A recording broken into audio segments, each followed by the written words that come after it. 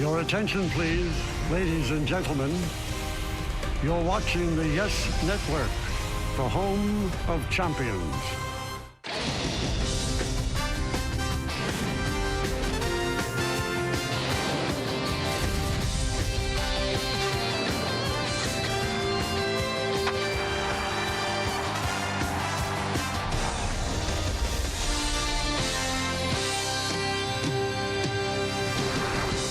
It is a beautiful Sunday here in New York City. No, the Twins aren't in town. The Yankees play them next. But this crowd is moving in for Game 3 of this 4-game set.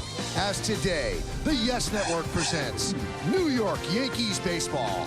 It's the New York Yankees against the Toronto Blue Jays in Game 3 of a 4-game set from Yankee Stadium in the Bronx, New York.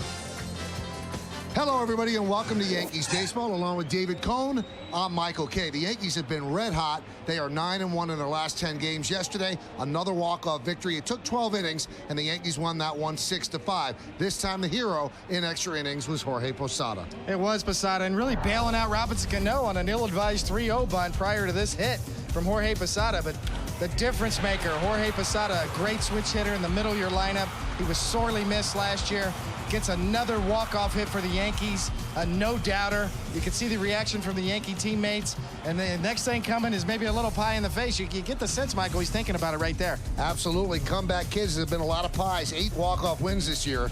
24 come-from-behind wins, most in the major leagues. Impressive. 11 wins when trailing after the 6th inning, and Posada, 5 career walk-off hits. Now, that was the good news yesterday. The bad news is that Chien-Ming Wang had to leave the game in the 6th inning with a bad shoulder. He's been put on the DL. Jonathan Albaladeo has been called up. We'll talk more about this as we move along in the game. Obviously, though, let's take a look at the New York Lottery pitching matchup for today's game. Brett Cecil will get the start for the Blue Jays. He's 2-1 with a 5.09. Java Chamberlain, 4-2, 3.89. Last time out at the stadium, not too bad, but he's still looking for his first win here, David. Well, he is, and you need to feel that dominance at home. Your home park, you need to really be feeling comfortable. But Java, one thing about Java, though, Michael, he can make pitches when he has to, even though he struggles at times.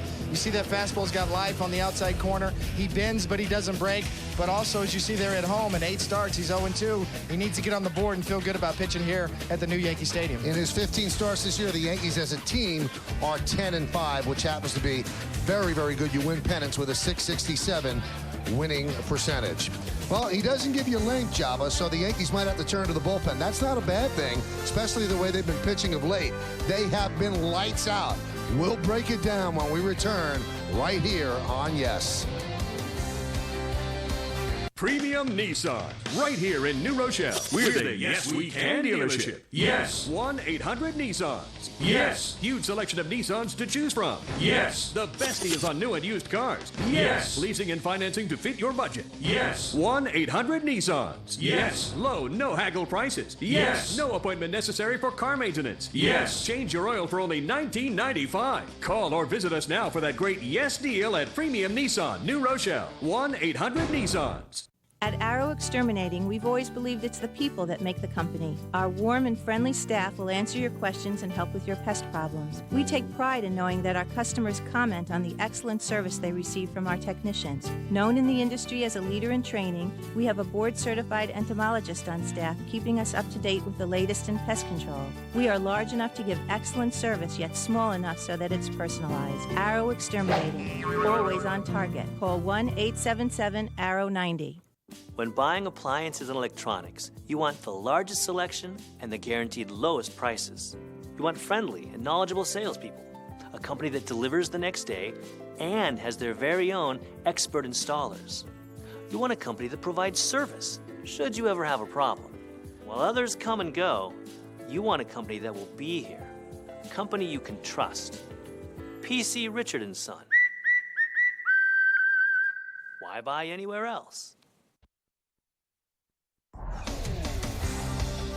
Well, the Yankees have been able to have all those walk-off wins, according to Jorge Posada, because the bullpen keeps them in games and allows them to come back and then win at the end. Hi, everybody. Welcome back to Yankees Baseball. That's David Cohn.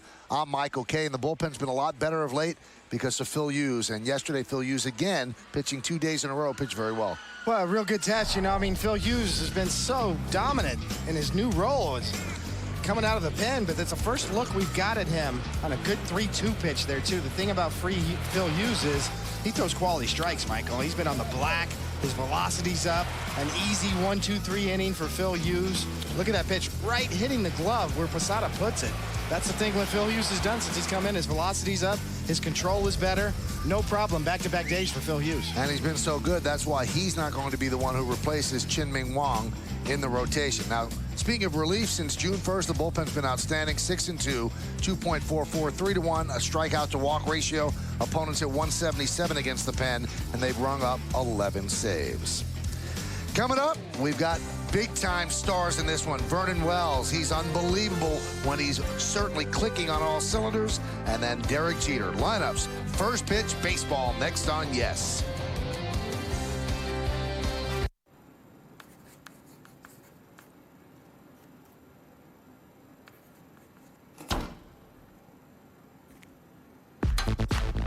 It's right here. It's easy. It's the money you could be saving with Geico.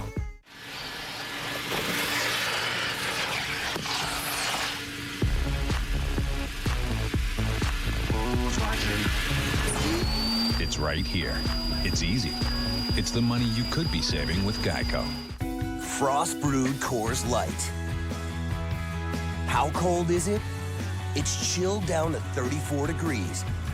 For a taste as cold as the Rockies. It's aged cold. It's filtered cold. And it's served in cans, bottles, and glasses that tell you when it's cold. Why? Because refreshment isn't everything. It's the only thing. Frost brewed Coors Light, the world's most refreshing beer. After 86 years at the same address, greatness has a new home. Join the Yankees on Sunday, July 19th, as they celebrate the inaugural season of Yankee Stadium and the glorious history of the New York Yankees with Old Timers Day presented by Zales. Come see your favorite Yankee legends put on the pinstripes again and take the field at Yankee Stadium. Ceremonies begin at 11:45 a.m., so be sure to arrive early for Old Timers Day presented by Zales. WB Mason presents the Joe Girardi Show. That's Joe Girardi. Joe, you're the star of the show. I love it. Every week, something's going to happen with the Yankees. We'll look back at that. We'll take a look ahead at the teams that the Yankees will face. We'll talk about all the news of the week. New episodes every Sunday. Only on Yes. Click over to YesNetwork.com and check out the blog Keeping Up with the Jones with Yes reporter Kimberly Jones. Get the clubhouse gossip, follow the daily adventures of being on the road with the team, and more. Bookmark the blog Keeping Up with the Jones only at YesNetwork.com. As we go to the bottom of the 11th, here's Aaron Boone to lead off. It is gone! 27 up, 27 down. That's one of the greatest games you will ever see. Yankees Classics, only on Yes. Yankees win the game. WB Mason presents the Joe Girardi Show. That's Joe Girardi. Joe, you're the star of the show. I love it. Every week, something's going to happen with the Yankees. We'll look back at that. We'll take a look ahead at the teams that the Yankees will face. We'll talk about all the news of the week. New episodes every Sunday. Only on Yes.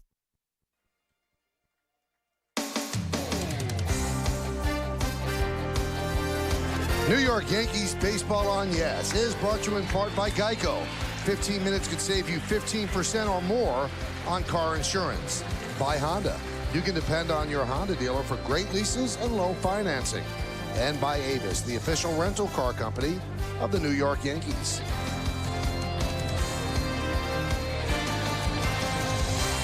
It's a beautiful day here in New York. Jabba Chamberlain skips over the first base foul line. The Yankees are on the field, and we're ready for baseball on a beautiful Sunday afternoon in New York City. The Yankees have been red hot. The weather not that hot, but pretty nice, as the Yankees have won 9 of their last 10 games. On a clear sky here in New York City, some formation flying. The Yankees will try to stay in formation, the winning formation, and this is the Blue Jays starting lineup that Jabba Chamberlain is going to face. Marco Scudero, the shortstop, leads off. Batting second, playing second is Aaron Hill. Adam Lynn, the left field, will bat third. Cleanup hitter, third baseman Scott Rowland, carrying a 21-game hitting streak into this one. Lyle Overbase at first base will bat fifth. Batting sixth and playing center field, Vernon Wells. Alex Rios, the right fielder, is going to bat seventh. Batting eighth and DHing David Gallucci. And Raul Chavez will catch. He's going to bat ninth. Look at Jabba Chamberlain on the season. 15 starts, 4-2 record, 3.89 ERA, 81 innings pitched, 73 strikeouts. Here's the Jeep pitcher scouting report. Go for the kill. Jabba is 8th in the AL in strikeouts per nine innings at 8.1. He's also first in hit batters. He's got 9 hit batters on the year. Kind of goes 0-2 to 3-2 a lot. Want to see him be a little more efficient. Go for the kill a little earlier in the count. But this guy's always in the game. Talk about bending and not breaking. 3 runs or less in 24 of 27 career starts. Pretty good, even though he's not getting, not averaging 6-7 innings a start. He's getting better, and he just never gives in. And remember when Jabba made his first career start versus Toronto on June 3rd last year in 08. He was transitioning from the bullpen to the rotation. He only went 2 1/3 innings, gave up 1 earned run, but that was the start of his rotation career. Well, he wants to keep the line moving, as they say. The starters have begun the Yankees' good outings, so Jabba Chamberlain is ready. Marco Scutaro is getting ready. And let's do it here in the Bronx as the young right-hander gets the sign from Posada. Takes a deep breath, winds, kicks, and deals. Fastball strike, we're underway.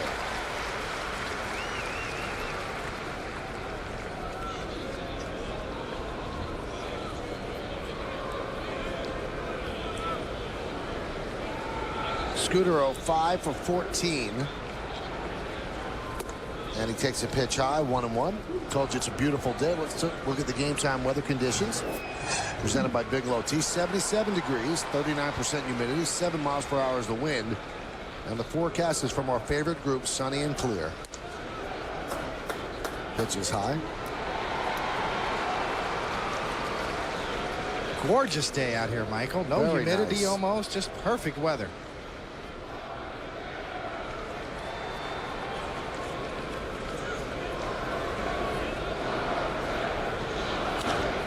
Punched out right field and foul. Now the planes that we showed earlier, they're doing some skywriting overhead, and that's what Joe Girardi was up there trying to decipher. We can't quite decipher it.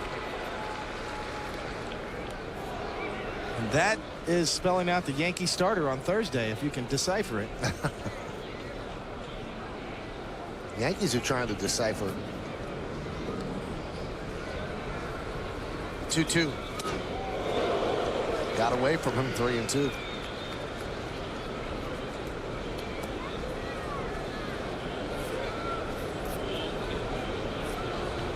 Seen Jabba throw a lot of 3-2 sliders this year. You see he's gone to a full count on 18% of the batters, highest for any AL qualifier.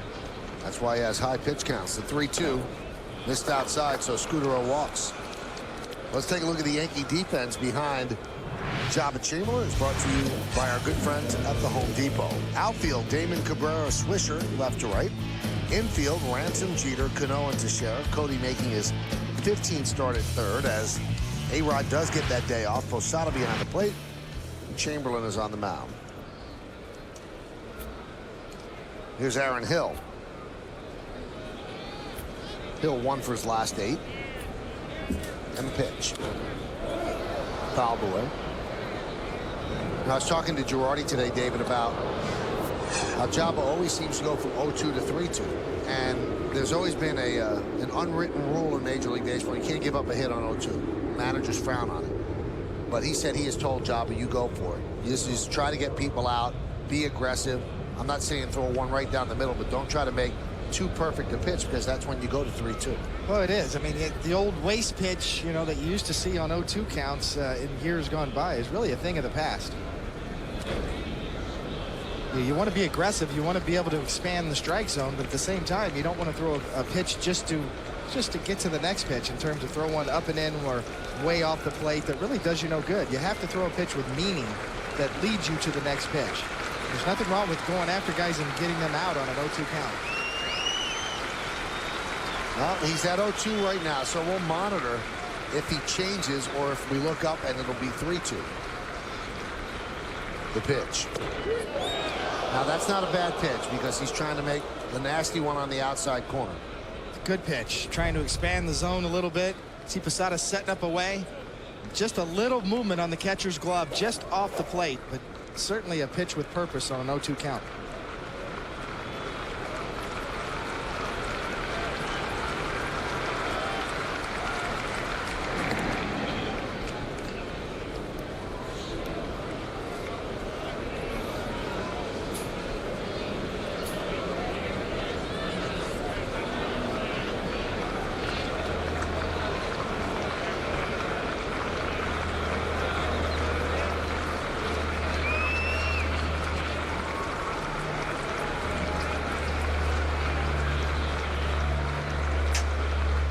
One-two pitch.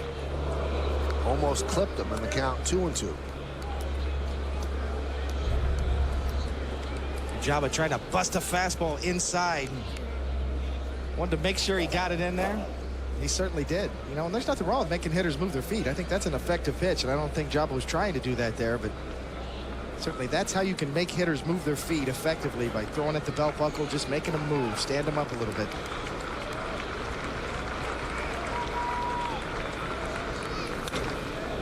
Given out to center field. Melky Cabrera makes the play. One away. IOTV offers you incredible HD picture and sound. HD is free with IOTV, the official HD service provider of Yankees baseball on Yes. That's going to bring up Adam Lind. We'll have an all-star selection show later on in the day. But what we know about the all-star voting so far is that Derek Jeter is the starting shortstop, and Mark Teixeira with a late rally, and having the Yankees at home certainly didn't hurt matters. Mark Teixeira beat out Kevin Youkilis for the starting spot at first base. And there's a strike.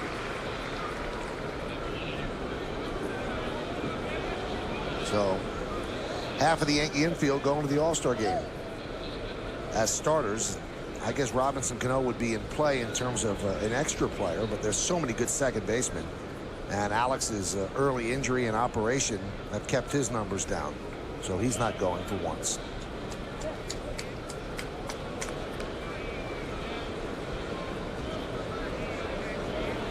All-star game this year is in St. Louis. Alex with the day off.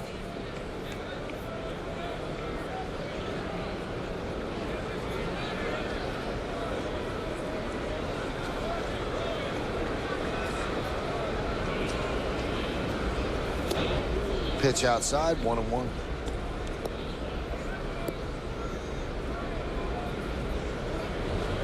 Yesterday, Lin gets fastball up and out over the plate right before Chen-Ming Wong has to walk off of the mound with a strained shoulder. You see one of the worst sinkers Wong threw all day, and Lind made him pay.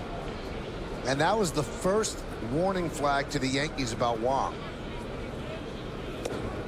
Joe Girardi was saying that that pitch was 86 miles an hour, so he thought it was a breaking ball.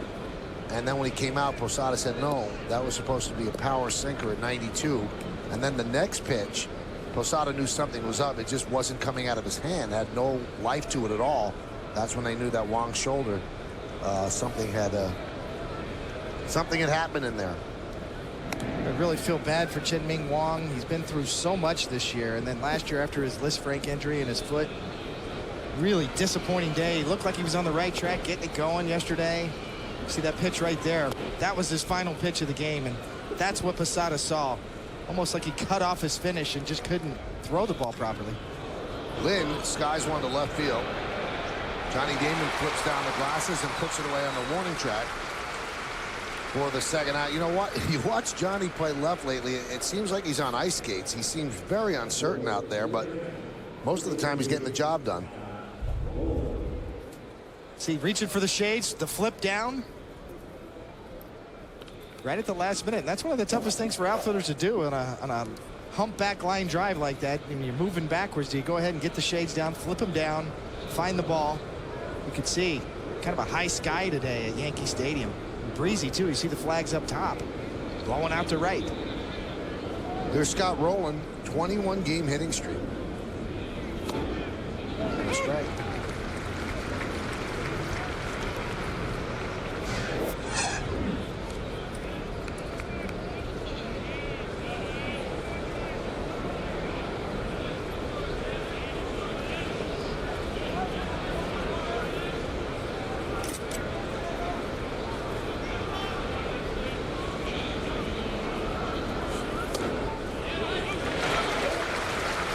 0-2 count.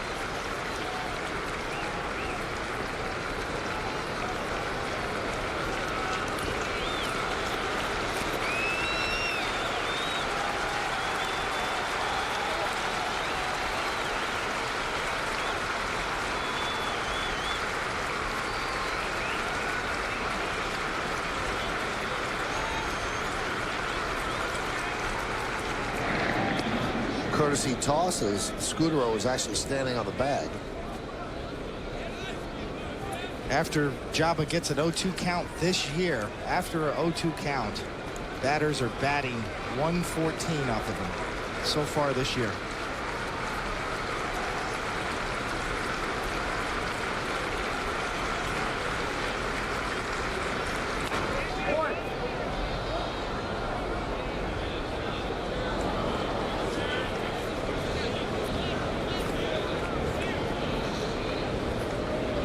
Jabba had about 91 miles per hour on the fastball so far. Yep, on average, he got up to 94 on the first pitch to Rolling. And, you know, Jabba has trended throughout his career, and especially this year as a starter, as his velocity goes up as the innings go on. Usually in the first innings around 91, 92, but he's topped out at 94 so far this first inning and been very aggressive with his fastball.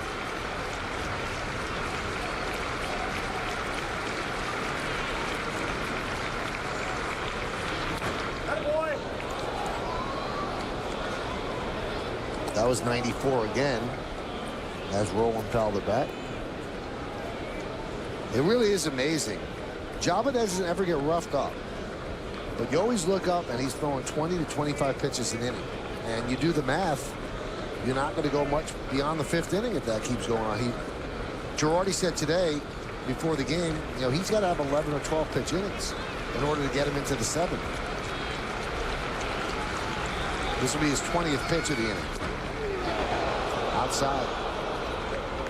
You know, sometimes that's easier said than done. You know, Jabba's kind of a fly ball strikeout pitcher, as you see the ratio in the breakdown of 11 strikes to 9 balls. But sometimes you could see there, he went after Rolling 0-2 and he couldn't get him to put it in play. You know, sometimes when you have good stuff, hitters will foul it off. And you're trying to get the ball to be put into play, but sometimes your stuff's too good to get that to happen for you early in the count.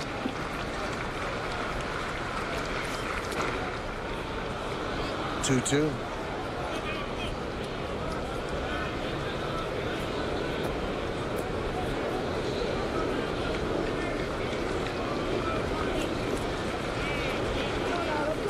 Just underway here at the stadium.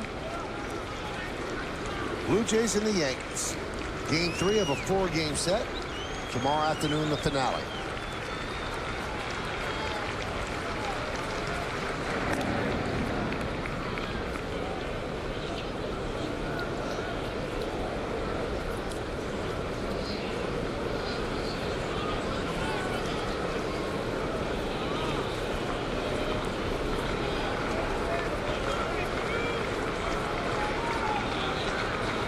Runner goes.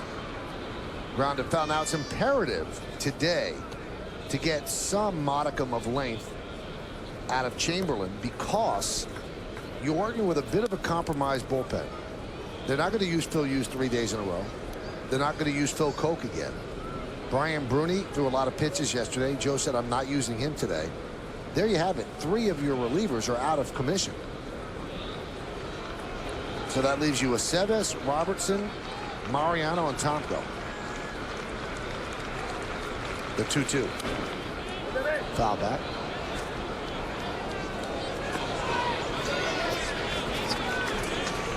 And also the new call-up, Jonathan Alvarado. The reason he was called up with Chen Ming Wang going on the disabled list. Sort of a temporary fill-in for now until the Yankees figure out who they're going to start on Thursday in Minnesota.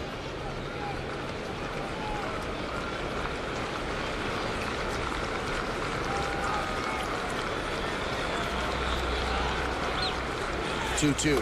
Swung on a miss. Got him. Breaking ball diving down and away. So it took 24 pitches, but the Blue Jays don't score. They do strand one. Blue Jays nothing. Yankees coming to bat. These two here, guys. It's all good, man. Don't sweat it. Don't worry about it. You know what? Follow me. There you go, guys. Enjoy the games. Heineken Light, gentlemen. Thank you. Hey, guys, can you pass me one? Please? Heineken Light. Give yourself a good name.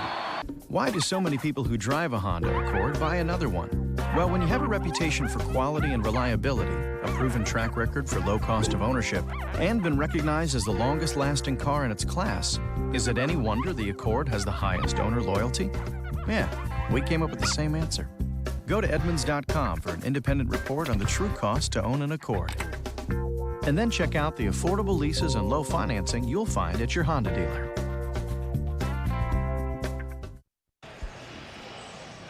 Brett Cecil will take his warm-ups here for the Blue Jays. Scott Richmond was the original starter, scratched because of a pain in the shoulder. Derek Jeter, the Yankee captain and shortstop, leads off. He has a 10-game hitting streak. Johnny Damon's in left. He'll bat second. Batting third, playing first base, Mark Teixeira. Jorge Posada, the hero yesterday, he'll catch, he'll clean up. Batting fifth and DHing Hideki Matsui. Nick Swisher's in right field. He'll bat sixth. The number 7 hitter, second baseman Robinson Cano. He's been struggling. Melky Cabrera in center, and Cody Ransom, the third baseman, will bat ninth. So look at Brett Cecil on the year. 7 games, 2-1, 5.09 ERA. He's got 35 in the third innings, 46 hits, 24 and 10 strikeouts to walks. And the Jeep pitcher scout report, unexpected. It's almost like you're in the firehouse and the alarm goes off. You get an unexpected start. Scott Richmond was scratched from today's start. Brett Cecil gets the call. The good, the bad versus the good. He's got a 10.54 ERA versus teams over 500 in 3 starts. And the good versus the bad, he's got a 1.71 ERA in 3 starts versus teams under 500. A small sampling, but certainly a big test for a young lefty here at Yankee Stadium against this lineup. Yankees a season high 14 games over 500, and the captain leads off. And all the cameras are aimed at him, including ours from center field. And the pitch is a strike.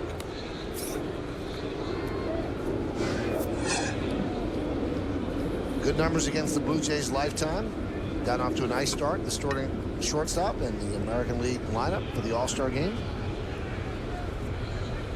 The 0-1. Driven down the right field line. That's going to be trouble if it's a fair ball. It's a fair ball. It's trouble. And Jeter decides to hold it first. Great respect for the arm of Alex Rios.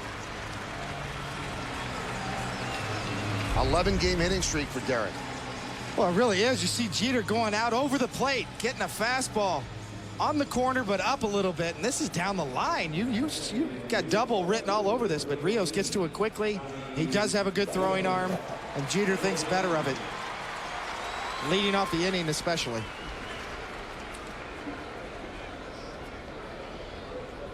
Here's Johnny Damon. 5 for his last 19. That's on this homestand as Cecil goes over to first.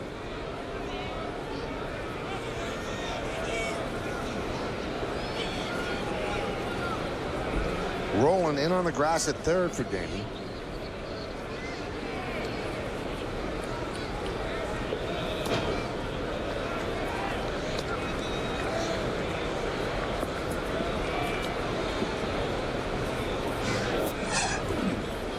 It's been an interesting dynamic. As soon as Joe Girardi made the decision to flip-flop this guy and Derek Jeter, go ahead and let Jeter lead off and let Damon bat second. And they haven't really bunted a lot. They've let Damon take a shot at the hole between first and second.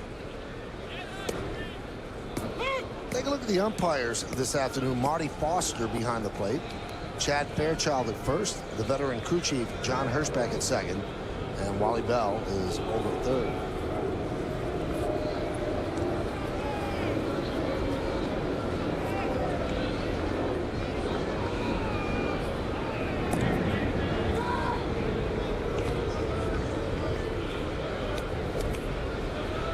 See what the grounds crew has been doing last couple of homestands is they water the infield dirt, but right around first base they keep a covering there so you get good footing, and that's for both teams, not just the Yankees. They don't want that to be a wet track if you're leading off first base.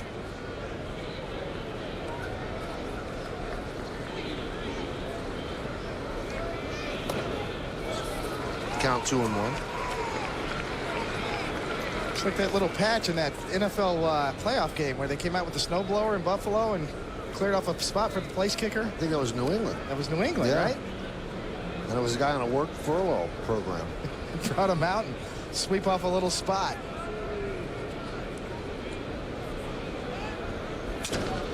Shattered bat, a fly ball shallow right. Coming on Rios, he slides to make the play.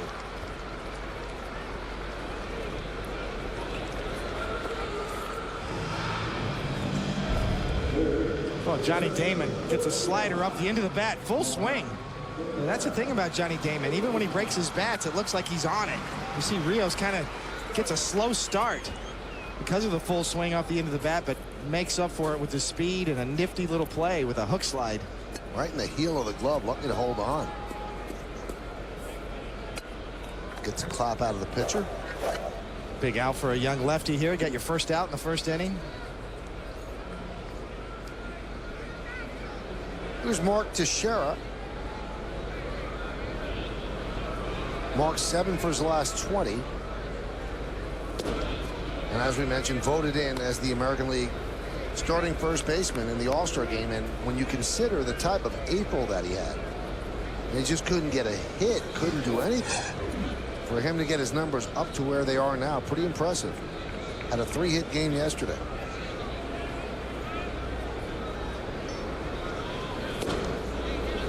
Count 2-0.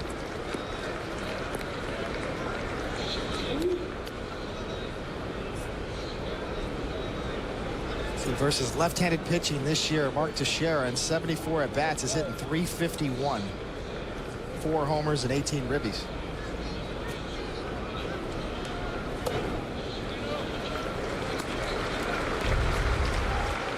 Well, here are the starters for the AL. I mean, it's just wrong that Josh Hamilton's the starting center fielder. He's been hurt for most of the first half.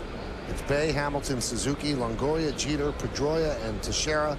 Joe Mauer behind the plate.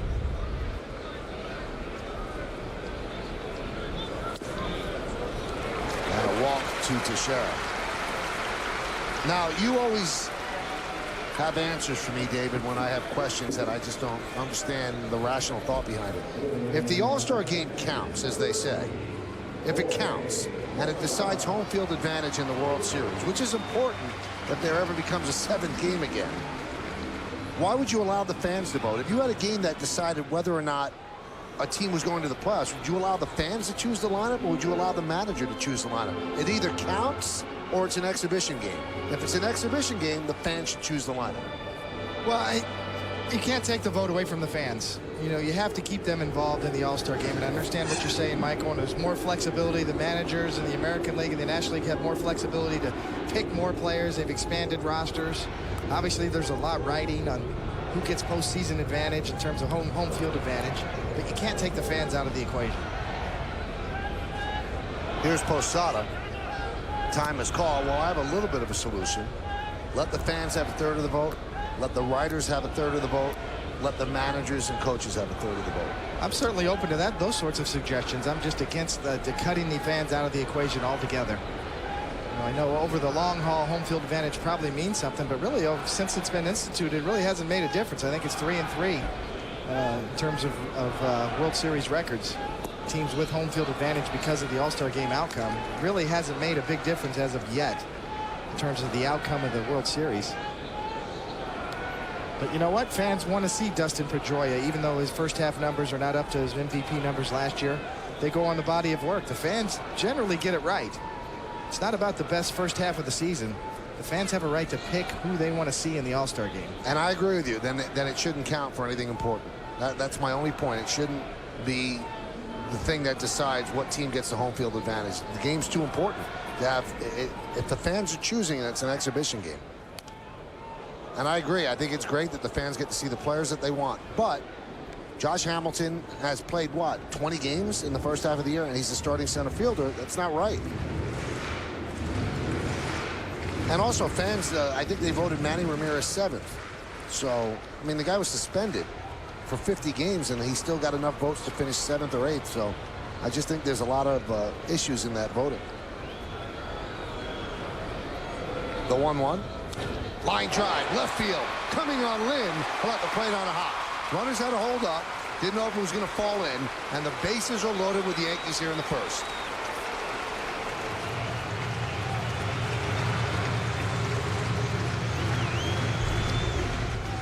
Here's Posada getting a sort of looks like a hook, a slow hook, about 76 miles an hour. He really sees it, stays back, turns on it, hooks it into left field. So Jeter's got to make sure he's making sure. Posada hit that ball hard, but it was a sinking style line drive that he got a little bit out in front of. Jeter wanting to make sure that the ball dropped in. Here's Hideki Matsui, who's had a very good homestand. 6 for 13, a third of the 6 hits over the wall.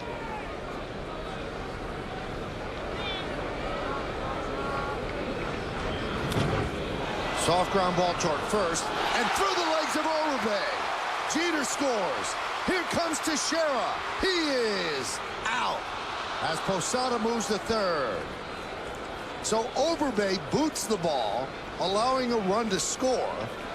But then Aaron Hill recovers and makes a strong throw to Chavez to get Teixeira. Boy, he did. It looked like he was caught in between, like he was already ahead of himself, thinking he was going to try to cut down the runner at second. You see Teixeira, ultra aggressive base running, clearly out at home plate. Teixeira really choosing to be aggressive and push it. And you can see that even though the ball was in the other hand here, as you see, the ball's in the glove there. Makes the tag and the ball's in the other hand. Wow, that's a bad call. Good pickup, good shot there, guys. It's an E3, but he gets an RBI as Nick Swisher inside outs the ball to right field. It's a base hit. Scoring is Posada. Matsui moves to second, and the Yankees lead 2-0.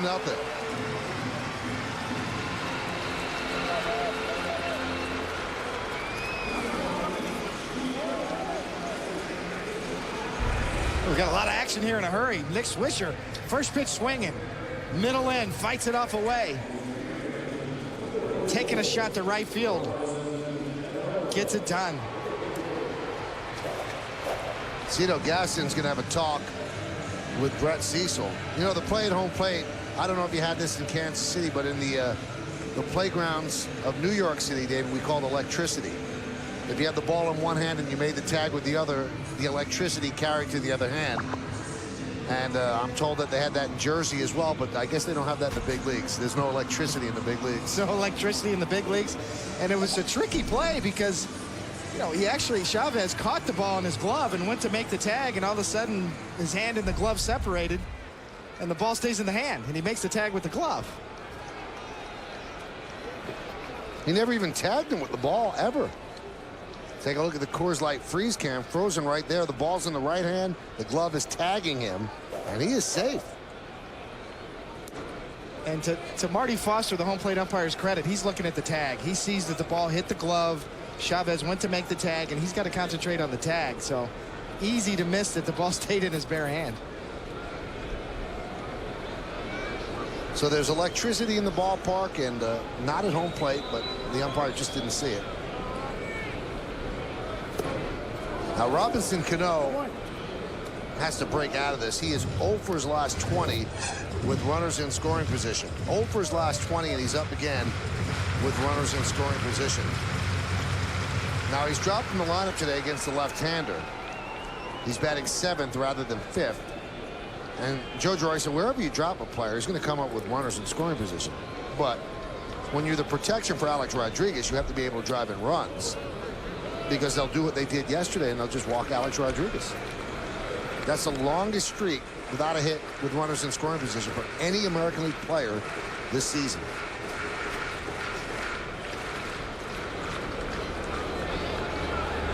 The electricity play, huh?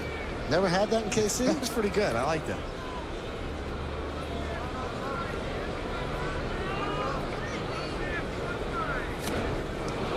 I thought sure they'd have that at Candlestick Park. No electricity play, because, you know, when you're playing 2-on-2 in wiffle ball, you just heave it at the guy. If you're trying to run the bases, you try to drill him, and then if you hit him, he's out.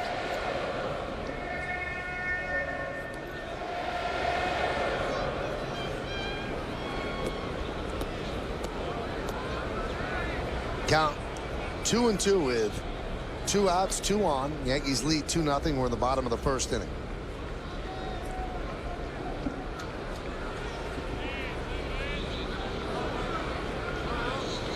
The pitch missed outside, and the count full. So the base runners will go 3-2 and 2 outs.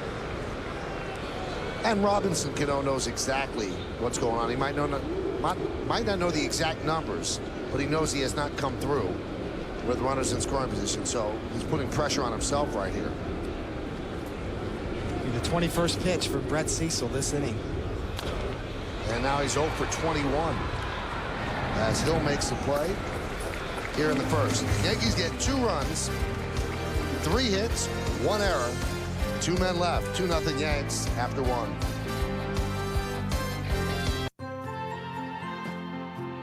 Mesothelioma is a cancer that is generally caused by exposure to asbestos. Many hardworking tradesmen have been exposed to these harmful fibers. Even secondhand exposure to asbestos may have put other family members at risk for mesothelioma. So if you or a loved one has been diagnosed with mesothelioma, call one of New York State's largest personal injury law firms and let us help you. Call Solino & Barnes today. Have you been charged or arrested for a DWI? Now there's help. Sansia Recovery has special programs available, including OASIS evaluations, DDP drinker-driver program, 14-week DWI specific treatment programs, and certification for out-of-state DWIs. Get your life back on track. Services are confidential and provided within a 24-hour period from time of referral. Call Sansia Recovery, OASIS license, located in the heart of White Plains, 914-421-0400. Get on the road again. Make the wise move to Bay Ridge Honda. Price-wise, you can't lose. It's wise to choose from a huge selection of new, used, and even an entire showroom of certified pre-owned Hondas. And it's really wise to come in for service at hours that meet your lifestyle. With Night Owl Parts and Service, open till midnight. Add to that loaner cars, wireless internet lounge, refreshments, and you'll see that the wise move is to Bay Ridge Honda. Hey fans, it's time for the Toyota Text Poll. Today's question is, if the Yankees lose Chien-Ming Wang for an extended period of time, how should they replace him in the rotation? You can text your vote to 58772. Standard text messaging rates apply. Here are your choices. Number 1, stretch out Aceves. Number 2, stretch out Hughes. 3, call up a pitcher. 4, acquire a pitcher. Now, you can make the choice. I think that the Yankee choice is going to be call up a pitcher. Right now, especially leading into the All-Star break. You've just got 1 start to handle on coming this Thursday in Minnesota to replace Wong. And then you've got the All-Star break. And as you said, Michael, it's more like 4 days off for the Yankees. And they can reevaluate at that point.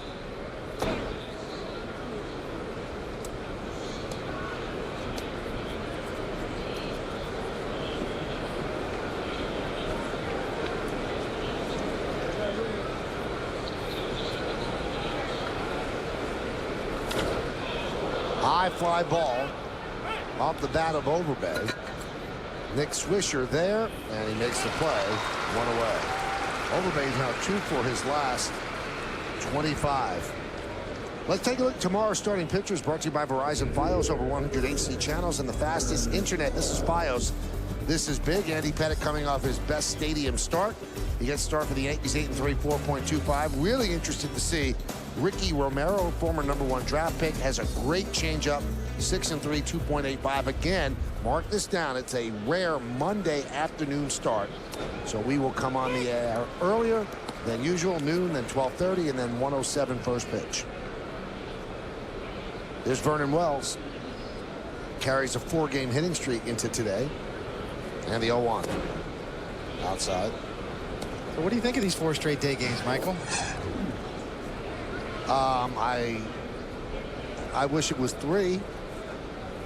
Just, throw a little night game in there so that we could get a little more sleep. But you know what? I love day baseball. It's just getting here. What do you think of it, Mr. Cohn? I like it. I like it. I've had some good times at night. Good dinners. Beating the streets a little bit. The 1-2. But it shows how, as you've gotten older, the maturity is just off the charts now. You come here, you're ready to play. You've got clear eyes. You seem wide awake. It's beautiful. Ground ball and past the diving Ransom into left field. Maybe it's the fact that you're not hanging with Wells. Well, he is definitely not in town. He's on the West Coast. Jobber Chamberlain with a hook down. Vernon Wells goes out and hooks it himself. Decent pitch from Jobber. You see that kind of defensive swing from Wells, but finds the hole.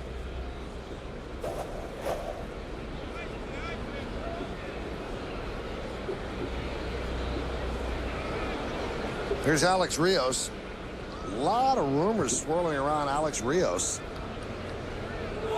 And Java went to sleep, but now he wakes up and he guns down Vernon Wells. Wells just took off as Java was on the rubber, but then Java calmly stepped off and gunned him down. Second time that's happened to the Jays in this series. Well, you can see right here, this is where Posada was the one that was screaming. That's the guy I heard even up here in the booth. Step off, step off. You see Posada. Posada's the one that alerted him. And sometimes a pitcher, you know, you're picking up signs, you don't see a runner take off. Posada right on top of that.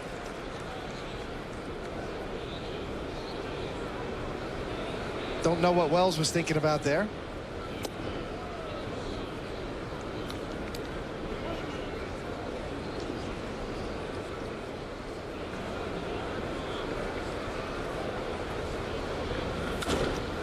High fly ball, left center. Damon flips down the glasses. Coming over Melky, and he makes the play. And a 10-pitch inning for Java Chamberlain, which he needed following the 24-pitch first. 2-0 Yanks.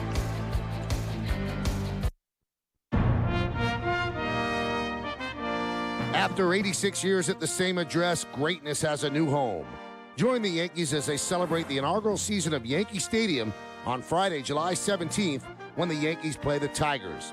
It's Travel Mug Night, and the first 18,000 fans in attendance will receive a Yankees travel mug courtesy of Carvel. Yankee Stadium, the inaugural season.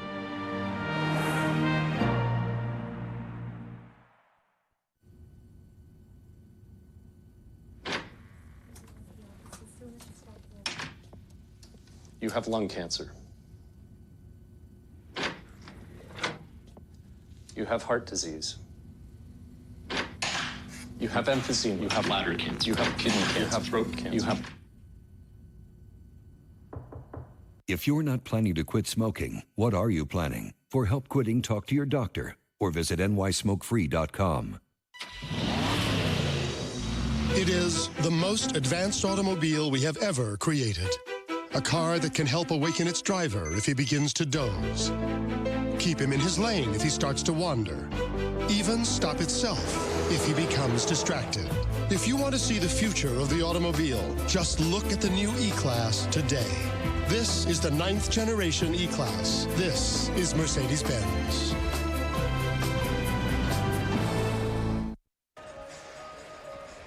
Time for this moment in Yankees history, sponsored by Mercedes. Your Mercedes-Benz tri-state dealers on the web at searchmercedes.com. A couple of years ago on July 5th, Mariano recorded his 425th career save, passing John Franco for third on the all-time list. Mariano remains second. It's going to be tough for him to catch Trevor Hoffman, who's about 70 ahead of Mo. Beautiful sky here on a Sunday afternoon in New York as Melky Cabrera leads off against Brett Cecil. And the Yankees lead 2-0. Count 1-0. Cabrera, Ransom, and Jeter.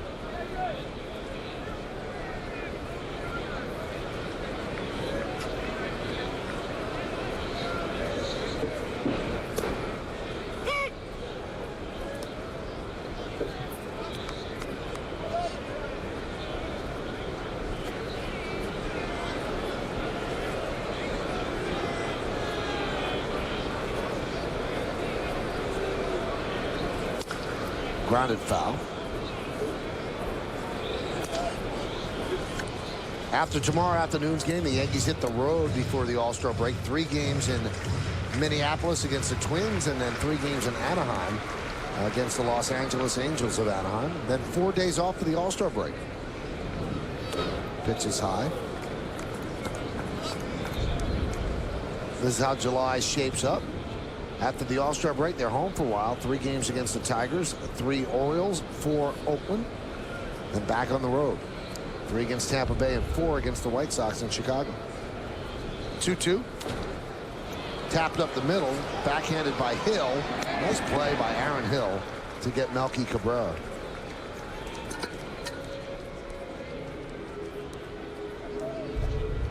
See Aaron Hill ranging up the middle, backhand stab, flip on the run, plenty of time to get Melky. And that is sort of the measuring stick for a second baseman, going back up the middle and backhanding that ball and being able to whip it around and throw across your body. We've seen Robinson Cano do that so well playing second base for the Yanks this year. And Hill with a nice play right there. Pitch to Ransom's upstairs. Michael, it just seemed like we were doing the interleague Subway Series, I don't know, a week ago, 10 days ago, and the Yankees were 8 games over 500 and going the wrong way. And now 14 games over. Just that fast. It looked like the Red Sox were heading towards 20 games over 500. You know, you and I talked about that, the sense of urgency when Brian Cashman went down to Atlanta. And the Yankees were kind of slumping a little bit offensively. And well, you talk about a quick burst. Man, they've gotten back up, hit their high water mark. Previous high water mark was 11 before that. Now they're up to 14 games over. Boston's come back down a little bit. Well, if you think about it, David, when Cashman showed up the middle game, since that point, they've lost 1 time. And that was Thursday night against Seattle. Those are the standings right now. Yankees just a game behind. Red Sox have lost 2 games to Seattle, and that's the first series the Red Sox have lost in 8 series.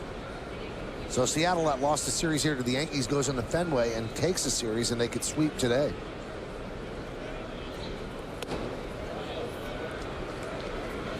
I joked with Brian Cashman, you might have to make every road trip.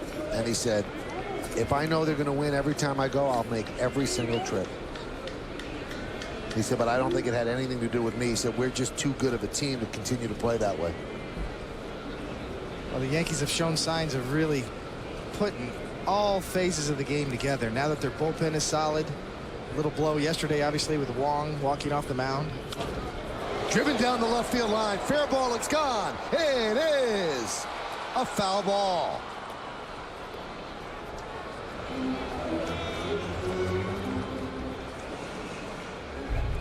Well, Cody Ransom's got a quick bat, and he's got some pop, especially when he can pull it. And you can see that ball's hooking easily. Foul.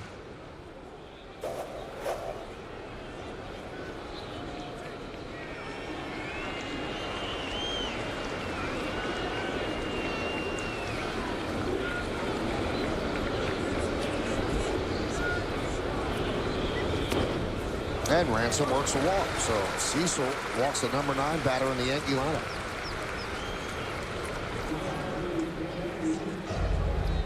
Today after the postgame, don't miss an all-new WB Mason presents the Joe Girardi Show to get Joe's wrap-up of this week's homestand. And after, it's the Emmy Award-winning Yankees on Deck. It all starts today after the postgame. It's only on Yes.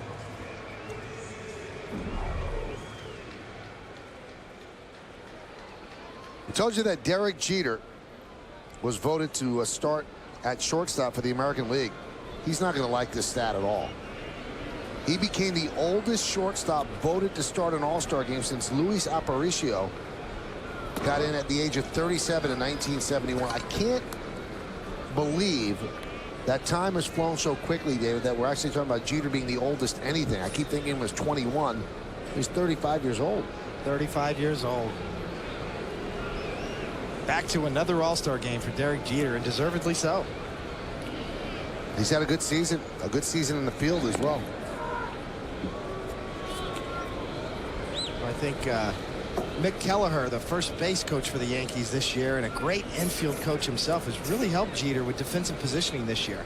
The Yankees have done a great job with him of shading him up the middle a little more in certain situations, and Jeter's gotten to a lot more balls up the middle this year than he had in the last couple of years.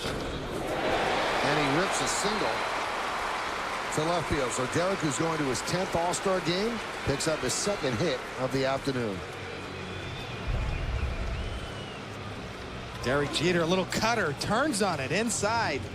You know, when Derek Jeter really gets hot, this is what he does a lot of times on inside pitches. He turns on it as opposed to that Jeterian swing that we talk about so much, Michael, and the inside-out swing to right.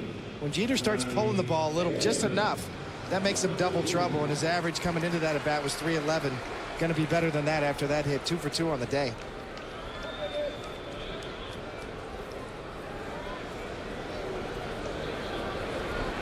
Here's Johnny Damon. Popped up to right in the first. There's a strike.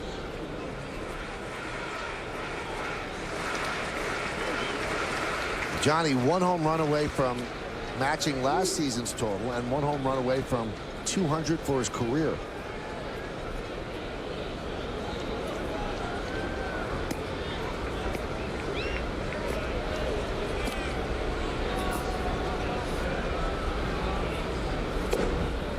Another strike.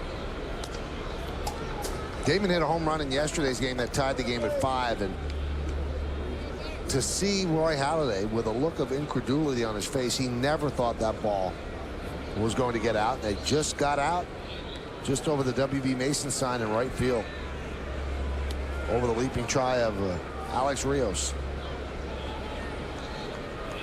Swing and a miss, and Damon down on strikes for the second out. There's Roy Halladay.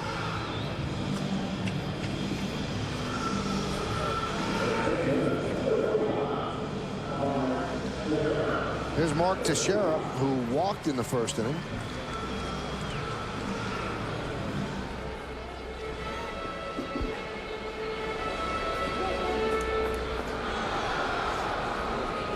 Was just released that another Yankee was named to the All-Star team, and that was Mariano Rivera, his 10th All-Star team.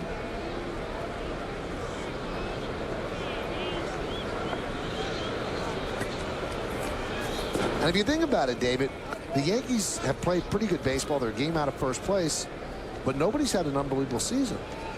Really, nobody. Teixeira's done very well. Jeter's had a very good season, and they're the ones that are voted in. But if you think about guys that might be chosen as reserves, well, really who?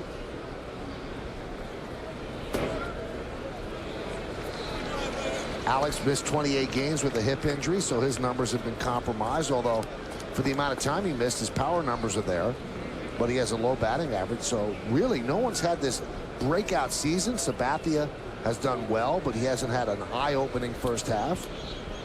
Andy Pettitte has 8 wins, but you wouldn't look at him and say, well, that's an all-star performance in the first half. Somehow they've done it. Yeah, that's an excellent point. Mariano Rivera might be the exception to that rule in terms of he's only blown 1 save, although he's had trouble in non-save opportunities. But the Yankees have matched up well this year. Early in the year, when Teixeira was struggling, Swisher was hot. And when Sabathia was struggling early, Burnett was hot. And they've really matched up well and picked each other up at various times.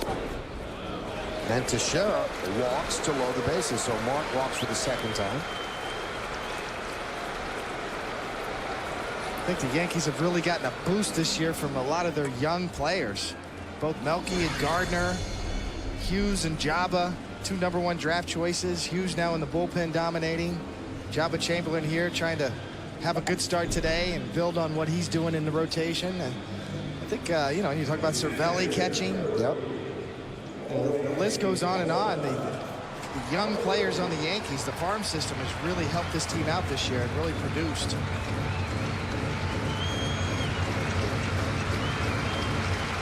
Well, I guess it's greater than the sum of its parts, which is important, and that's usually how winning teams get it done. You don't have to have all-star performances all around. Just guys doing their job, moving the line along. Here's Posada. Bases loaded, 2 outs. Foul back.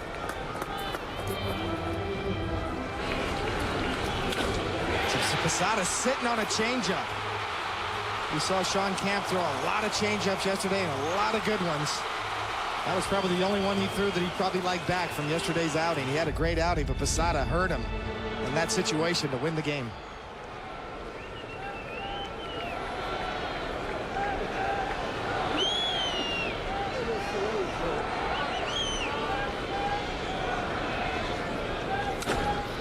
Ground ball, base hit to left field. Scoring is Ransom. Here comes Jeter. He'll score. It's a 2-run single for Jorge Posada, and the Yankees lead 4-0. And Jorge Posada has just passed Paul O'Neill for 20th place on the Yankees all-time hits list with 1,467. Well, the Yankees are featuring 4 switch hitters in their lineup today. As usual, Posada batting right-handed, obviously on the left. He gets a cutter that's supposed to get in there, and it stays right there. Just below the belt, inner third at best. And all you have to do on that is just get the bat head to the ball, find the hole, and you got 2 RBIs.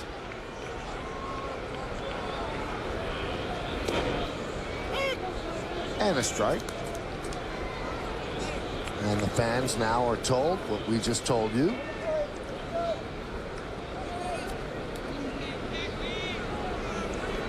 Posada now with 37 ribbies.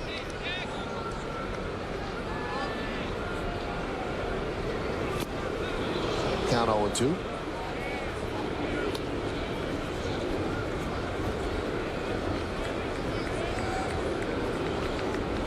Well, Brett Cecil continuing his struggles, as David told you in the scouting report.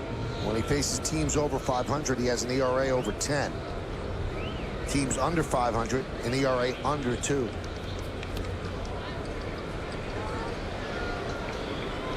And the 0-2. A little bit low, along with David Cohn. I'm Michael Kay, and you're watching Yankees baseball right here on Yes. And we thank you for spending part of your holiday weekend with us.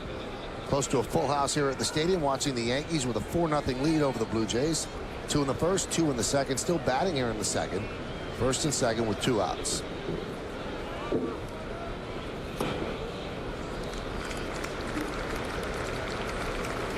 How would you like that, Michael? You wake up on a Sunday in New York, and you're Brett Cecil, and you don't think you're going to start today, and you get to the ballpark, and all of a sudden the fire alarm goes off, and, oh, yeah, you're going to start against the Yankees here today.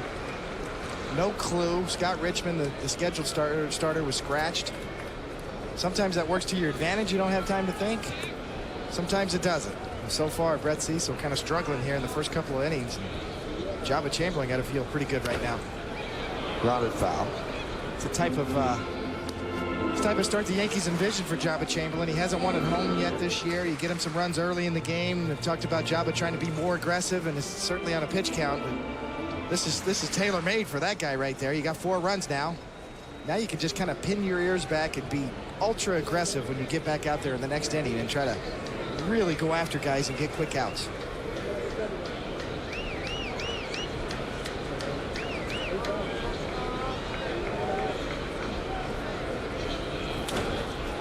High fly ball, shallow left, long run for Lind on the run. Can't make the play, but it's a foul ball.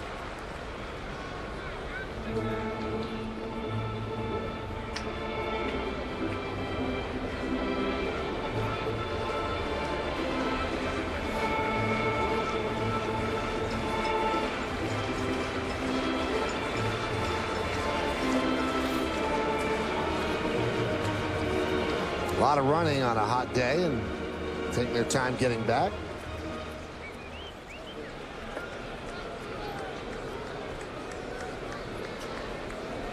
Matsui's always been able to handle righties and lefties, although this year versus left-handed pitching, he's hitting .231 and 65 at-bats. Although 8 of his 12 home runs this year have come at home.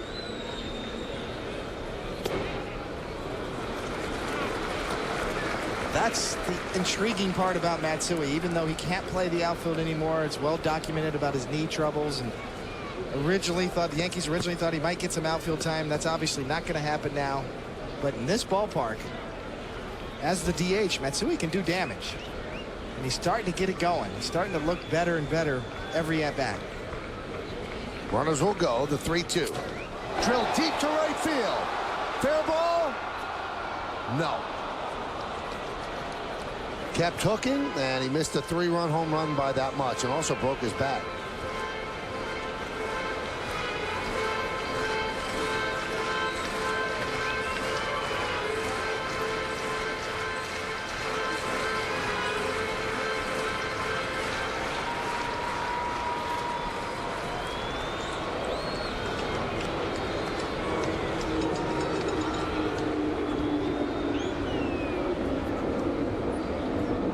This will be the 31st pitch of the inning for Brett Cecil. And there's more to come as he walks Hideki Matsui to reload the bases. His third walk of the inning. 52 pitches for Cecil. And Brad Arnsberg, the pitching coach, comes out. Well, that's what Yankee Stadium will do to a young pitcher. It'll push you out of the strike zone. As you see, the ratio of strikes to balls there for a young Brett Cecil today, not what he was looking for. This copyrighted telecast presented by authority of the New York Yankees. It may not be reproduced or retransmitted in any form, and the accounts and descriptions of this game may not be disseminated without the express written consent of the aforementioned New York Yankees.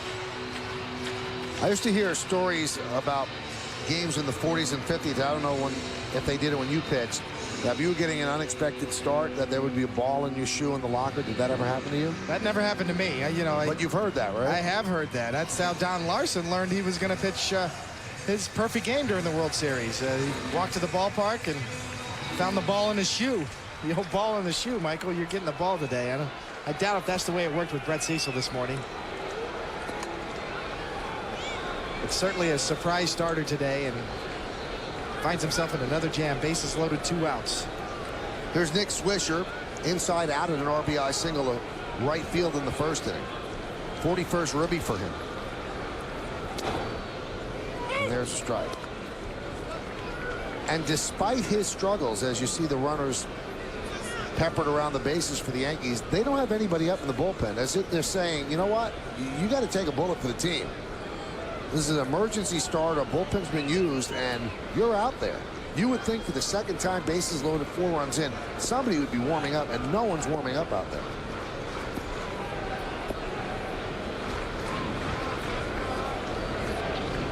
The 0-1. There's a strike. 0-2. Got some guys moving around and stretching just in case. But you're right, Michael. There's Sean Camp, who pitched yesterday. Multiple innings as well. It's gut check time right here for young Brett Cecil.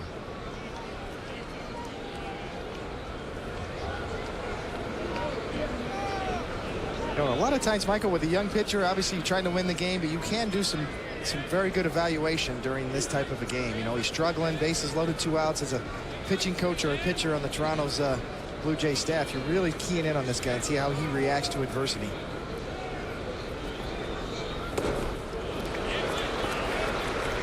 And the count 1-2.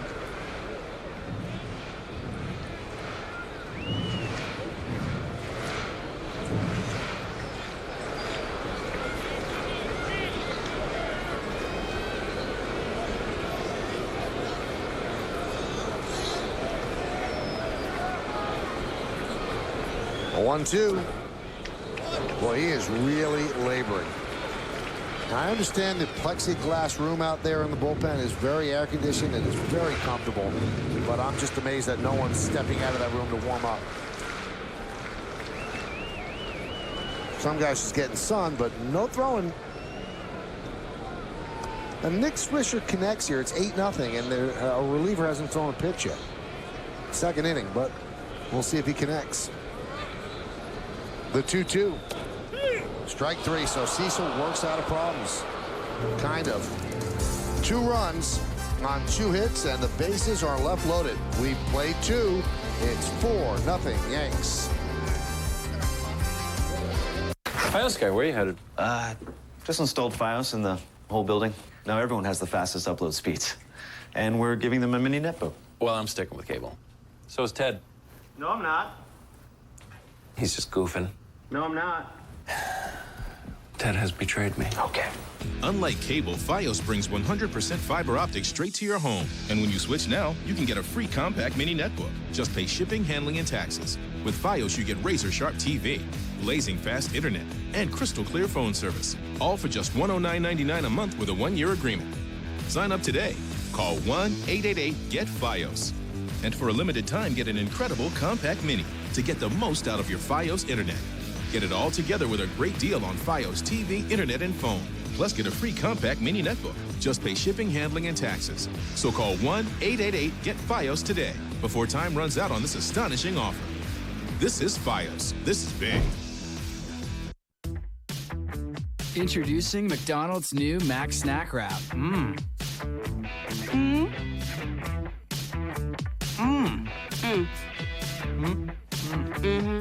With 100% beef, cheese, pickles, onions, lettuce, and special sauce, wrapped in a soft tortilla. The new Mac Snack Wrap from McDonald's, just $1.49. When flavor this big happens to wraps, it's bigger than words.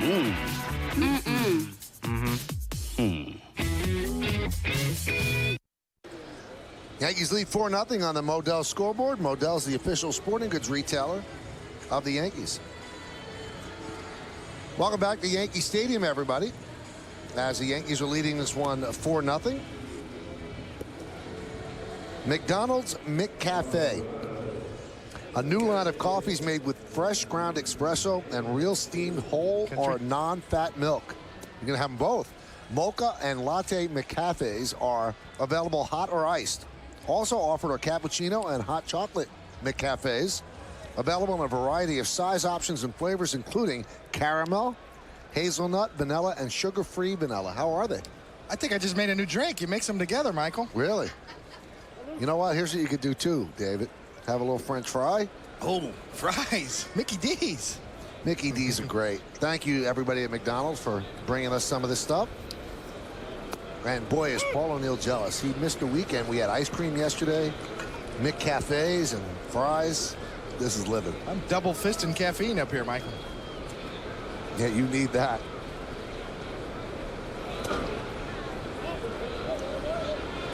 Those are pretty good. That mocha's pretty good, Michael. Yeah.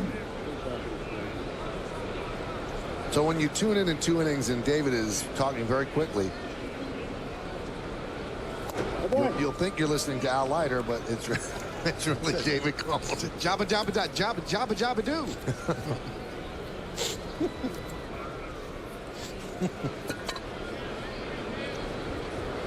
2-1 count on DeLucci.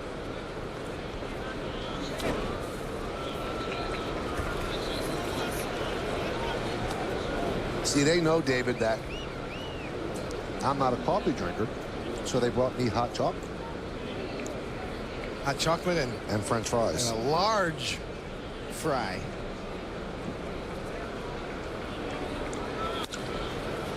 That one's popped up. Jeter shading his eyes from the sun, and he puts it away. Jeter got the sunglasses working today, Michael. You never see that. He hardly ever does that, David. The high sky, you can see using the glove, shading his face and his eyes, fighting it with shades and glove, off the heel of the glove too. Well, you know, those plays are so much more difficult than you really think they are.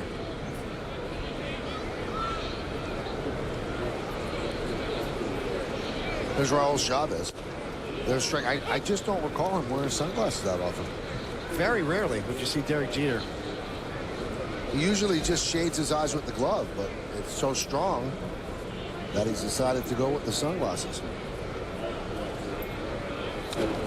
Foul back.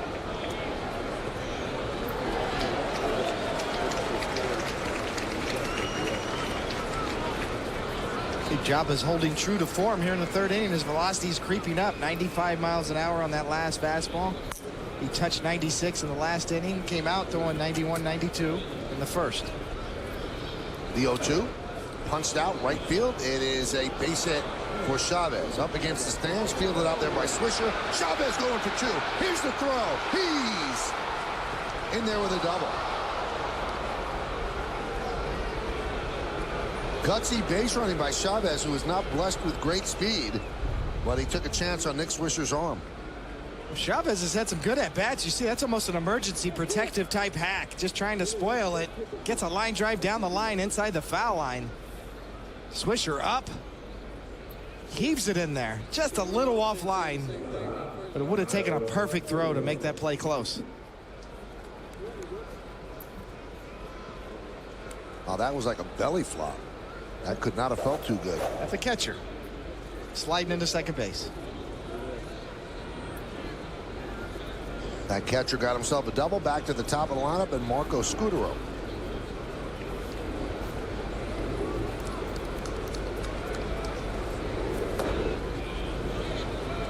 Well, I'm waiting for Flash to text me now after that last comment, Michael.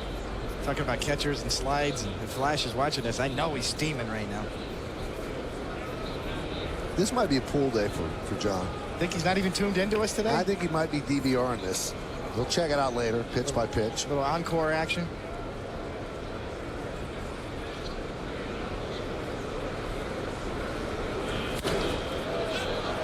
Popped up, right side, and out play.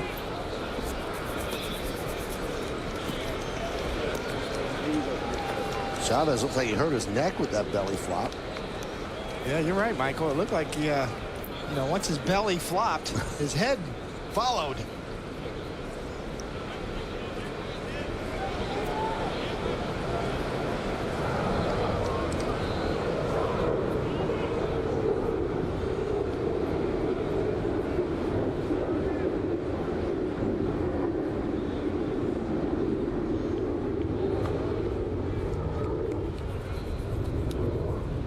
Count 2-1. Very few catchers have great speed. Joe Girardi was actually a fairly fleet-footed catcher, and he wasn't going to, break any land speed records, but he ran better than, say, Posada does. Joe Torre was a catcher who was, in his own words, painfully slow. Jose Molina is very, very slow. Francisco Cervelli has some speed, but I guess as you're a catcher, as you get older, your legs just wear out. Yankees will have a decision concerning Cervelli, as Molina is expected back by the road trip. Yeah, Joe Girardi, the skipper, was a pretty good runner for a catcher. Good athlete. Grounded to second. Cano right there. 2 outs as Chavez moves to third. Well, Joe Girardi had 26 career triples and 44 stolen bases. His biggest triple, though, David, 96 against Greg Maddux, Game 7, across the street at the old Yankee Stadium, and got the Yankees their first world championship since 1978. So a long stretch for that organization. He was humping that night. Joe Girardi could run a little bit. That was a legitimate triple. He hit it over the head of Marquise Grissom, the center fielder for the Braves in 1996. Hill swings and misses. Well, you can really see a discernible change in the strategy for Posada and Chamberlain. This a good slider and a swing and a miss, but just the 9th slider Jaba's thrown today. Out of his 47 pitches, he's thrown 37 fastballs. So you see the intent is to get aggressive with the fastball. Grounded and pass third base and down the left field line. So Hill will pick up a single, drive in a run. Chavez scores. Blue Jays on the board. It's 4-1 Yankees. Well, here's the 10th breaking ball of the day, and it's not a good one. This one is worse than the last one. It's up. It's flat. Very rarely do you see Jaba not get good tight spin and miss down with his slider. And he ends up with a double inside the bag, right down the line. No chance for Cody Ransom.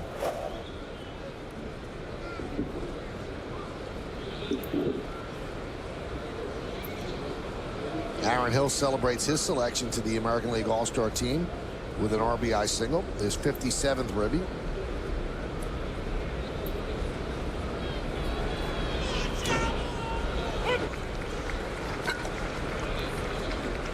There's a strike to Lynn. More of a curveball there from Jaba. One of the first ones he's thrown today. In the upper 70s in terms of velocity. A good first pitch to a lefty. If you could drop that curveball in for the speed variance and get a strike, now you can go to work. 0-1.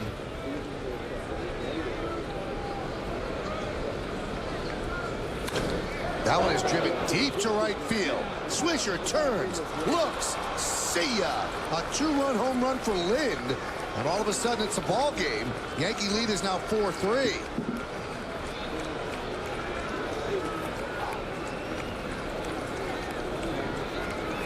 That is a quick turn of events for the Yankees, who seemed as if they had this game in unbelievable control, but Lynn's 18th home run changes that. Well, you can see how quick Lynn's bat is. Posada setting up in. Jabba trying to pound him in with a fastball. Does not get it in there.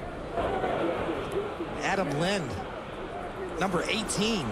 A shot over the scoreboard. You can see Posada moving that glove. That fastball is supposed to be in. Ends up more down the middle. A line drive right over the auxiliary scoreboard. So a quick trip to the mound by Dave Island. And it's Dave Island's birthday today. I'm sure he would rather relax a bit. That one's fouled straight back here. And under our boot, they're getting closer, David. I saw you move. You must be an old catcher, Michael. You were I was reacting. moving to be right under it, yeah. I was looking down. I said, no chance. That ball's not getting up here. I was playing the odds. And you have that bad pinky, so I was trying to protect you. Thank you. I appreciate that.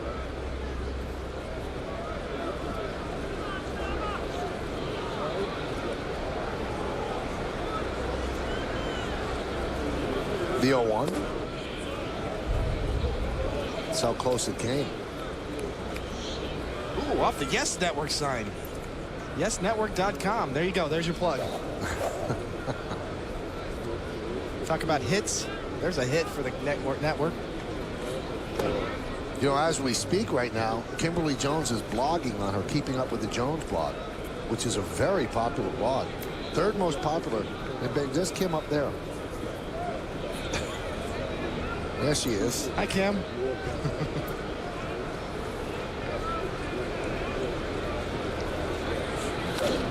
Popped up. Swisher calls off Cano, and that will do it.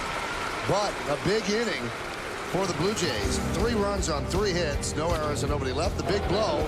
Adam Lynn goes over the auxiliary scoreboard in right field to make it close. It's 4-3 Yanks.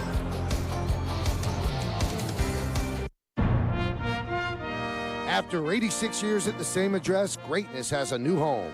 Join the Yankees on Sunday, July 19th, as they celebrate the inaugural season of Yankee Stadium and the glorious history of the New York Yankees with Old Timers Day presented by Zales. Come see your favorite Yankee legends put on the pinstripes again and take the field at Yankee Stadium. Ceremonies begin at 11:45 a.m., so be sure to arrive early for Old Timers Day presented by Zales.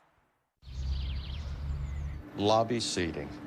We've narrowed it down to 5 options. Hot dog. The first design has a square back with a How many dogs you need? The advantage is a slight support in the lumbar region. And the thing is, it's not expensive, it just looks it. Option 2. Keep a buck. Like it, but Thanks, boss. I'd show it. Anyone disagree? Option 3 is the one I'm most excited about. Thanks. Let's go to the graph. I didn't get any relish. Hey, have you been to my website lately?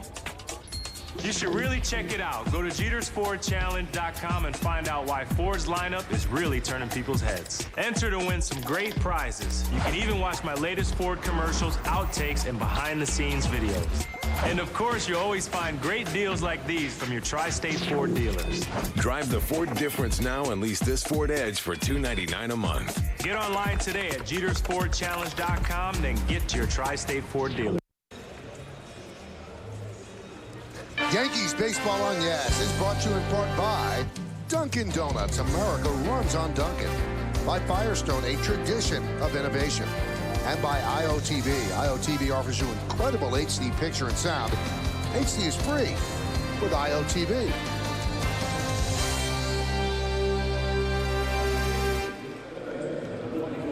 Holiday weekend ending here. And it's been a great Independence Day weekend. Hope you all had a great time with your family and friends. On the Modell scoreboard, 4-3 Yankees lead. Modell's the official sporting goods retailer of the Yankees. Robinson Cano against Brett Cecil, who's kind of got a second life here. He was in danger of getting knocked out of the game in the second inning. He's had the bases loaded, but Nick Swisher struck out looking, and his team has gotten him back some runs. Pitch is low, 1-0.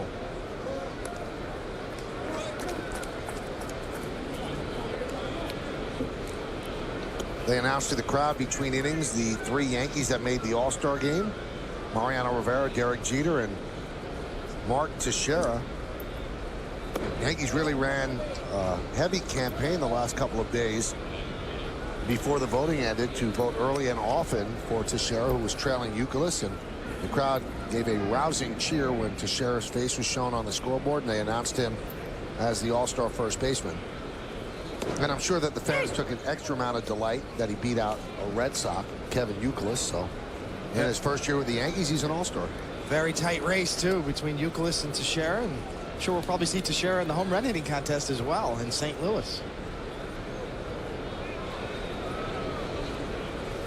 Did you like going to the All-Star game? I did. I really enjoyed it. You know, sometimes you feel like if you're a pitcher on the All-Star team, you almost feel left out because the fans come for the workouts to see home runs, the home run hitting contest. And it's not like we could have a control contest, you know, or get out there and pitch and show them, you know, a slider contest. You just kind of sat there and you watched the hitters have their day, especially in the festivities leading up to the game. But then when it was game time, you know, there's a lot of stress on pitchers because you're facing the best hitters in the world. You know, I always thought, Michael, physically speaking, it was more taxing on pitchers in an All-Star game than hitters. Hitters generally go in there and a couple of at-bats and take it on to the dugout. Pitchers, you got to go full strength. You got to kick guys out, no matter whether you're pitching 1 inning, 2, or 3. Be a high degree of difficulty for pitchers in terms of exertion. 3-2, and there is a base hit to right field. Rios cuts it off, so Cano picks up a single.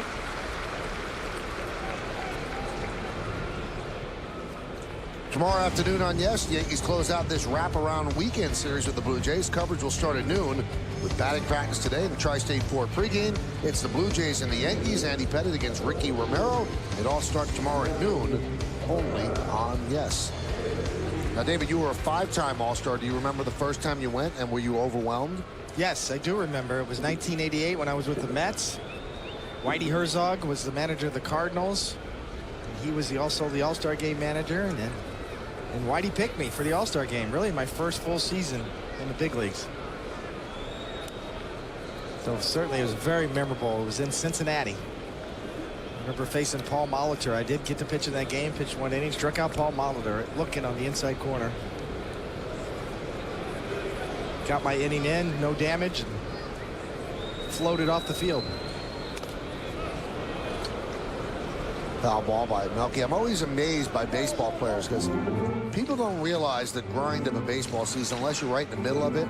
There are 18 off days, and a lot of those off days are spent traveling, so they're not truly off days. 18 off days throughout a 6-month season, and 3 days off would be nirvana for people. But baseball players truly want to go to the All-Star game. Although those 3 days off would be great, and those that don't make it rationalize that. But I think everybody wants to go rather than have the days off. But once you get there, you realize what a special day that is. You know, and to see the All-Stars from both sides and become teammates, at least for a day or a couple of days, with guys that you do battle with throughout the rest of the year. One of my favorite All-Star game teammates was Kirby Puckett, the late, great Kirby Puckett, who would just light up the room in the American League. He was the de facto captain for years of the American League squad back in the 80s and 90s. And you get a feel for personalities and people and make friends that last a lifetime, and memories of All-Star games past that are just remarkable. You have to be there and go through it to understand. Great Kirby Puckett, the former Minnesota Twin. Late great Kirby Puckett.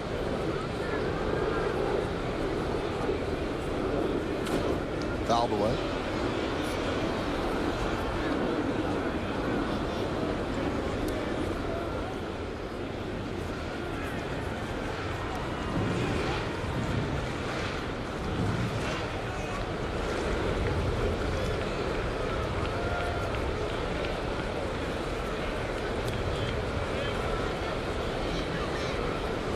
One-two. Snap throw to first. Just getting back is Cano. Chavez showing up the arm.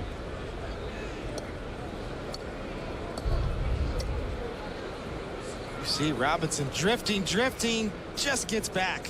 Hand in. The glove and the tag come down on top of the hand. Chavez from his knees. Quick flip to first. Very close.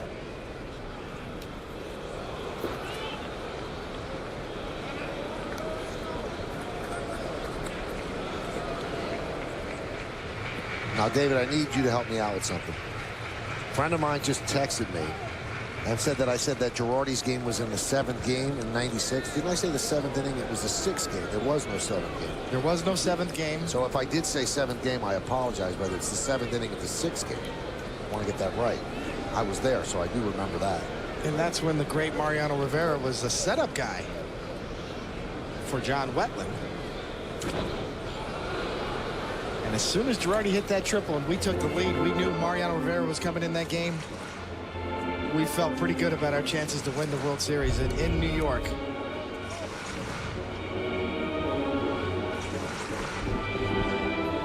Ooh, that'll buckle you, even though you've got a chest protector on and that was off some padding. That was a direct blow, almost to your right shoulder.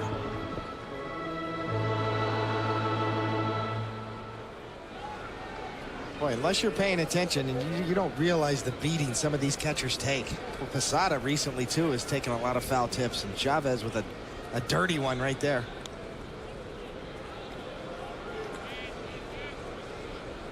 You got a little padding right along there, along the collarbone that comes up, but he took that shot right about in there, kind of half and half.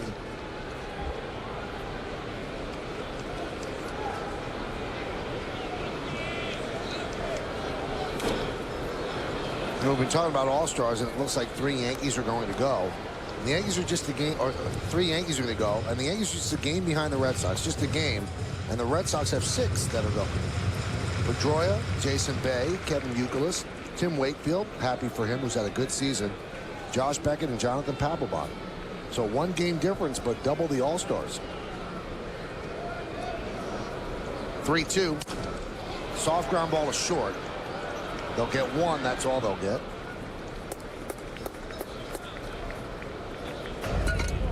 Live Yankee games at the beach, live Yankee games at the office. Now you'll never miss a live Yes Network Yankee game again.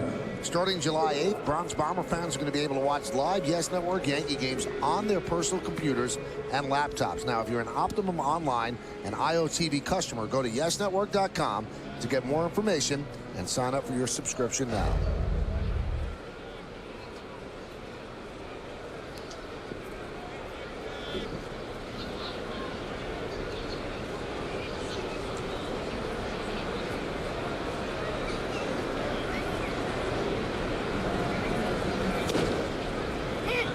And there's a strike.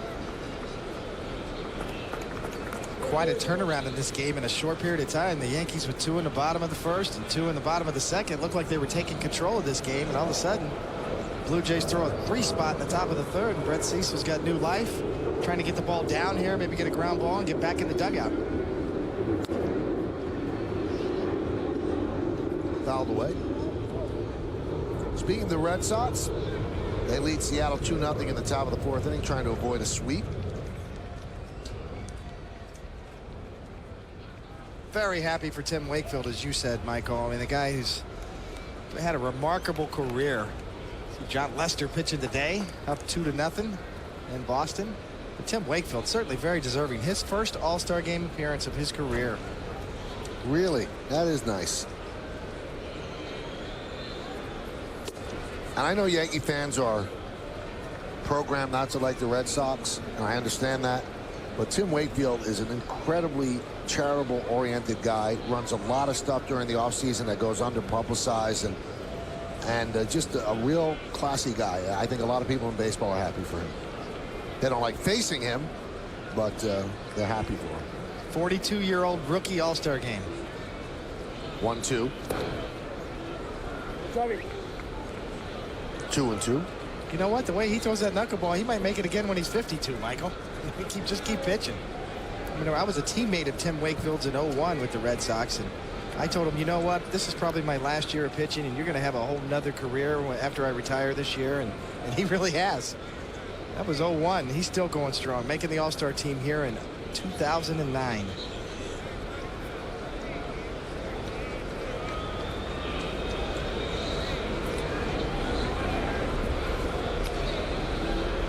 He's not much younger than you.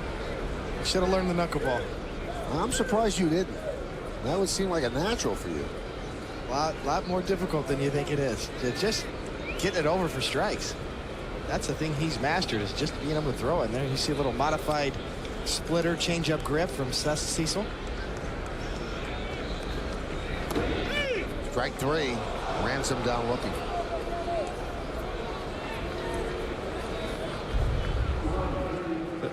One of the best breaking balls from Cecil today. Cecil, rather. Down and in. See Chavez trying to frame it. Pull it back up. It's almost like Marty Foster thought about it. See that movement in the glove? Generally, you don't get that call, but Marty Foster kind of looked at it an extra beat and then decided to go ahead and ring him up.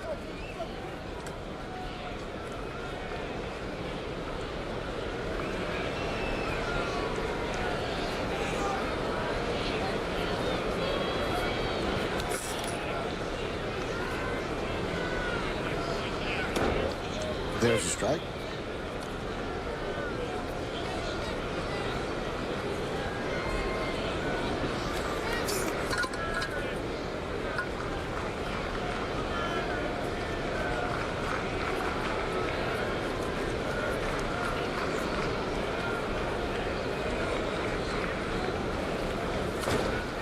Grounded to short.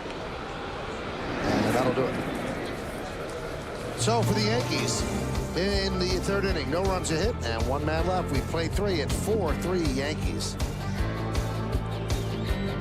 7 out of 10 men prefer Degree fragrances over a leading Old Spice fragrance.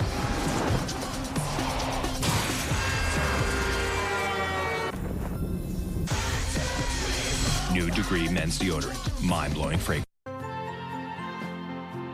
Mesothelioma is a cancer that is generally caused by exposure to asbestos.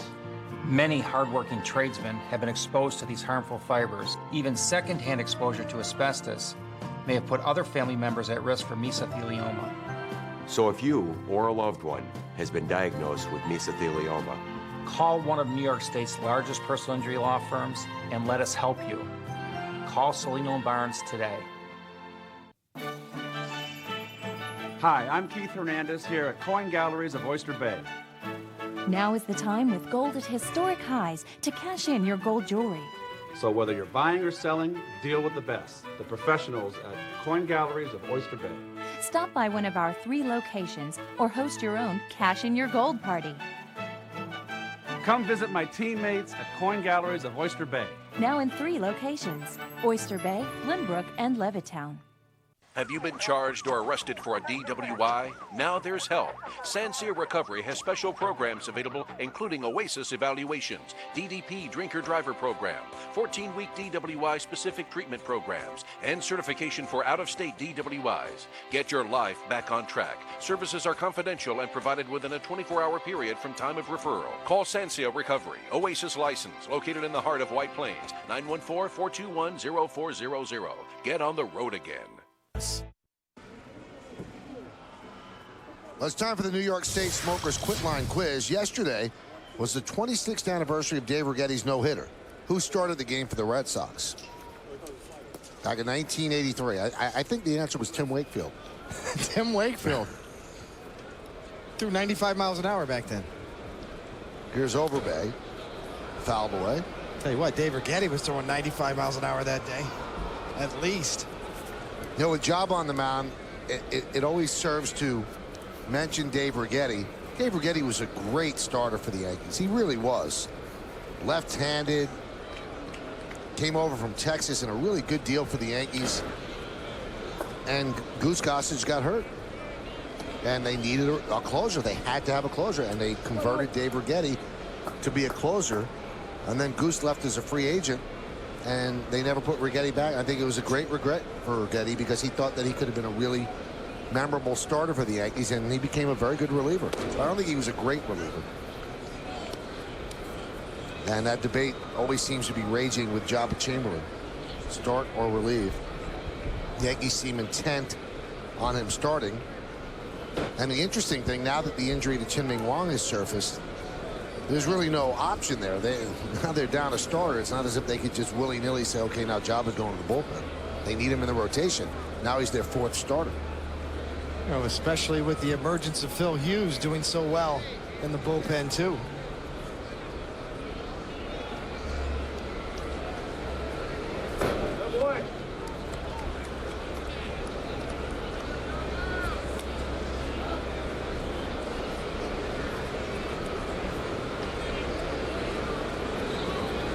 Jabba, another 3-2 count here. Top of the fourth.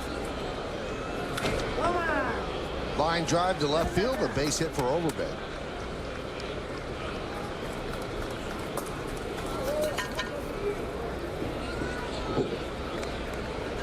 Well, before the game, Tri-State Ford dealers gave away a car that they had run a contest for, and Derek Jeter signed it right over the glove compartment, and the winner's name was Terry Wynn.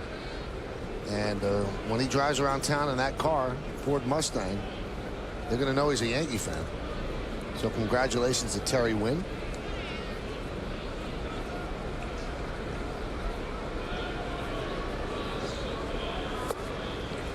Outside to Vernon Wells.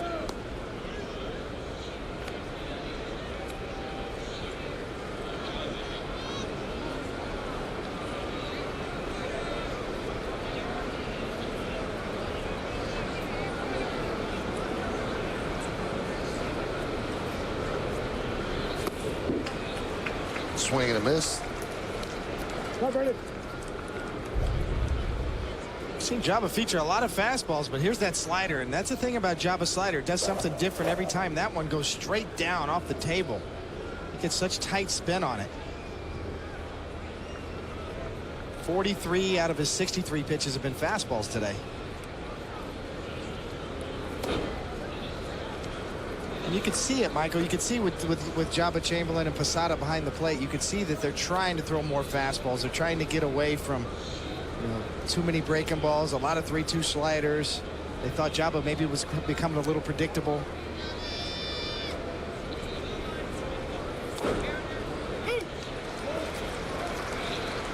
They're trying to establish Jabba's fastball early in this game. As you see, 65 pitches, 40 strikes.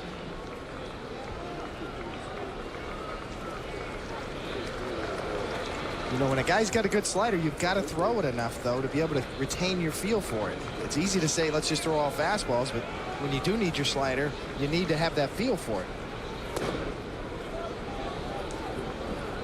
But sometimes, Michael, the best laid plans are you still need a good mix of pitches. It'd be great to go through the lineup for 1 or 2 times throwing all fastballs and maybe a breaking ball here and there. But the third time through the lineup, when you need that slider and you haven't thrown it enough to get a feel for it, sometimes it's not there.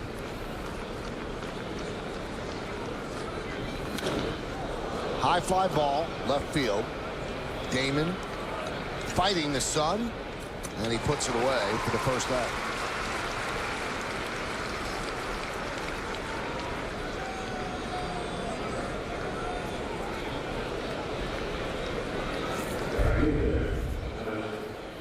Damon, sunglasses down, glove up, 2 hands. There you go, little leaguers. 2 hands right there. It's a 2 hands kind of day, Michael. We have a generation of kids that think 1 hand. I think Luis Castillo is rethinking 1 hand.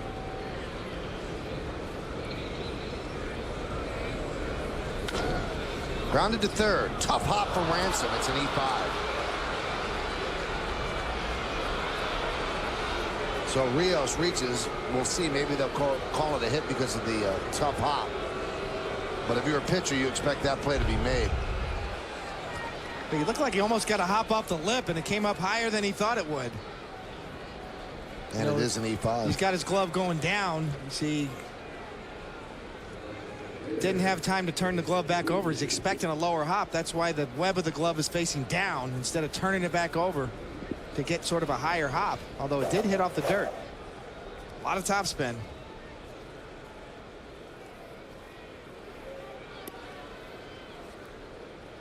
Tough play because Ransom never really had a chance to charge that ball. He almost had to let that ball play him.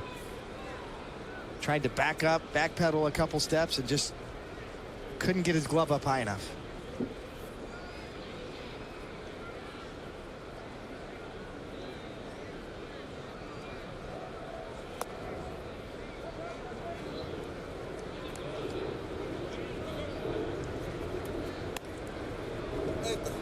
First and second, 1 out. We're in the 4th inning.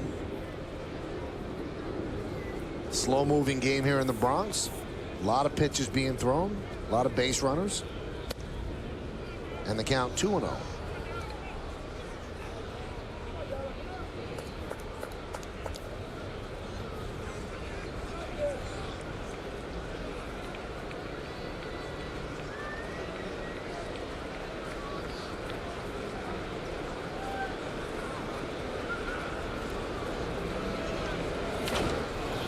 High pop-up. Gonna be a tough play. A lot of sun, a lot of wind now. But Swisher calls off Cano for the second out.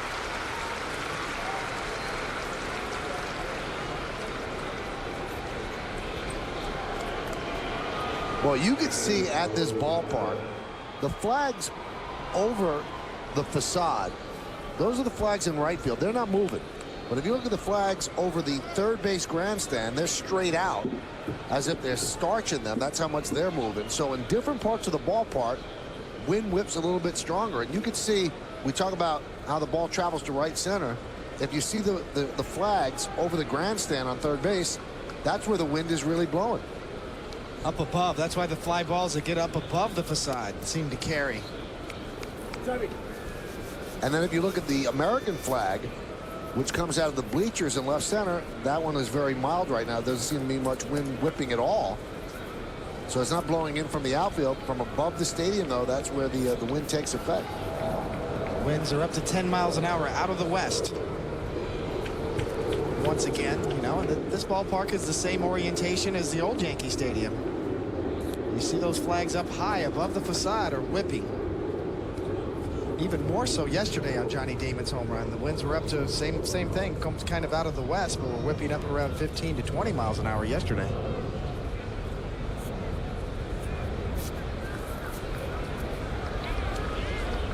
And the pitch.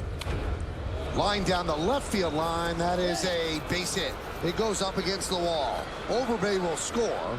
Moving to third is Rios. It's an RBI double for Chavez, his second double of the game, and the game is tied at 4. So the error by Ransom allows an unearned run to score and tie the game. See Chavez get a slider that almost backs up on him. Chavez has had some good at-bats. Drills it right inside the foul line. You see this hanging slider. Posada reaching the glove all the way across to the inside corner to try to catch it. Never got there. Chavez ties it up with a double.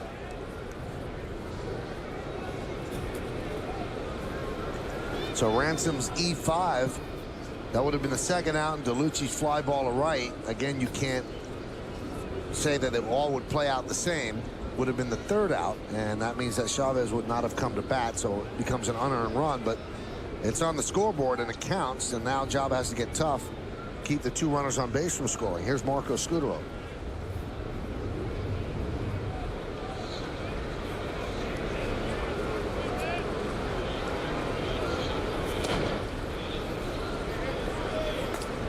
Count 1-0. And we talked about Jabba kind of bending but not breaking on the year here in 09 with 2 outs and runners in scoring position. Opposing batters are only batting 200 off of him, so he has done well in these situations.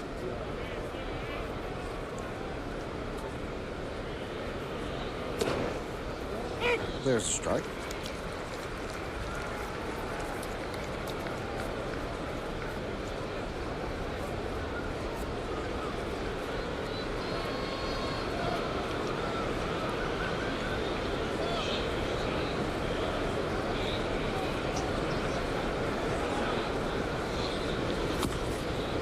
Grounded to third, and it's a foul ball. And a mock cheer for Ransom.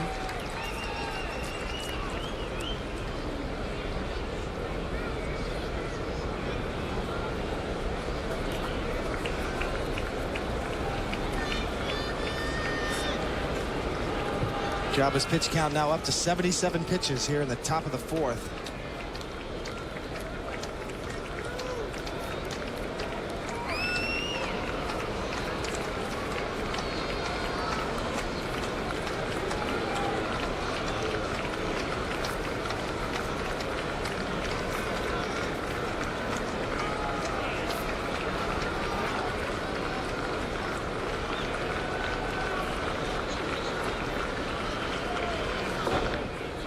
Count 2-2.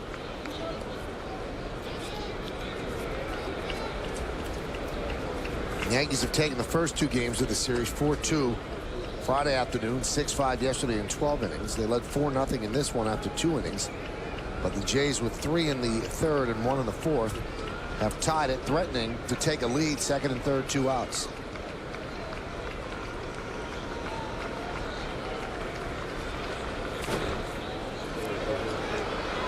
Fouled away. Well, we told you before the game, the Yankees really need length out of Chamberlain today, because a lot of their main components in the bullpen not available. Phil Hughes, Phil Koch, Brian Bruni. They're going to be put on the shelf after pitching a lot recently. 24th pitch of the inning coming up for Chamberlain too here. And it will also be the 80th pitch of the game. So you kind of figure he's got 1 more inning in him if he has his typical 20-pitch inning.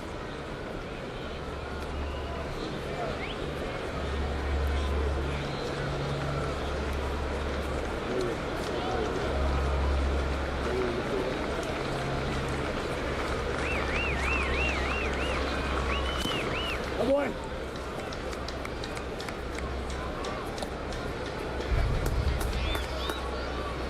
Jabba going to the curveball here, and we've seen a lot of this with Jabba's breaking balls. Even when he throws his good ones, Toronto has been able to foul him off and spoil them. And when he's gotten burned, he's gotten his breaking ball up in the zone.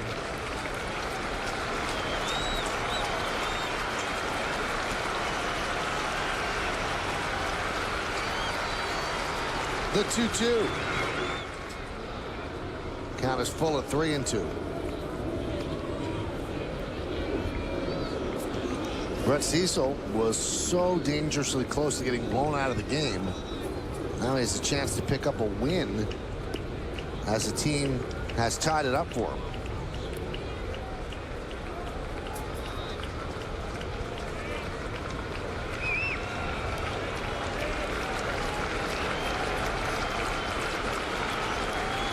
Three-two. Lined into center field. That is a base hit in front of Cabrera. 2 runs will score. It's a 2-run single for Scudero.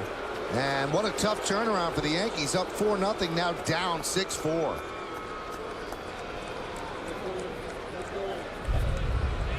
Well, it's another slider that stays up. Scudero lines it into center field. We'll see Melky's break right here. Line drive. Melky tries to come in, pulls up at the last minute. It's a backbreaker for Chamberlain and new life for that young lefty.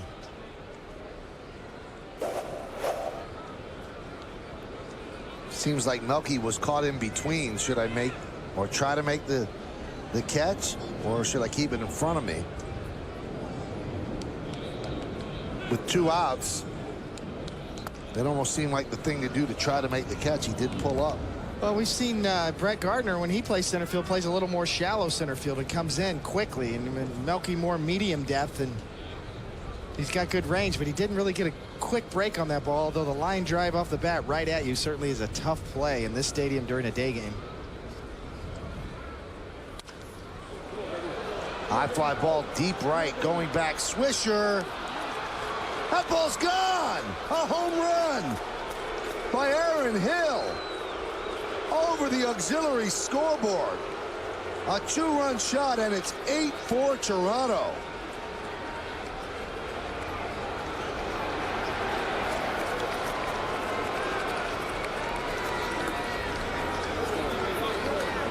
David, I never thought that had a chance to go. Well, the other way, it's a fastball, outer half. You see Hill's got some pop. I mean, he's got 19 home runs. Now you're looking at number 20. Yankee Stadium, right over the auxiliary scoreboard in the first row. And somewhere on the Toronto bench, maybe Roy Halladay's got a little smile on his face after giving up someone similar to that yesterday, but probably not. But now, Jabba's got a snowman on the board. The dreaded snowman for a starting pitcher is that 8. An 8 spot now here in the top of the 4th. Now, this is not going to overtly affect Jabba's ERA, because all of these runs are unearned because of the error by Cody Ransom, but they were earned on the board.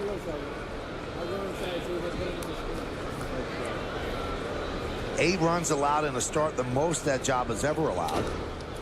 And the inning continues as Adam Lynn lines a single to center, and the crowd getting all over Chamberlain, raining boos down upon the youngster. And Joe Girardi looks like he's about to pull the plug.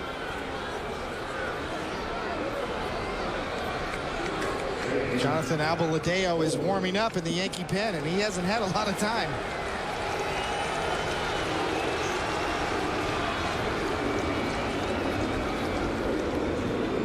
So Albaladeo called up today to replace the injured Chien-Ming Wang, and Jaba Chamberlain really struggles. We'll be back to talk about it in a moment. When I became mayor, a dysfunctional and inept school system was failing our kids. It would have been easy to do nothing, but that's not who I am. I was determined to shake things up, to make the system work for our kids. By holding principals, teachers, and himself accountable for results, test scores and graduation rates are up and school crime is down. $350 million cut from the bureaucracy and put into the classroom. There's more to do, but finally, we're making progress for our kids. Morning, Ann. Morning, Jim. Wow, that looks tasty. It's a Dunkin' Donuts wake-up wrap. I got it for just 99 cents. Oh, must go great with your coffee. No breakfast for you? No. I've been tightening my belt lately. You know that's just a saying, right? You can't actually save money doing that. That's debatable. Grab a new egg and cheese wake-up wrap for just 99 cents because it's breakfast, not brokefast. America saves on Dunkin'. In 1932, as part of Yankee Stadium, Monument Park was created to honor the all-time greats that wore the prestigious Yankee pinstripes. Now, for the first time, the bricks of Monument Park are available to purchase. Capture history and own a piece of this hallowed ground. Each deluxe brick and handcrafted glass case will come with authentication from Yankee Steiner Collectibles and is available for $179.95. Hallowed ground may last forever, but this offer will not. Call 1-866-280-BATS now or order at www.bigtimebats.com. Well, Joe Girardi makes a call that he didn't expect to make. The call to the bullpen brought to you by AT&T, Your World Delivered, especially this early. And things kind of fell apart for Jaba Chamberlain. And they snowballed. They turned into a snowman. And those were the 8 runs on the board. And Jonathan Albaladeo, who was up earlier and started the season with the team, didn't have great numbers. That's why he was sent down, but called up before the game today to take Chien-Ming Wang's place on the roster. And I guess the Yankees were thinking, hey, Jaba doesn't usually give us length. We need another guy in the bullpen, so they will go to Albaladeo.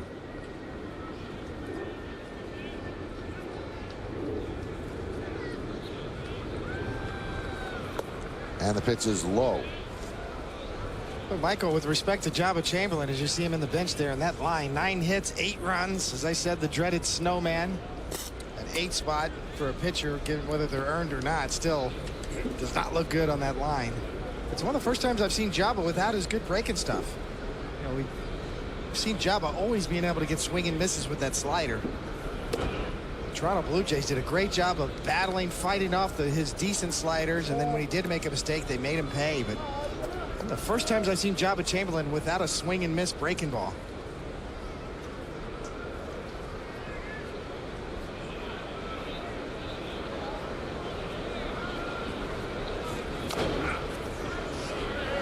You think a player could get spooked by a stadium because he's pitched well on the road, but he has not pitched well at Yankee Stadium? You think it's in his head? It's hard to say. I mean, it's a small sampling. You know, it's not like he's been doing it for a couple or 3 years, and you know, it's tough to look at a small body of work and make determinations as to what's going on inside of his mind. But until you get a win in your home park, it does weigh on you.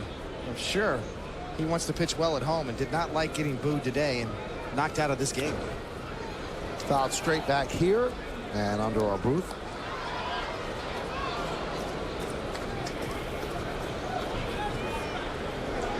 Albaladeo pitched well in Scranton Wilkes-Barre after getting sent down. 17 games, 1-0, and a 1.59 ERA. Pitched 17 innings. Check that, not 17 games.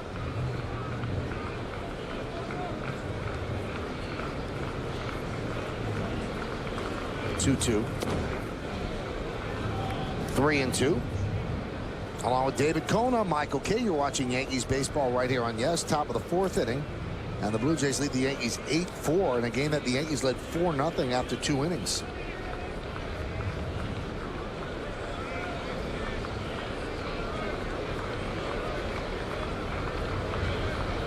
Runner goes, 3-2 is lined, and it's line foul. Ransom doesn't get there. Now entering today, this year, Jabba has a 5.17 ERA at home and a 2.74 ERA on the road. So that's a stark difference. That's almost double the amount of runs you give up.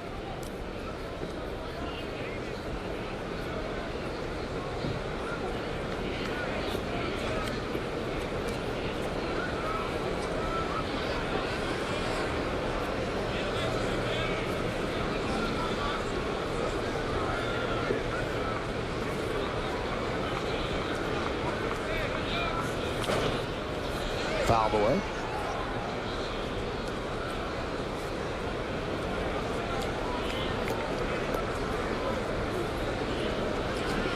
One of the first starts we've seen from Jabba Chamberlain that really got away from him. You know, even though at times he struggled, he's always been able to sort of not let these games get away from him. Keep his team in the game, 3 runs or less in several of his starts. The first time this one really got away from him. Joe Girardi had to get out there. He had to get Abeladeo up in a hurry, get him loose, and get him out of the game. And very rare occurrence so far in Jabba's young career to let a start get away from him.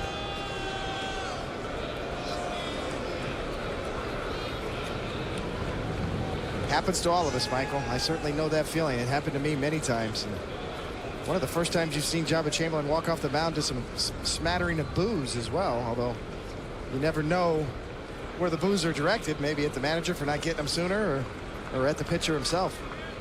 3-2. And Rolen continuing to battle. You wonder what goes through the head now of Cody Ransom. If he makes that play, the inning might unfold in a different manner. The Yankees might still have the lead. You can't blame the whole thing on him because, you know, we've talked about this in the past before. It's the pitcher's job to pick up his fielder. But Jabba didn't have the stuff today to pick up his fielder. Hot shot, base hit through the left side. And moving to third is Adam Lind. And that extends Rolen's hitting streak to 22 straight.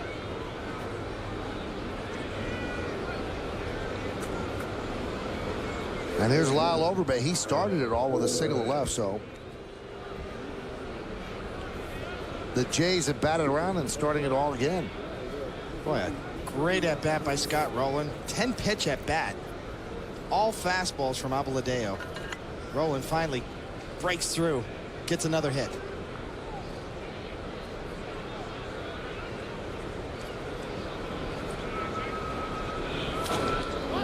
Popped up, and that'll be out of play.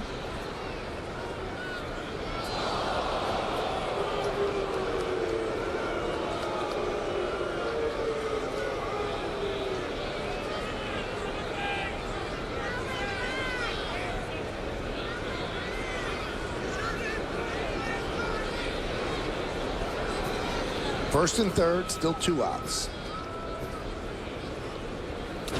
Line drive right at Jeter, and the inning is finally over. But the Blue Jays score 5 runs. They knock Jabba Chamberlain out of the ball game. And that was the play that kind of opened the gates, and the hits just kept on coming. So did the runs. We go to the bottom of the 4th. Time for the answer to the New York State Smokers Quit Line Quiz. Dave Brighetti's no-hitter, 26th anniversary yesterday, was against the Red Sox. Who started the game for the Sox? John Tudor. Left-hander. And the Jays left-hander deals to Johnny Damon. There's a strike. So the Yankees will have another comeback if they're going to win this as they're down 8-4. 3 runs in the third for the Jays, 5 runs in the fourth. Turning 4-0 Yankee lead into an 8-4 deficit.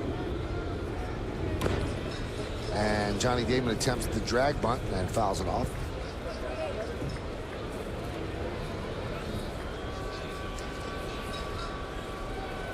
You know, Michael, I watched a little bit of Rags' no-hitter on the Yes Network the other night. Did an encore of Rags' 4th of July no-hitter, and Amazing part to me was the catchers didn't move a lot back then, especially early in the count. They just sat right down the middle.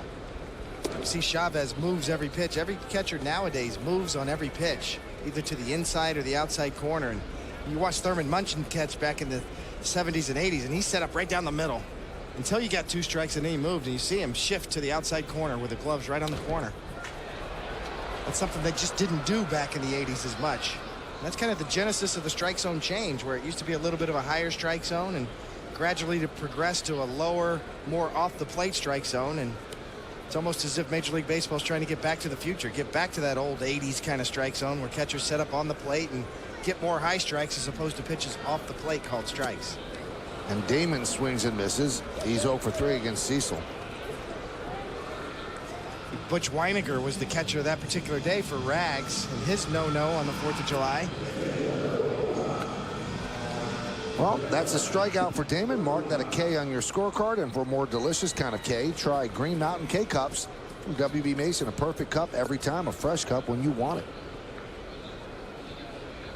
I've always wondered about catchers moving, and a lot of hitters that I spoke to, they say that you can't see it.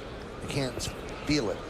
And I was talking to your old teammate Darryl Strawberry last week, and he said you absolutely can feel when a catcher moves. He said anybody who tells you, he said, I don't know what they think. He said, I'm not talking about peeking. He said just the physical feeling of feeling somebody move behind you, and if they're moving way inside, he said if you're a smart hitter, he said you're going to be able to deduce what type of pitch is coming. You know what the pitcher's repertoire is. They're setting up, it has to be a certain pitch, if it's inside or outside. He said, but you do feel it. Especially inside. Yes. And a lot of times we saw Tony Pena, the coach with the Yankees, when he caught, he would fake it. He would pound the glove inside and then move away to sort of, you know, try to fool a guy like Darryl Strawberry who thought maybe a catcher was moving inside. Paul O'Neill always says that Pudge Rodriguez was really a proponent of pounding the glove on one side of the plate and then setting up outside. He said, but he did it so much, I turn around and go, Pudge, I get it. Yeah. He said, and after a while, it would work to my advantage because he would pound inside. He said, and I knew that he was going outside. He said, because I know he's not going to pound inside and come inside. He's going to pound inside to try to deke me. See this pitch on 3-1. There's the high strike. See, that would have been a strike in Rags' no-hitter game. The ball off the plate would not have been called. Marty Foster hearing it from the Yankee bench. That's the dilemma that umpires now have today. And Teixeira gets knocked down and gets himself his 3rd walk. So they have not pitched to Teixeira at all. 3 walks. Trying on 14 pitches. Trying to come back in again. You see it's got a little cut. See Brett Cecil's reaction right after that pitch. Certainly no intent on a 3-2 pitch. Now that he's on the winning end of things, leading 8-4.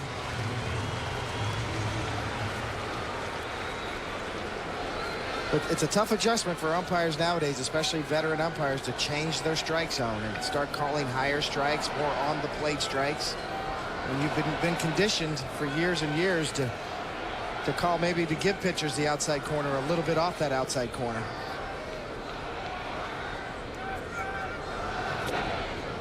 And there's a strike.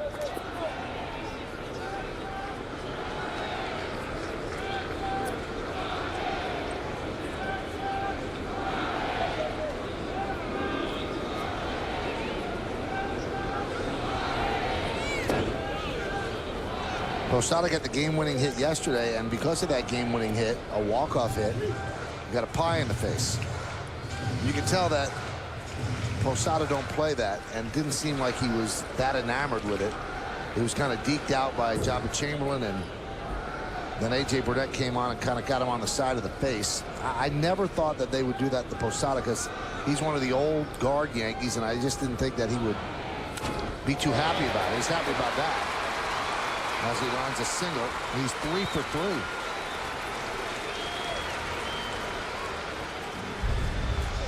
3. And here is the pie that he got. Kim Jones has to duck out of the way. Now, you know Posada. He's really old school and kind of very serious about what he does. I don't think that that's something that he really digs. No, probably not, but I think he's going to make an exception because it's A.J. Burnett, a new teammate who's trying to establish himself as a leader. It's very hard for guys to come in, free agents to come in and play for the Yankees, especially with the old guard, Jeter, Posada, Mariano Rivera. A.J. Burnett's a loose character. You kind of want to give him a little leeway to establish himself, and it's been well received in the clubhouse for the most part. And I think Posada will make an exception, especially if A.J. Burnett continues to pitch the way he has. Now, one guy that I just can't picture them doing it to is Jeter. I mean, it would be like hitting Joe DiMaggio in the face with a pie. I mean, you just don't do that. I don't think that Jeter would like it. I really don't. And I wonder if they would do it to him. I guess they would. I mean, you can't leave him out from the reindeer games. But it's something to watch if he gets a walk-off hit this year. High fly ball, right field, going back Rios on the track at the wall. See ya! A 3-run home run for Hideki Matsui. Yankees right back in it. It's an 8-7 Blue Jay lead.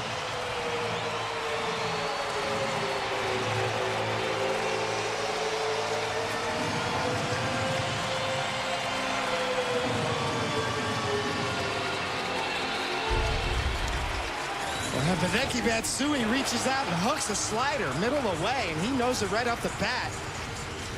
This will be the 10th home run from Matsui at home at Yankee Stadium this year.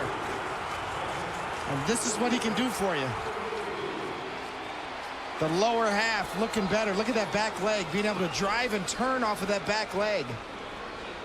Firm front side as well. You really need your knees to drive through and hook outside pitches like that, and Matsui getting better.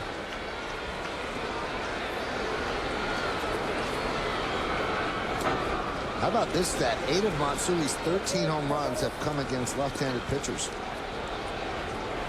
He's had a very good homestand. 7 for 15. B.J. Ryan warming up. That one is driven to left field. Backing up is Lynn. He's got room. And he makes the play for the second out.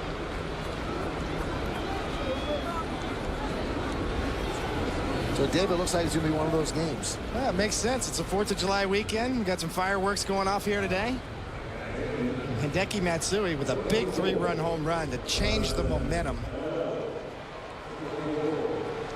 Swisher kind of tries to pull his hands in and knows right away. Boy, almost like he was looking in. Got it and just missed it. Brett Arnsberg goes out and talks with Brett Cecil.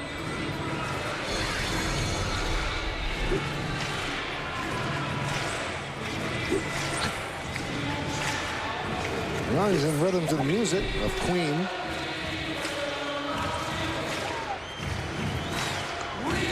It's like those Muppets they had during the NBA Finals. LeBron and Kobe. Good rhythm. That guy had a little rhythm, Michael. Yes, he did. Here's Robinson Cano. He's 1 for 2. Count 1-0.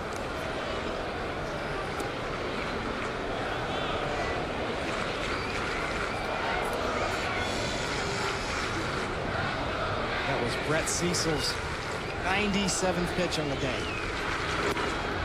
There's 98. It's a strike.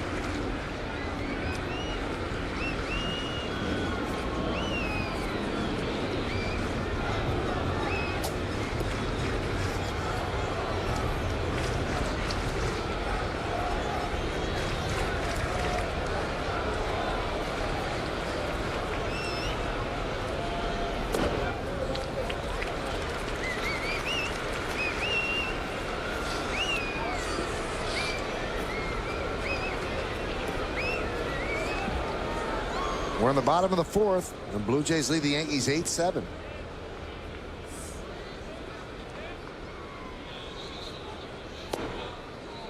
And the count 3-1 to Cano.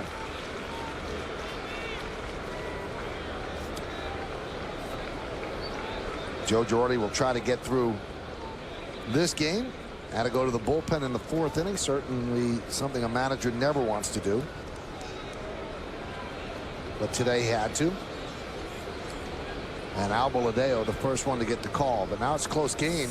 Manage it a little bit differently than a blowout. Well, that's the thing, you know, we talked about yesterday with the Yankee bullpen, Michael, is that there's really no mop-up duty out here with this team. You're never out of the game. Every inning out of that bullpen this year for the Yankees are important innings. Base hit for Cano.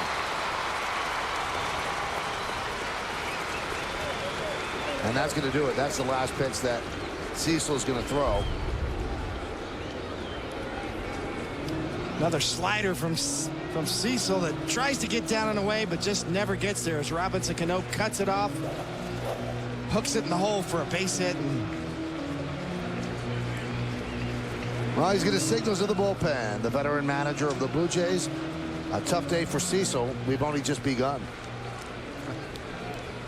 You may already be a fan of the Honda Civic, the best-selling small car in America. Considering its remarkably high MPG, surprisingly low cost to maintain, and the fact that it's the longest-lasting car in its class, you'll find it actually has a low cost of ownership. So wake up and join the club. Go to Edmunds.com for an independent report on the true cost to own a Civic. And then check out the affordable leases and low financing you'll find at your Honda dealer. Morning, Ann. Morning, Joe. Wow, that looks tasty. It's a Dunkin' Donuts wake-up wrap. I got it for just 99 cents. Oh, must go great with your coffee. No breakfast for you? No.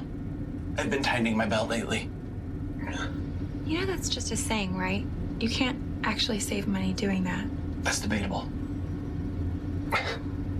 Grab a new egg and cheese wake-up wrap for just 99 cents because it's breakfast, not brokefast. America saves on Dunkin'. Sit back and relax with some snacks to sustain ya. Our job from Bob is to entertain ya. Let us entertain ya. At $6.99 the price won't restrain ya. More, what a cute collection. More, colorful selection. More, that's what Bob's giving. So grab yourself a piece of easy living. So watch a show, we don't want to detain ya. All we want to do is entertain ya. Let us entertain ya now. It's time for another look at today's Toyota text poll. Once again, the question was, if the Yankees lose Chien-Ming Wang for an extended period of time, how should they replace him in the rotation? You've been texting us at 58772, and it's close, but your choice is to stretch out Phil Hughes.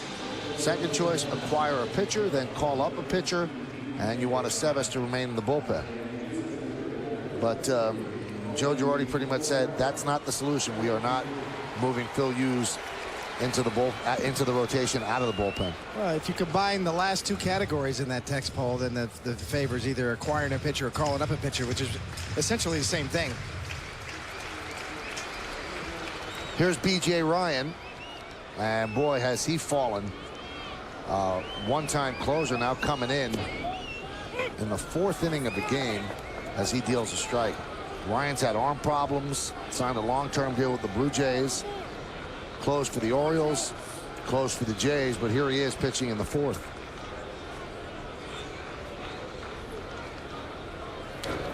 Foul back. Been better of late, though. He got off to a tough start, had an over 11 ERA in April. And then in May, a 6.35 ERA. But so far, through the month of June, now obviously in July, in June, in 11 games, he had a 1.04 ERA. So he's certainly better as of late, but has lost his closer's job.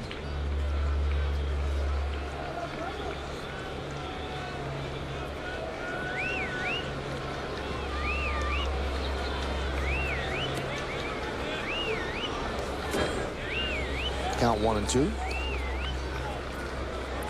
Used to be an intimidating, hard-throwing left-hander. Still a left-hander, not so intimidating, doesn't throw as hard.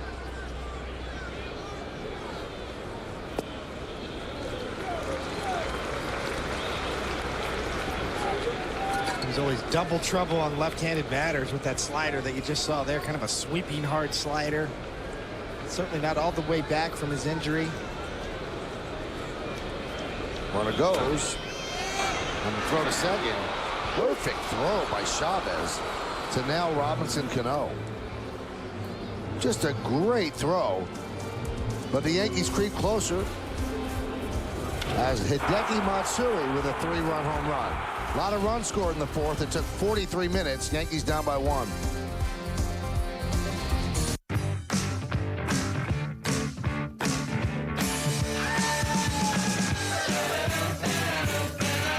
Exceptionally brewed for a taste that's pure Amsterdam. Amstel Light, one damn good beer.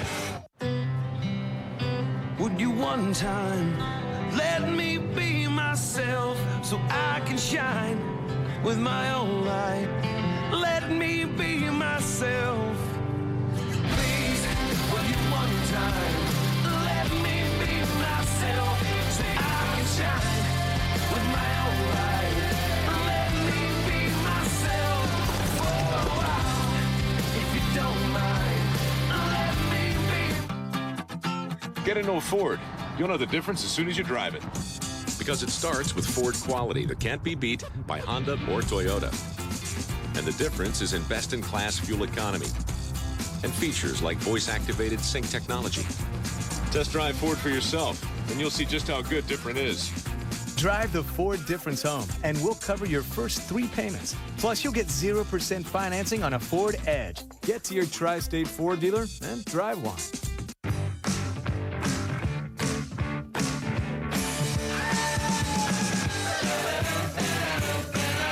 Exceptionally brewed for a taste that's pure Amsterdam. Amstel Light, one damn good beer. Nancy Newman in our YES Studios with your Dunkin' Donuts update. Let's take a check-in at Fenway Park, where the Red Sox and Mariners are closing out their series. Top 4, bases loaded, 2 out, Ronnie Cedeno versus John Lester. That is big-time trouble. It's fair, and it rolls into the corner. Ken Griffey.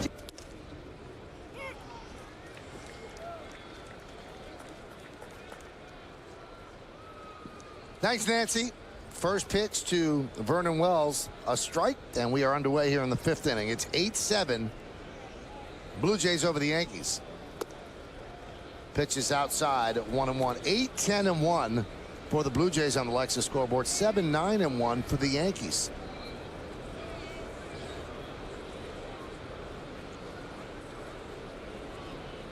That 4th inning, David, that is, I guarantee, not going into any time capsule. Couple of big crooked numbers. 5 spot for the Blue Jays. 3 for the Yanks in the bottom of the 4th. Ground ball is short. Jeter's there. David, how many snowmen did you ever give up? I mean, for those that don't know, the number 8 is a little snowman. So how many did you ever give up? I've given up a few snowmen before, definitely, and you just remember it. I know it's a name that sticks with you, but obviously there's the snowman. There he is. You put a little carrot in his nose right there. There's his eyes. Snowman is not the number you want if you're a pitcher or a golfer, for that matter. Here's Alex Rios. Now, so you went with the 2-level snowman. You know, sometimes they go with 3 levels too. You can go 3 levels, but 2 levels just fine. You get the hat on top. You got to put the hat on top and the carrot in the nose.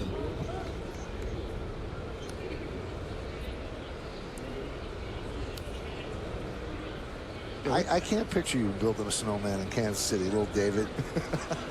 That's right. The snowman, yeah. Well, you know, that's why we went 2. We didn't get as much snow as you get up here in the East Coast. Not making fun of Jabba's day. Obviously, he struggled. He battled. I've been there before. I've had 8 spots, you know, and sometimes that's the next day is when your teammates will get on you a little bit, Michael. There's nothing sacred in that clubhouse, and somebody tomorrow will probably mention that to Jabba after you let him cool down and see if the Yankees can come back and win this game. But if I was on that team, I'd say something to Jabba tomorrow. Nice snowman. That one is lined into right center field. On the run is Swisher. He can't get there, and it's going to go to the wall as Rios gets himself a double. Then the ball mishandled, and Rios will go to 3rd. We'll see if they give him a triple or a double and an E9. Jonathan Abeladeo up and away. Rios up and away in the gap. Nick Swisher rather. Little fumble on the exchange. And that turns a double into a double and an error, and Rios ends up on third. It is a double and an E9, so the Yankees' second error of the game. Now the Yankees bring the infield in for DeLucci.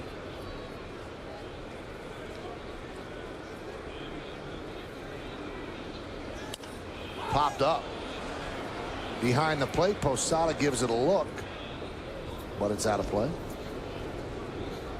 You know, Michael, we're all kidding aside, talking about snowmen and my experiences with them. Kind of put a bow on Jabba's day here as we see Abeladeo trying to get out of this top of the fifth and save this run with one out and Rios on third. Jabba really tried to establish his fastball early. I think 30 of his 35 pitches of this game were fastballs. And we talked about it. When he did go to his slider, it wasn't there. His swing and miss, his good slider, and his breaking stuff were not as sharp as we've seen in the past.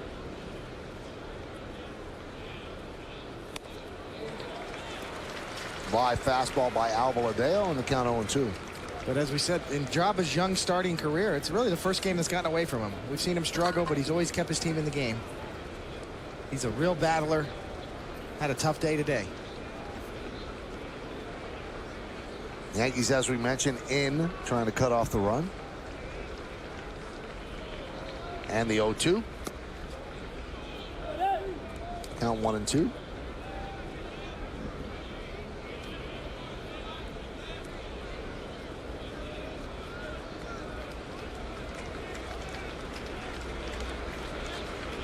This is the full Monty in terms of defensive alignment, where everybody is in on the grass.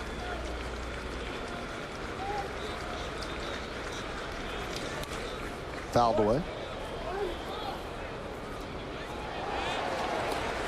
And even more so when the pitcher gets ahead, as you see here now, a 1-2 count. DeLucci, a tough out. Now's when you can really take a chance. Whatever your best sinking pitch is, whether you got a splitter or a two-seamer or a hard slider, to really pound it down and play to this defense and make sure you can get a ground ball. Tough to do with DeLucci, who's a veteran, very good hitter. The 1-2. Spoiled that one.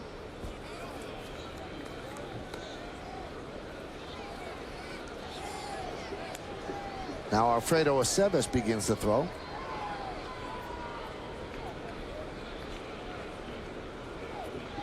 Once Matsui hit that 3-run home run, all of a sudden Girardi goes into a different managerial mode.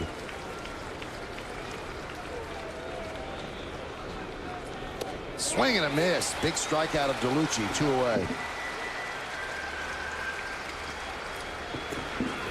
Abeladeo's got a good sinker. He featured it about 3 or 4 times in a row and then goes to that hard slider down and in. That's a great location for a left-handed hitter. And you can see DeLucci, by his reaction, knew he was fooled. He read fastball, and Abeladeo with a quick little slider under his hands gets a big strikeout.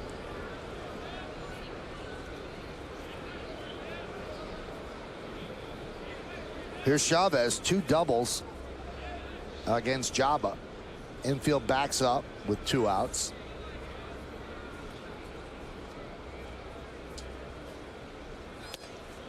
Almost clipped him on the way by, and the count 1-0.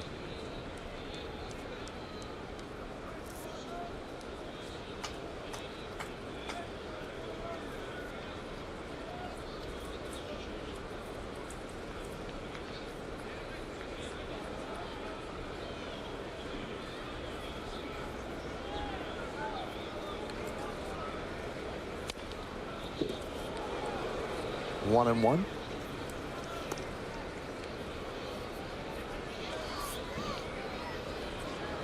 Chavez, no automatic out. 282 hitter. Past several years, Greg Zahn was the catcher for the Blue Jays, but they let the veteran go. Leave as a free agent. Now it's Barajas and Chavez. 1-1. Count 2-1.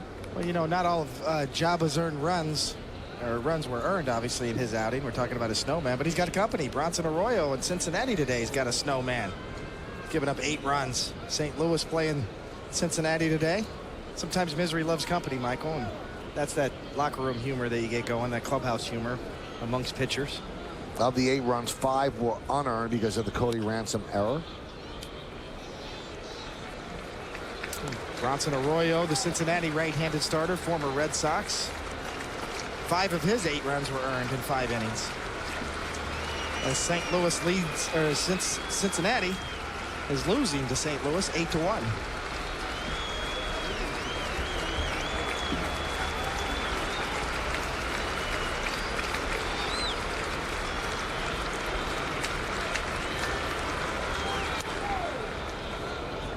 Another foul ball. And through the wickets of the ball boy. It's a big spot for Jonathan Albaladeo, who obviously got sent out earlier this year. It's his first appearance coming back. He's the next in line after kind of, I wouldn't say squandering his first opportunity, but certainly did not distinguish himself and has a big spot right here. Strike 3. And he gets out of it with 2 strikeouts. No runs a hit, 1 error, 1 man left on base at the end of 4.5. We're halfway through. Blue Jays lead 8-7.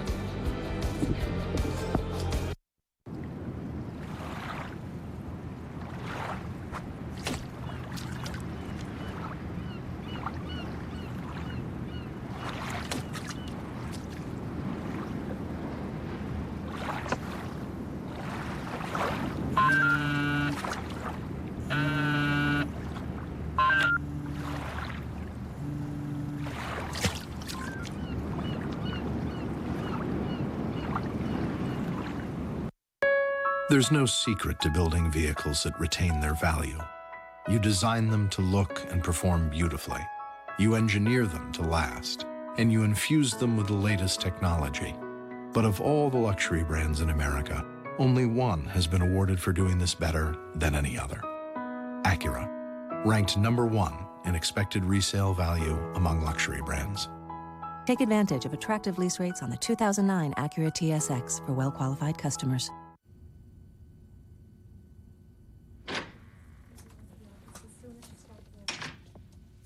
You have lung cancer.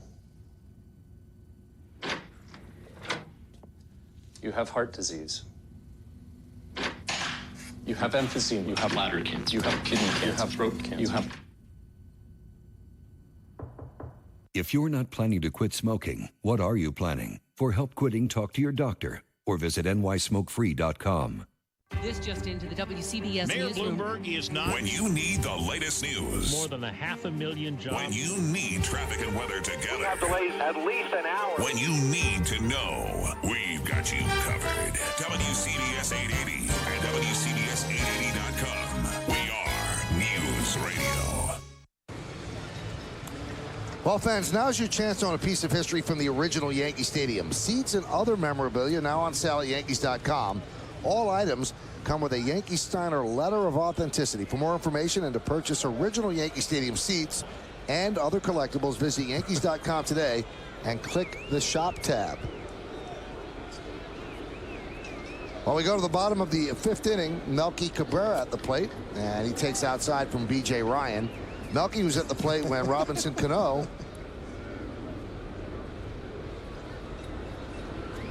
was thrown out at second base. And the pitch outside. David, you're laughing. What's up? Oh, I'm just having some fun with the boys down in the truck. And the count 3-0. I'm getting on you, actually, because I know you got a 2-week vacation coming up after tomorrow's game, and I'm going to Minnesota. I love Minnesota. I really do. What are you going to do for 2 weeks off with nothing to do? Got to keep that quiet. The 3-0 is inside. A walk to Melky Cabrera. So the Yankees have the tying run on base here in the 5th. I think I'll sleep, David. When you're dead. Dirk Hayhurst. That's a pretty cool name. Dirk Hayhurst. He begins to throw. Here's Cody Ransom, so he has a chance to atone for the error that kind of opened the floodgates in the 4th inning. Cody, in 18 starts at third base, has 3 errors. He's 0 for 1, walked and scored.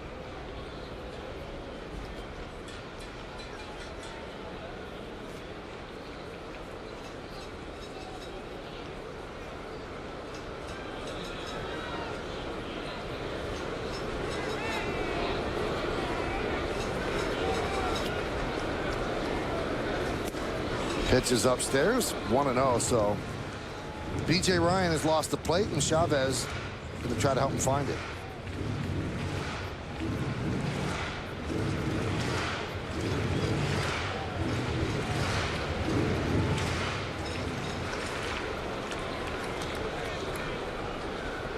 Derek Jeter is on deck.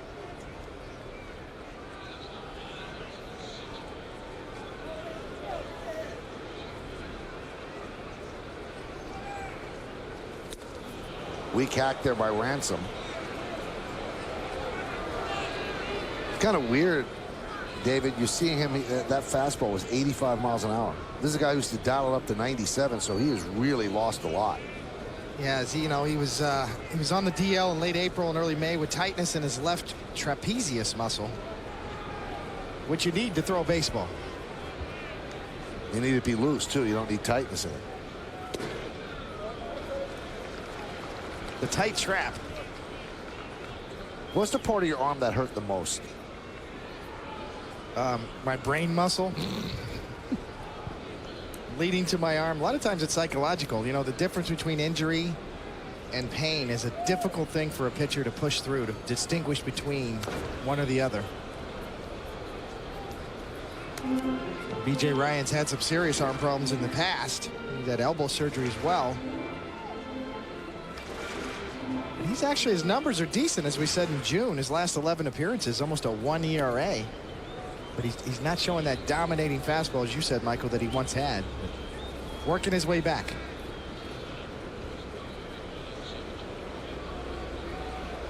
Runner goes. Slow ground ball at third. Rolling.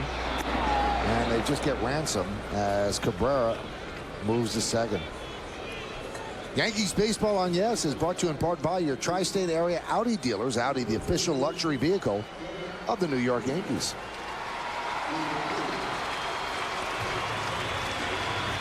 So here's Derek Jeter with a chance to tie the game as Melky Cabrera is at second. Derek is 2 for 3 with 2 runs scored today. And the All-Star shortstop, who had the most votes of anybody in the American League, is hitting .312. The most votes in Major League Baseball went to the Cardinals' Albert Pujols.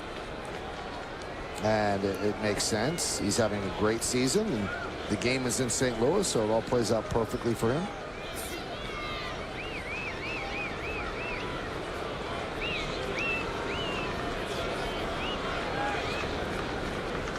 And the pitch.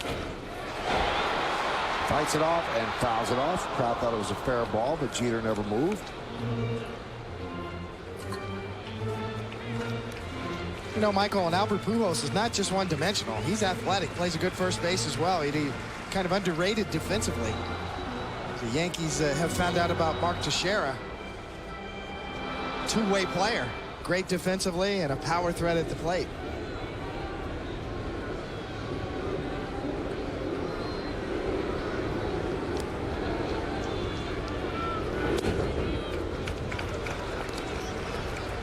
Count 1-1. There's Mark Teixeira. Another one of the Yankee All-Stars, along with Mariano Rivera. That one's driven deep to right field. Rios back, looking up. See ya! A 2-run home run for the captain. And it moves the Yankees back out in front. They lead 9-8.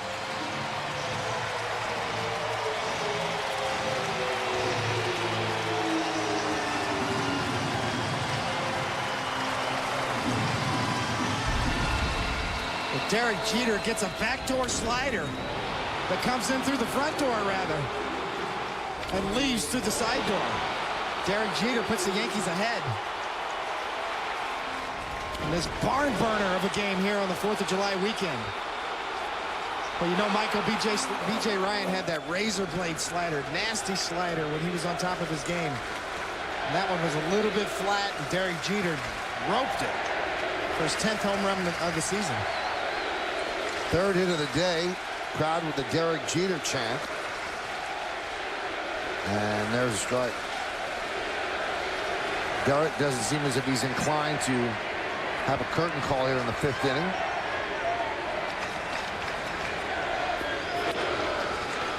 Count 1-2. Well, that shows you when Jeter's going well, because that was an off-speed pitch, about 77 miles an hour, designed, as I said, to be a backdoor slider. It ended up more in the middle of the plate. But for Derek Jeter to be able to recognize and wait on that off-speed pitch and still drive it out to right tells you how good he's feeling about his swing. But you see, that's really not that bad, actually. Here's the outside corner. It's working its way this way towards the barrel of the bat. Jeter waits on it, drives it to right field. It shows you he's locked in. And the count is full at 3-2 on Damon. A topsy-turvy seesaw game here in the Bronx as the Yankees up 4-0, down 8-4, now up 9-8. And that one's fouled away. So Jabba Chamberlain's off the hook. So maybe it's easier for people to make fun of a snowman now because his team has gotten back into the game. Yeah, the snowman's on the losing end right now.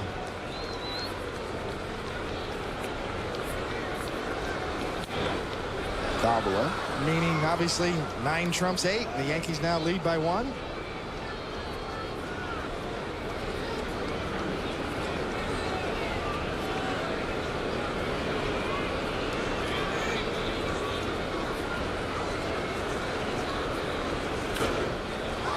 Good at bat for Damon, continuing to foul off pitches. Well, you get the feeling, Michael, here in the bottom of the 5th. The Yankees with another crooked number so far. All crooked numbers on the board. No picket fence today.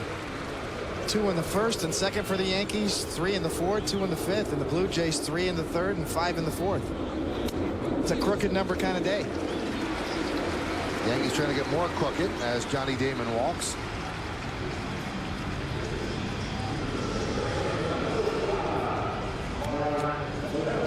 You also get the sense, Michael, the offensive display here on both sides is not by a long shot anywhere close to being over today. Alcido Gaston realizes that, so he's already signaled to the bullpen. And that's going to do it for B.J. Ryan. With Mark Teixeira coming up, he's going to elect to turn Teixeira around to the smaller part of the ballpark. A little odd.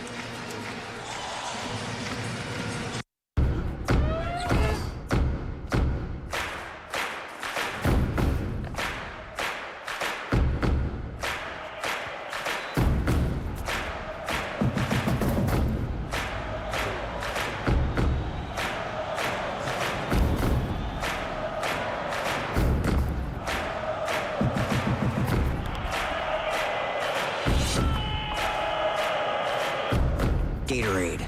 That's G. My big idea is finding new drugs from the world's oceans. My big idea is harnessing green energy. To help 500 million smokers in the world to quit smoking. To study ancient polar sediment to understand global climate change. To create an underwater NASA to explore the world's oceans. It's not happening in a big place. But in a small place. A small place. A beautiful place. Beautiful. In a small, beautiful place.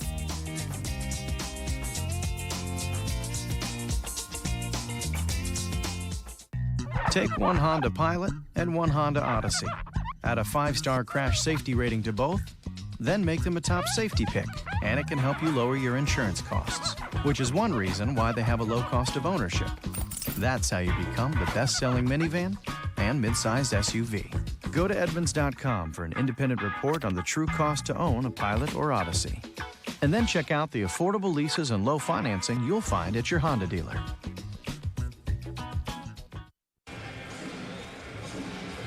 Well, fans, celebrate the inaugural season of Yankee Stadium on Monday afternoon, July 6th, when the Yankees take on the Blue Jays. The first 18,000 fans, 21 and older, are going to receive a commemorative inaugural season ticket keychain courtesy of Sponge Tech. For tickets, log on to Yankees.com, visit the Yankee Stadium ticket window, Yankees clubhouse shops, or call Ticketmaster at 877-469-9849.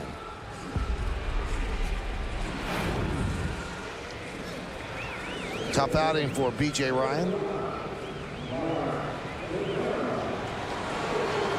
And now it's Dirk Hayhurst. His time, his 10th game. Say that 10 times fast. I'm not going to try.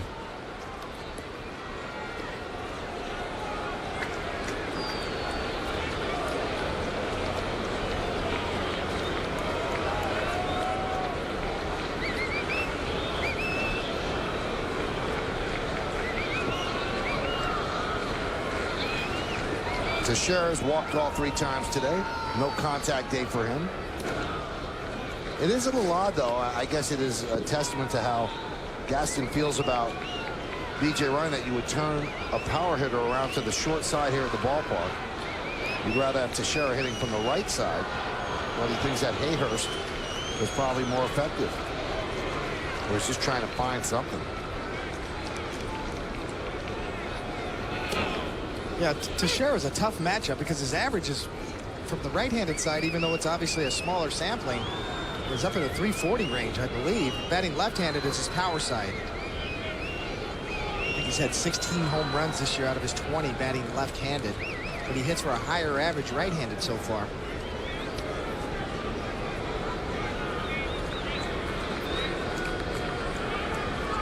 Batting just .256 from the left side versus righties, but 16 homers.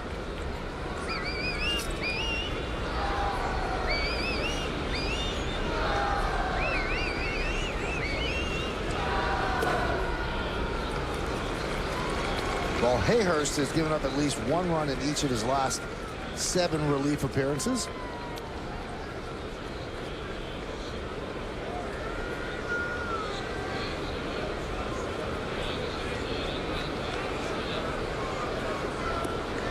Check that, at least 1 hit, not 1 run.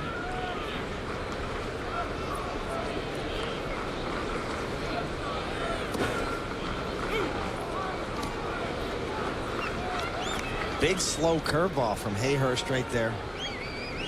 Gets the inside corner. According to Marty Foster, you see that late break. 76 miles an hour. Teixeira takes a look at it, lets it go by.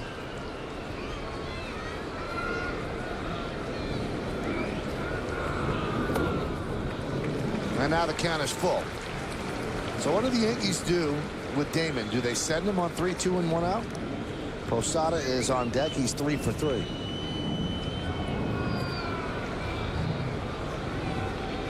Shift is on, as it's been all weekend. Most of the left side of the infield is open for Mark Teixeira. Runner goes. High fly ball, deep center.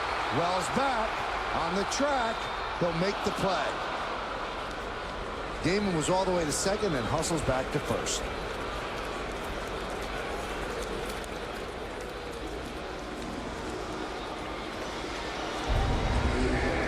See Vernon Wells using his hand and the sunglasses to shade the sun.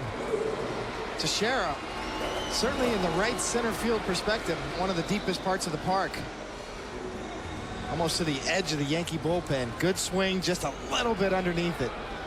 See the flags up top, up high, blowing, as Michael referred to earlier. That's going to bring up Posada. Posada is 3 for 3. 2 ribbies.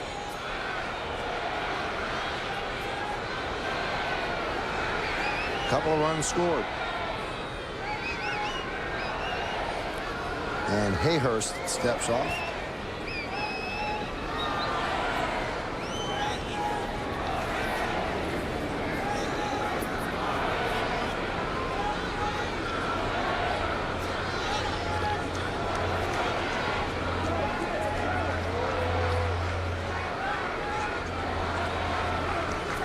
Had breakfast this morning, Michael, in the press room with Bill the Baker. Friend of George Steinbrenner's, has been hanging around for years. Told me today is the anniversary of Ted Williams' death 7 years ago on a Tuesday. Well, the way this game's going, you're going to have dinner with Bill the Baker a little later on. Pitch is outside, 1-0. Bill the Baker, a legendary character. He's hung out at Yankee Stadium for years. Is a good friend of George Steinbrenner's. An unbelievable mind for dates, places, historical events in Yankee history.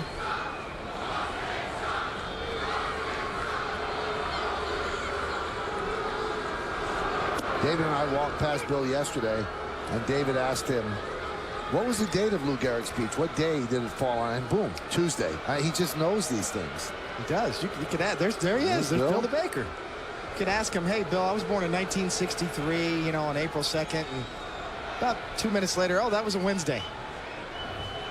Off the top of his head. And he'll be right. The 1-1. The count 2-1. But anyway, Ted Williams died on this date 7 years ago. On a Tuesday.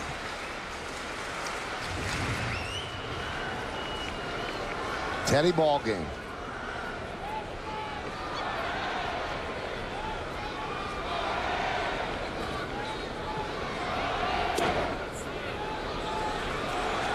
And the game 3-1. The count is 3-1. The game, it's another story. It's a tough game to enjoy when pitchers aren't throwing strikes. All kidding aside, and every pitcher that's come in today has had some trouble throwing strikes. It slows the game down. It takes away any kind of pacing it might have. But Yankee fans are happy because the Yankees are up 9-8. They've certainly been able to put runs on the board, 2 in the first, 2 in the second, 3 in the fourth, 2 in the fifth, and still batting. Tough on the catcher's legs today, too. Up and down and up and down. You see Chavez, you know, he and Posada's legs here getting a little tired. Line drive, a base hit down the right field line. And Damon's off to the races. He rounds second. He's going to third. They're waving him home. The relay throw is not made. It's an RBI double for Posada. The Yankees in double figures. They lead 10-8.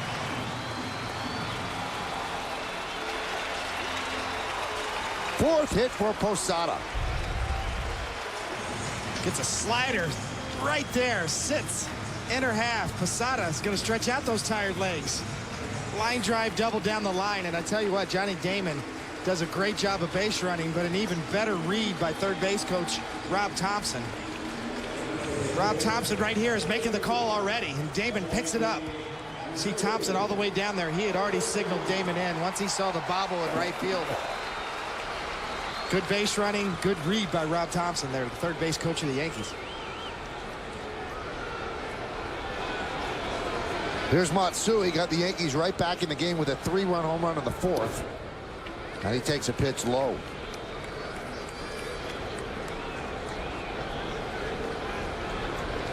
Last time he had a 4-hit game, over a year ago, April 23rd of last season.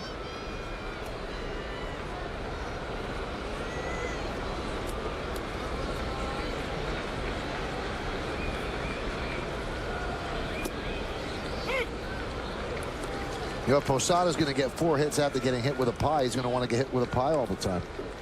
True. You can't argue with success. It's not a good sign, Michael. As you said, you got 4 at-bats. You almost got more at-bats than innings so far, Posada. You got a feeling he's going to get some more, too.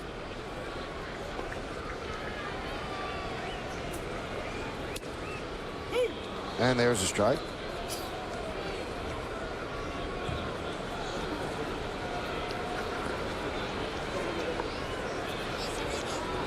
Matsui was a big 3-run home run after Jabba got knocked out of this game.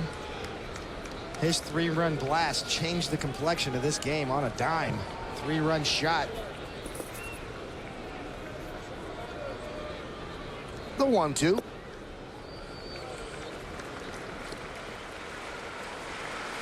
Jesse Carlson, the other left-hander for the Blue Jays, warming up.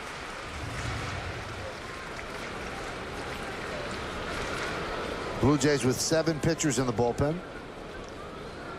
And the Blue Jays got to feel shell-shocked right now. You had your best pitcher going yesterday in Roy Halladay. You didn't get the win. Today you show up and you got to scratch your starter. Brett Cecil got the fire alarm and struggled early. Even with that being said, you got a lead. And this one cut that lead down to 1. Matsui with that 3-run shot over the auxiliary scoreboard. Got the score back to 8-7. From that point now the Yankees are up 10-8. But from the Blue Jays perspective, you're really shell-shocked right now. Coming into a tough 4-game series at Yankee Stadium, their first visit here in New York this year. In danger of losing 3 straight. 2-2. Foul back. Well, when Halladay loses his start, the Blue Jays don't feel good about a series. And I think that they go into a series when he's scheduled to start one of the games and say, oh, that's the game we win. Well, how do we get the other game? And Halladay losing with a 5-3 lead late in the contest, that's a little shocking for them. He didn't exactly get the loss, but the team did.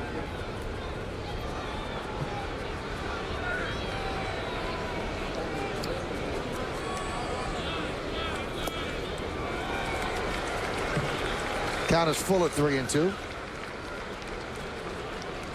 Since the Blue Jays and Yankees met in the middle of May, the Blue Jays are 19-26, and the Yankees 14 games over 500, which is where they are right now. So at that point, when they met the Jays, they were a 500 team. 3-2. Line drive. Base hit to right field. Posada rounds third. They're waving him home. Here's the throw from Rios. Posada is out. He had missed the plate. The tag was missed. Then he tried to go back, and Chavez tagged him for the final out of the 5th inning. But the Yankees take the lead. They scored 3 runs on 2 hits. Almost had more, but Posada and Chavez do a dance of catchers.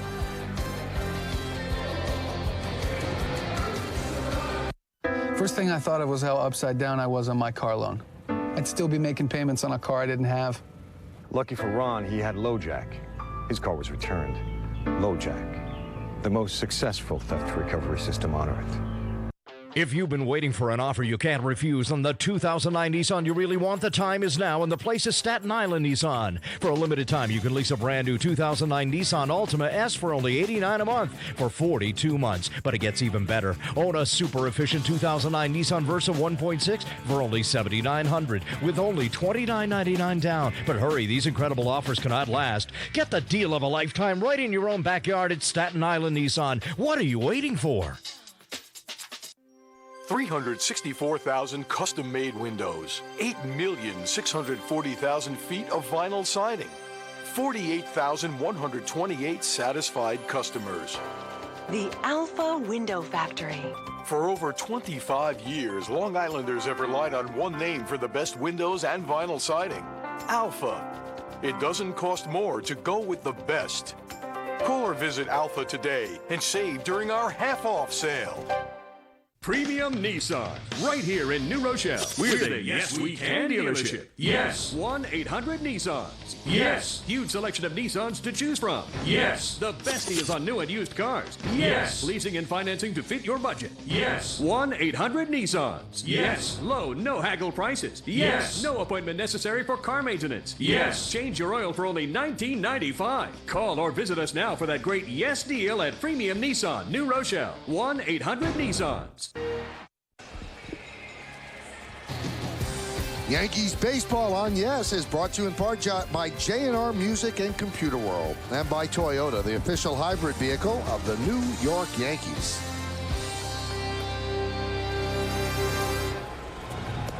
And now they turn it over to Alfredo Aceves as we go to the 6th inning to see if he can restore some order to the proceedings. Every choice for pitching has been a little bit shaky on both sides, although Albaladeo didn't allow a run in his inning and a third.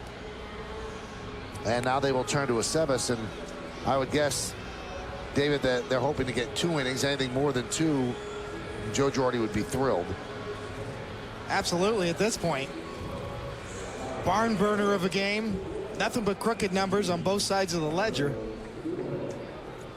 Aceves now in a hold position here in the top of the 6th.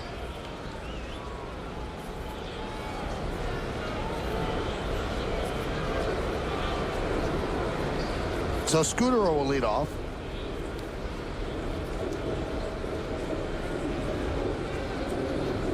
Top of the order, Scudero, Hill, and Lind, as the Yankees have a 2-run lead at 10-8.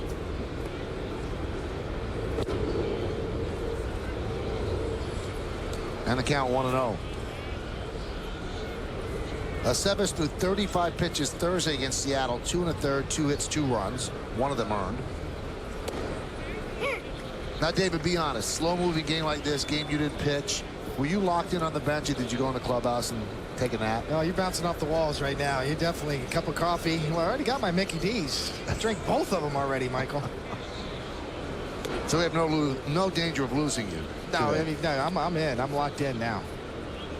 But when you play it, it must be players hate watching. See that right there. Boy, that's just boom. Where are you? There's your answer right there, Michael.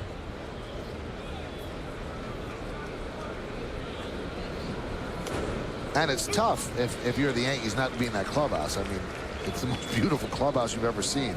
Beautiful clubhouse. Even when I went in the clubhouse, Michael, you know, I was still keyed in on the game, what was going on.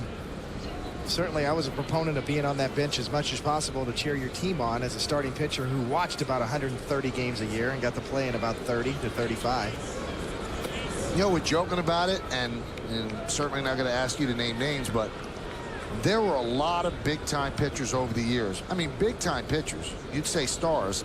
That when they weren't starting, they were nowhere on the bench, and they were in the clubhouse, and they weren't paying attention to the game at all because they felt that their job was 34, 35 times a year, and that was it. Yeah, like Sabathia and Burnett sitting side by side there. Fouled straight back, and I think that players take note of that, David, when a pitcher's not there. I think it bothers them. Well, you know, it's not as if you're not free to move around. You go up to the bathroom, go get a cup of coffee, go get, you know, a quick snack and get back on the bench. I mean, this is a long game, but just as long as you're into the game, you're interacting with you guys out there, you know, that are on the field trying to win a game for you. Slow ground ball to third. Ransom gets Scudero one away.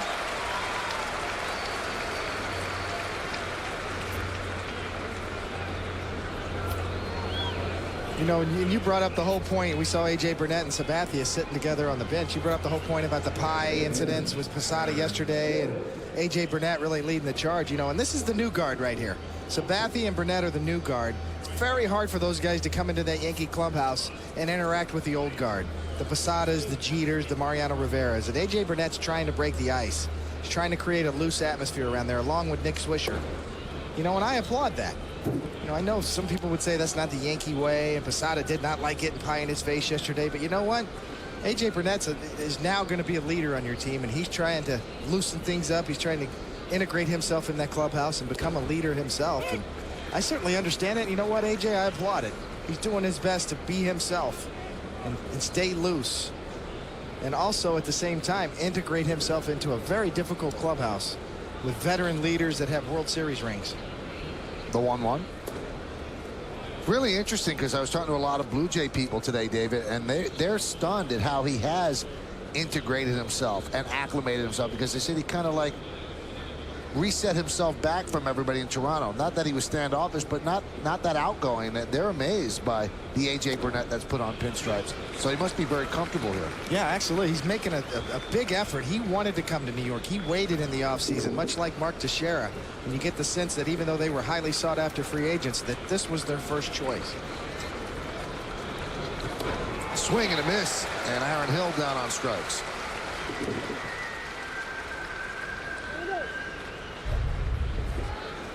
They announced the American League starters earlier. They announced both the league starters. Bay, Hamilton, and Suzuki left to right. In the infield, Longoria, Jeter, Pedroia, and Teixeira. And Mauer behind the plate. So 2 Yankee starters, and Mariano Rivera is going as well.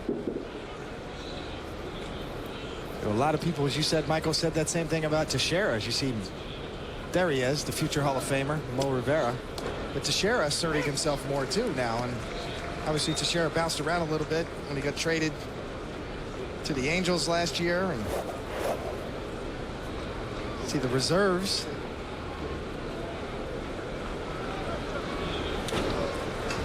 Adam Lynn with a pop up to shallow right, coming on Swisher.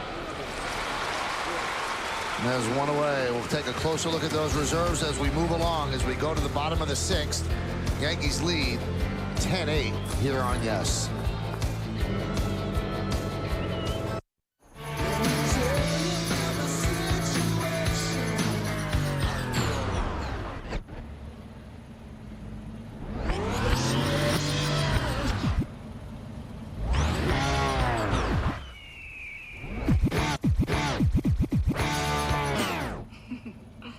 Rocking performance, exceptional control.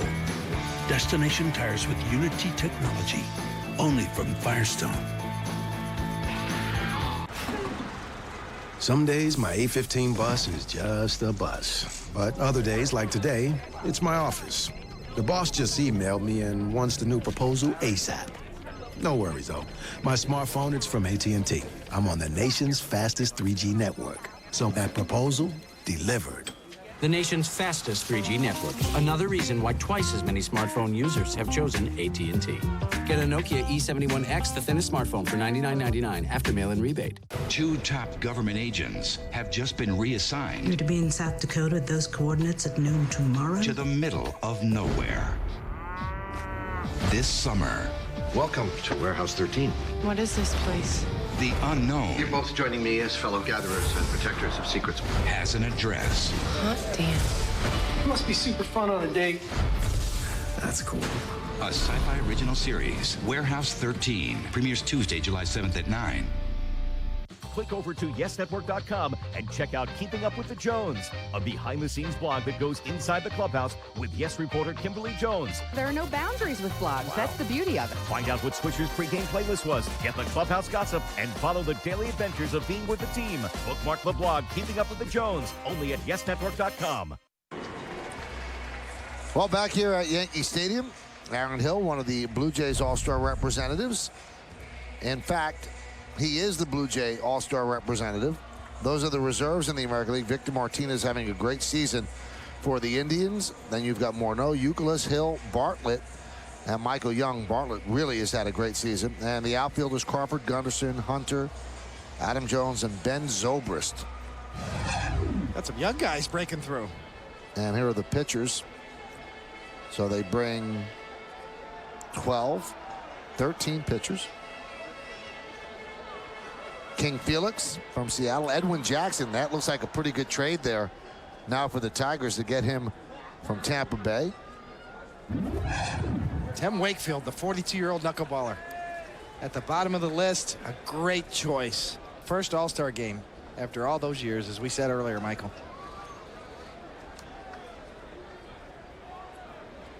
Here's Nick Swisher. And that's foul back. Those are the numbers on Carlson.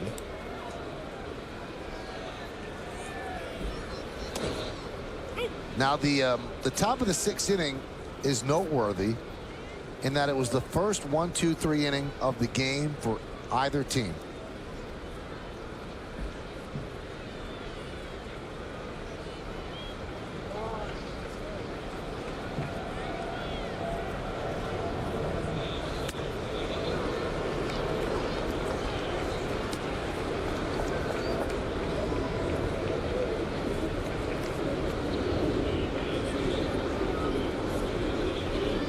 Boy, the manual scoreboard people really doing a lot of work today. 10-8. Swisher strikes out to open up the 6th.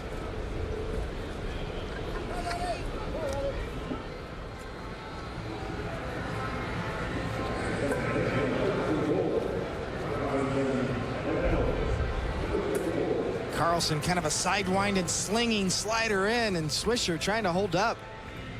Little semi-Reggie Jackson impersonation down to one knee, but a swing and a miss. There's Robinson Cano against Carlson.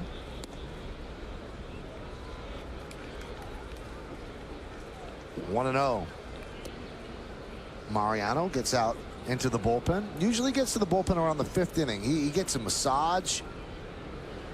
And Derek Jeter was joking about it because earlier in this homestand, when Mariano came out to throw out the first pitch to honor his 500th save, Jeter said that's very, very unusual for him because it takes him 5 innings to loosen up. So he usually spends the first 5 innings in the clubhouse, gets a massage, gets ready, and then goes out when it's time to go to work.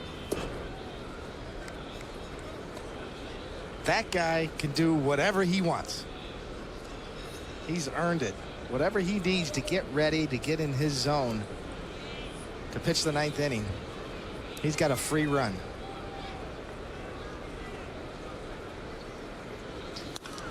There's a ground ball up the middle. Scudero. Now, David, I know you pitched out of the bullpen in the 2000 series. Did you hang out in the bullpen much on days you didn't pitch? Because that would seem like a good place for you. Occasionally I would venture down there. know, some guys that are hardcore pen members, the bullpen, they don't allow starters down there. You have to be a member. You have to have a membership card to even go down and visit sometimes, depending on the makeup of your bullpen. But I was a former committee member. I was a former reliever, so I had an honorary card, so I could go down and visit, but they wouldn't let me stay too long. Pitch to Melky Cabrera is a strike. Jeff Nelson and Mike Stanton, they let me come down and tell some jokes, tell some stories, and then kick me out. Get back out of here. Go back to the dugout. The 0-1. 0-2. It's an elite club on any baseball team. The bullpen, the members of the bullpen, especially in games like this. You know they're going to get emptied out.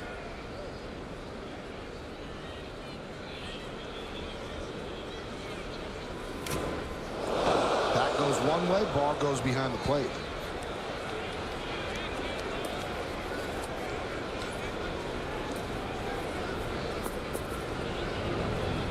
This was a day, as we've mentioned, that the Yankees really wanted to give the bullpen a rest. Even Joe Girardi admitted before the game, we're a little short out there. We're a little tired. But not to be. You have to roll with the punches. Yankees are doing that as Jabba was knocked out in the 4th inning. So now they're going to have to try to piece it together. Get the final 13 outs out of the pen. The 0-2. Line drive, a base hit to left field off the bat of Cabrera.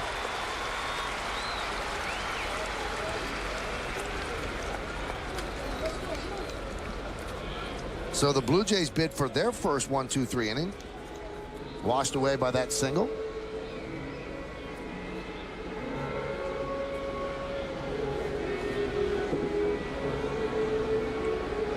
And here's Cody Ransom. Now, what would be important for the Yankees, this is the day that the Yankees and Joe Girardi have chosen to give Alex Rodriguez that day off. So you're taking your cleanup hitter out of a game. And if you can win the game when you give Alex that rest, well, you feel better about giving that rest out. And Girardi, and he'll explain this on the Joe Girardi show, which will come up after the postgame show, he said it's a tough call. He goes, because you want to run him out there all the time. He said, but you have to be smart. He said you have to listen to the doctors. You have to listen to Alex. He said because Alex probably wants to play every game. He said, and we've got to be firm, and he's got to get days off. And he's got to get a day off each week, and we've got to stick to that, make it work, and hope that it doesn't hurt. So if they win the game, this time it doesn't hurt. And it's a hard game to figure out. They have 10 runs on the board. They're in the 6th inning, and their cleanup hitter hasn't played, so everything has gone in their favor. Check swing, but he goes around. Yankees have pounded out 13 hits against 3 Blue Jay pitchers. Check that, 4 Blue Jay pitchers.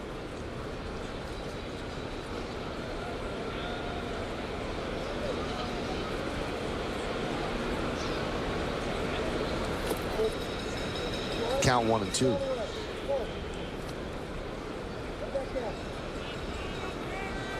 Jesse Carlson, kind of a specialty lefty, really a crossfire kind of guy, kind of a slinging motion. You can see where he'd be tough to pick up for left-handed batters. Gets righties a little different. You might see the ball a little better because he's kind of a low 3/4, throws across his body, but he does have a sweeping slider. He can throw down and into righties. Foul bat. Upper 80s, sneaky quick. See, he's closed, and right there, he's landed way across his body in a slinging, stiff-legged front motion and a hop off the mound. Almost a la Mike Mussina. We've seen Mussina kind of hop off the mound in his delivery, but this is a delivery designed to be difficult and deceptive to left-handed batters.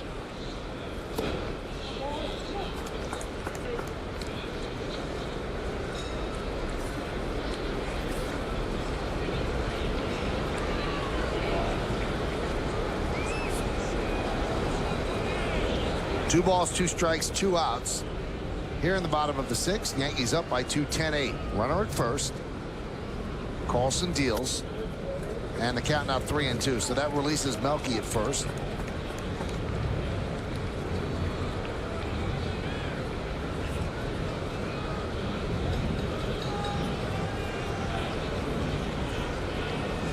he's going to get phonier.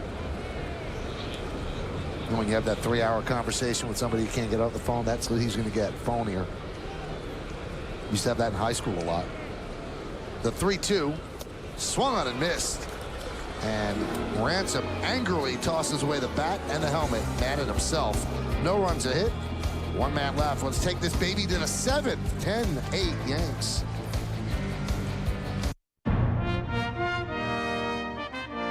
After 86 years at the same address, greatness has a new home.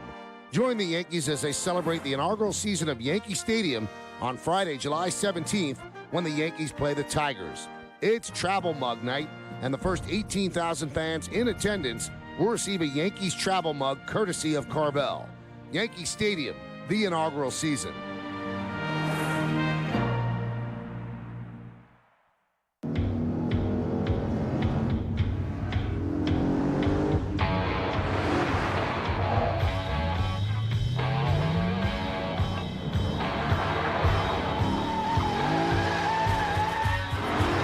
This is liberation through acceleration. This is the Lexus IS line. Lease the 2009 IS 250 all-wheel drive for $369 a month for 36 months with $35.69 due at signing. Excuse me, coming through. And you are? I am an HD Pixel, and I'm here to work for the finest HD Pixels around. Where did you used to work? The phone company. What happened? Oh, ever seen how angry people get when their first bill arrives? Man, I am glad I'm pink. Mm-hmm. Safari! IOTV, now with over 100 HD channels. IOTV brings you an extraordinary HD experience free. Today on an all-new WB Mason presents the Joe Girardi Show. After the battle with Seattle and the tussle with Toronto, the skipper sits down with Michael Kay to discuss the latest pinstripe performances. Plus, with the All-Star break approaching, who will benefit most from the break? Get it straight from me on the next Joe Girardi Show. Today after the postgame, only on Yes.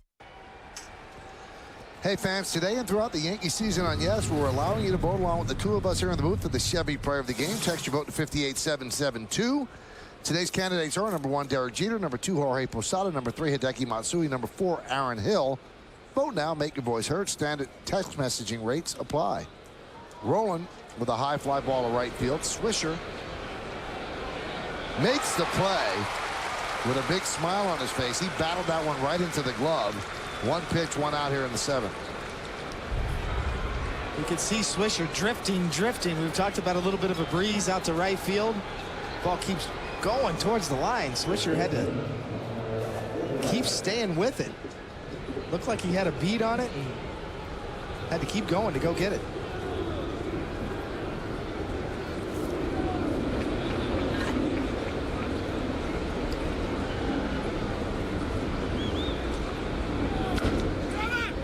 Ground ball to first. Teixeira's there. 2 pitches, 2 outs.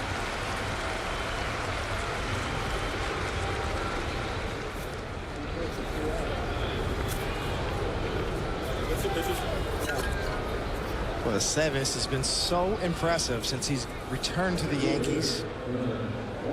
Tough kid. Pitched in the Mexican League for several years. Really had to pay his dues to get back to the big leagues. And tell you what, he has taken advantage of this opportunity just about as well as anybody in the big leagues right now.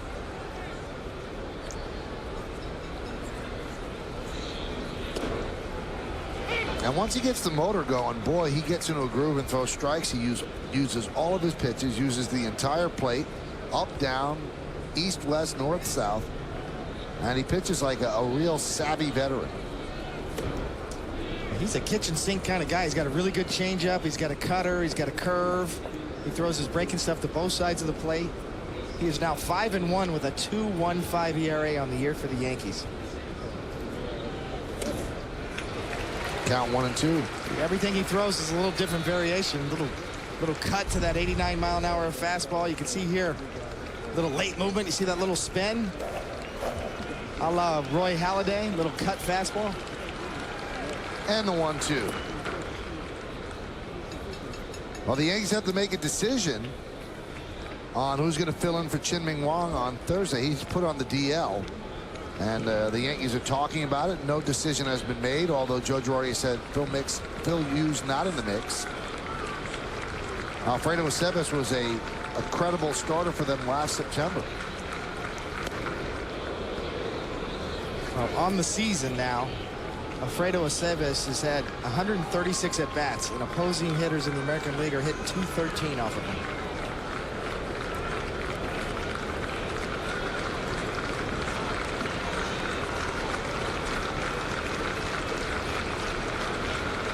And the pitch.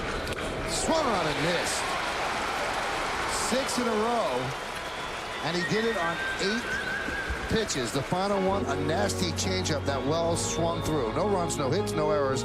Nobody left at the end of 6.5. It's time for the 7th inning stretch. Yankees lead this one 10-8, but we stay right here and honor America on this Independence Day weekend in the Bronx. Sunday afternoon, please rise and offer a moment of silent prayer as we remember the servicemen and women who are serving our country at home and around the globe. Now please join Kate Smith as she sings God Bless America. God bless America, land that I love. Stand beside her and guide her through the night with a light from above, from the mountains to the prairies, to the oceans, white with foam. God bless America, my home, sweet home.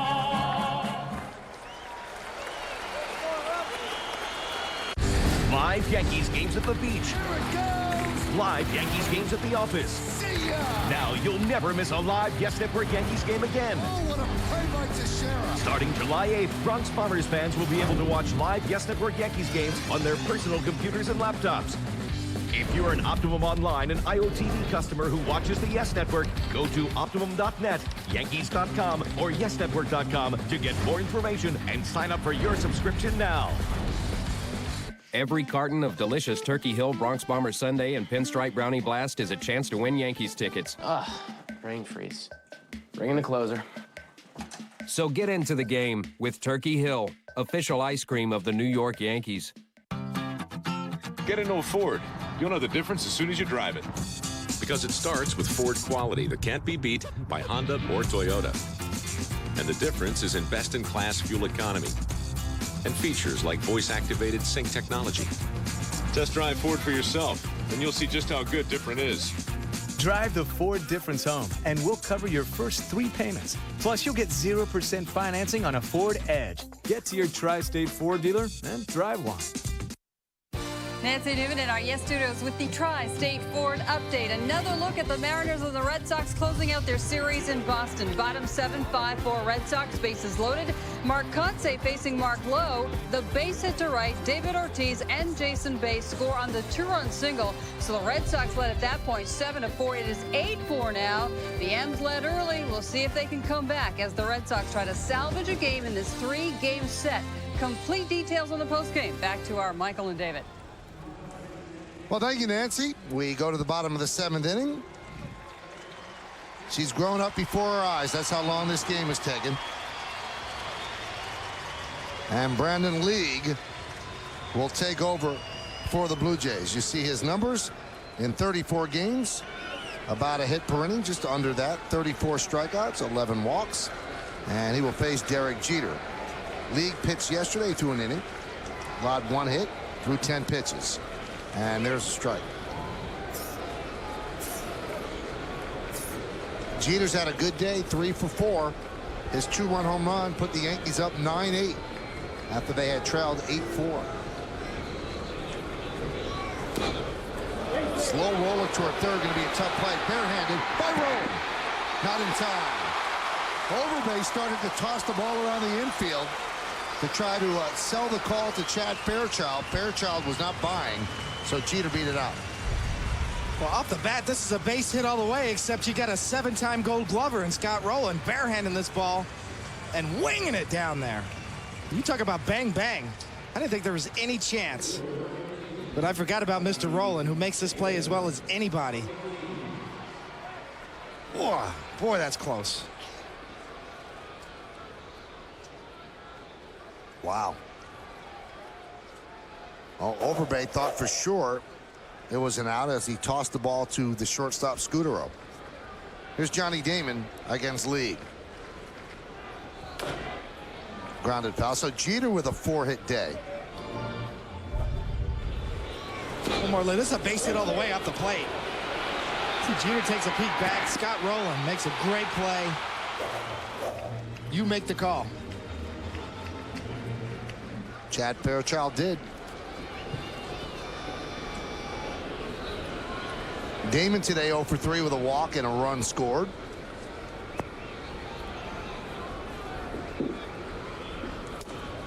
Inside.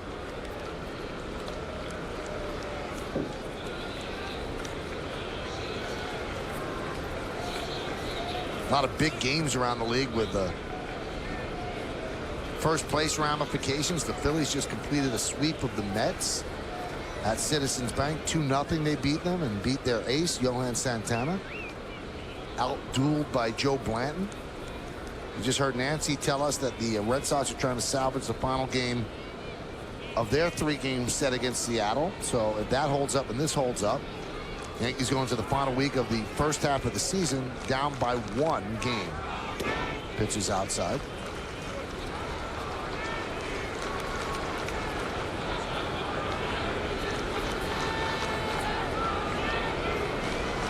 Damon has 49 runs batted in at this point. Tomorrow's the official halfway point of the season. In terms of games, he has never driven in 100 runs in his career. He has been primarily a leadoff hitter. But hitting home runs this year, batting in the number 2 hole, maybe he gets to it with this Yankee offense, which is very circular. There's a lot of people at the bottom of the order that get on base. Well, Johnny Damon's the type of hitter, a veteran hitter that can look for certain pitches in his happy zone. Batting left-handed in this stadium, he knows pitches he can drive, and he'll go up there and look for it and actually try to drive it, try to lift. He's got a slide uppercut swing. That's why we call it Damon's deck, because he had a run of home runs here early in the year at Yankee Stadium, but he knows what to look for.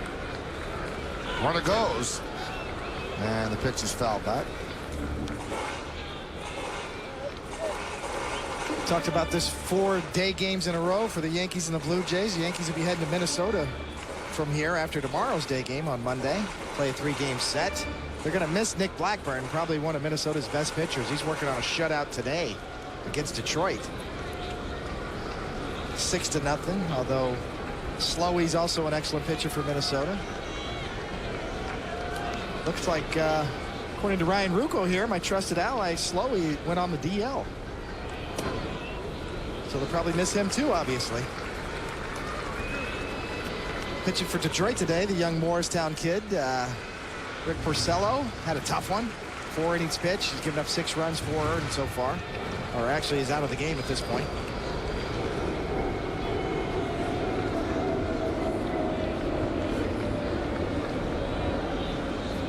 Jeter goes at 3-2. He checks his swing. Did he check it? Yes, he did. Wally Bell said he'd check it, so that certainly ended the confusion right there. So Jeter had taken off. Then he wasn't sure if, in fact, it was a check swing. Then he started to head back to first. It was a check swing. So everything after that was unnecessary as the walk is issued to Damon. Cito Gaston going to go down to the end of the dugout just to maybe have a word.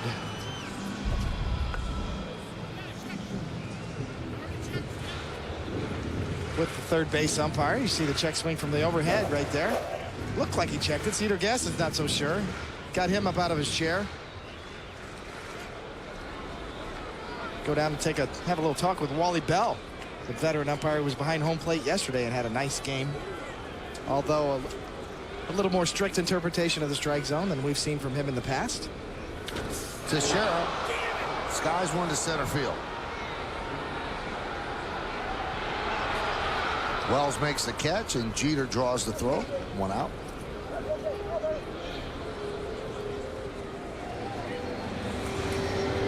So Teixeira with 3 walks and 2 fly balls to center. He's 0 for 2. That's going to bring up Posada, who's 4 for 4 today.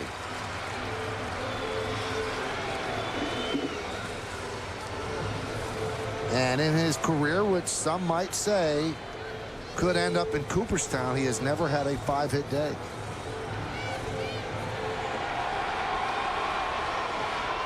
And, you know, people raise their eyebrows about that, David, but Hall of Fame, you're supposed to talk about people that dominated an era. Doesn't mean that you have to be one of the best catchers of all time. Were you the best in your era? And you have to say Posada is up there with the best in his era, and he compares with other catchers throughout time as well. I think he needs a couple more decent years, but I think he's borderline right now. He can make it. Skips out of the way of that. 97-mile-an-hour fastball. It's an interesting example, Michael. Posada, a career .277 hitter with 232 career home runs, 921 RBIs, over 5,000 at-bats in his career. You know, the thing I look at, Michael, even with Bernie Williams playing center field, Bernie Williams was not Joe DiMaggio, but he carried on that tradition of center fielders. Posada's done that at the catcher position. There's never going to be another Yogi Berra, but for this generation, Posada has carried the torch rather very well. That's kind of what you look at with the generations of the Yankees. Yankees are defined by their generations, and see the 2-8s there. Bill Dickey as well, a great catcher. And Elston Howard. They've been a tradition behind the plate. Thurman Munson. Posada has carried the torch very well for the exalted catcher's position in Yankee history. Grounded to first. Overbay to second, one on to first. It's a double play. A 3-6-1 double play as they finally retire Posada. No runs a hit, no errors, and 1 man left on base. We go to the 8th inning at the stadium. Overbay turns it nicely and starts the 3-6-1. Yankees up by 2.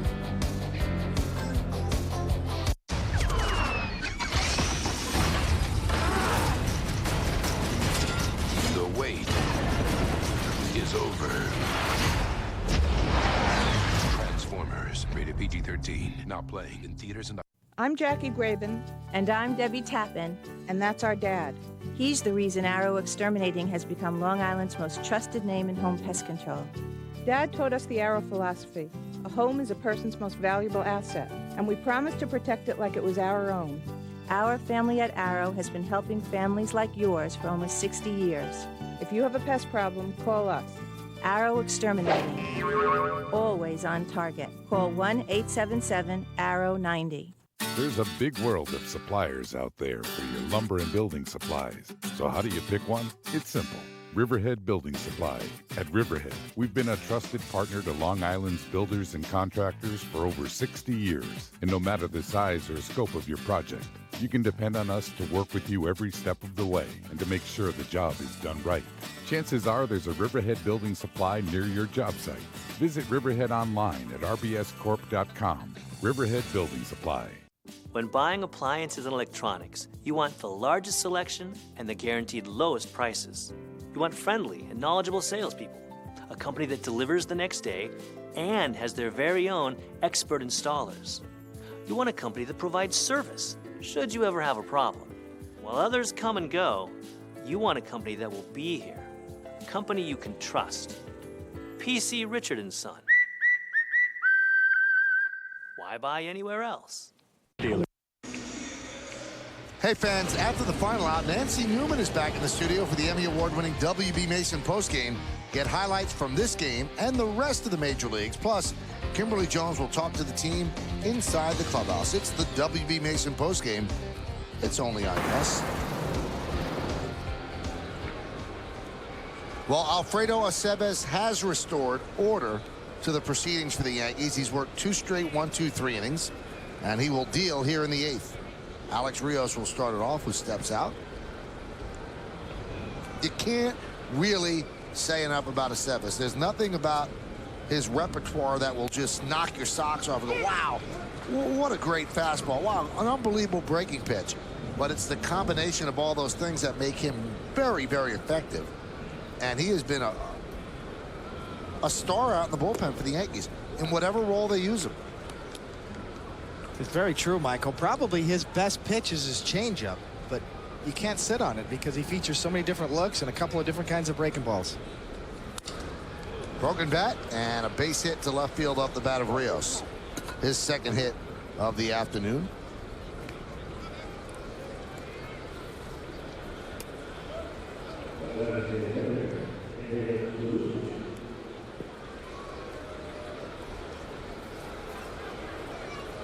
Now, we told you about the players that aren't available out in the bullpen tonight. Phil Hughes, Phil Koch, Brian Bruni. Mariano is available, but he has pitched 5 of the last 6 games. And yesterday he looked, I don't know if you'd agree, David, just a tick off from his normal self when he pitched in the tie game in the 9th. He's never usually great in a tie game, but fastball looked like a mile per hour less than it usually is. Good change.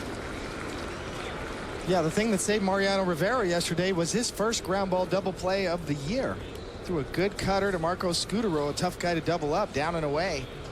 Got Scutaro to hit it hard enough to Jeter and got his first double play to get out of that inning after the leadoff guy got on.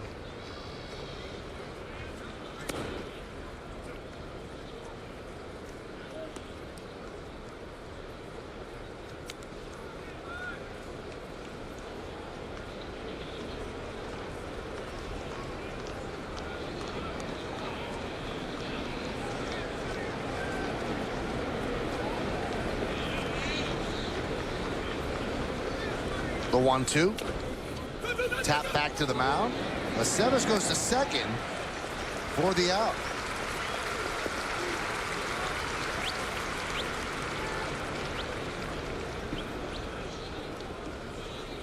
A little bit of a gamble, especially up by 2, but he decides to get the lead runner. Yeah, good changeup from Aceves and off the end of the bat from DeLucia. No hesitation.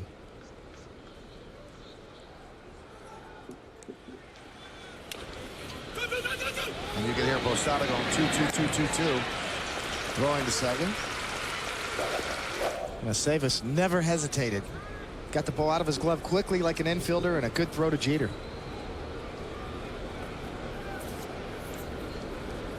Here's Raul Chavez. Aceves has not completed 3 innings for the Yankees since May 29th. And a strike.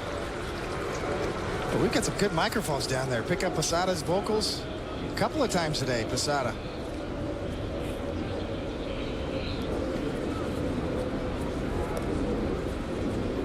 Tells you what, even with a full crowd, the right time, you still have to talk to each other on a baseball field. Outfielders have to try to communicate. Infielders and outfielders converging. Catchers especially are the field generals. Posada's got a loud voice. He's well heard. It has to be loud to cut through the crowd. 46,320 here at the ballpark.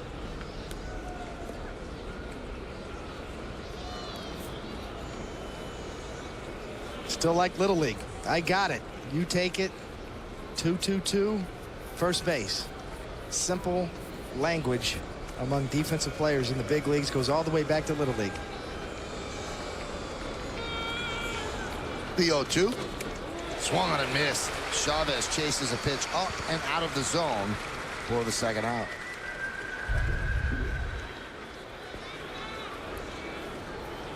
Aceves expanding up the zone.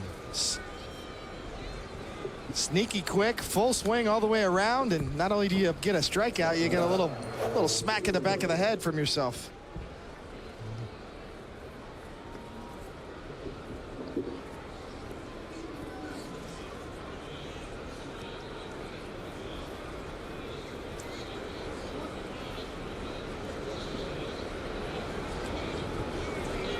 Here's Scutaro. And a strike.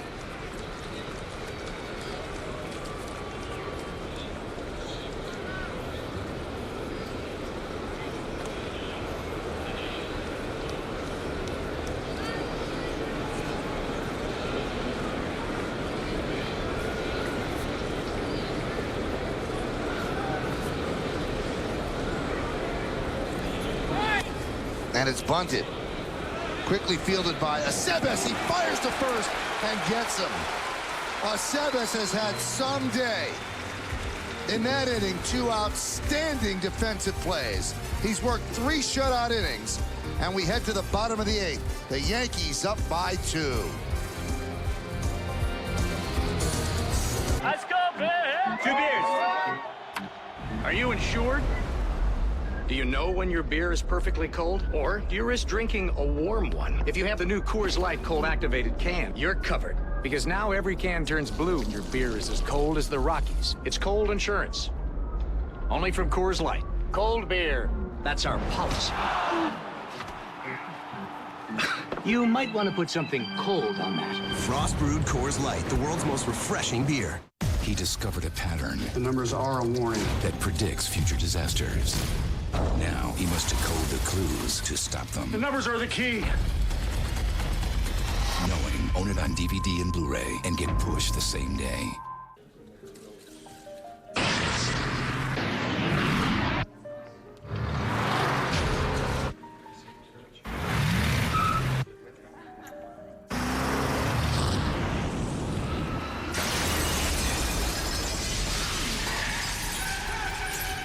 Taking its rightful place in a long line of amazing performance machines. This is the new E-Coupe. This is Mercedes-Benz.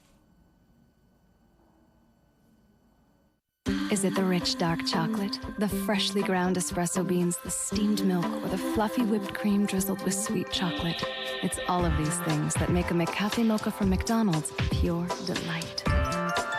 And here's one more thing. From July 6th to the 12th, you can try a sample-sized McCafe iced mocha or iced latte during breakfast for free.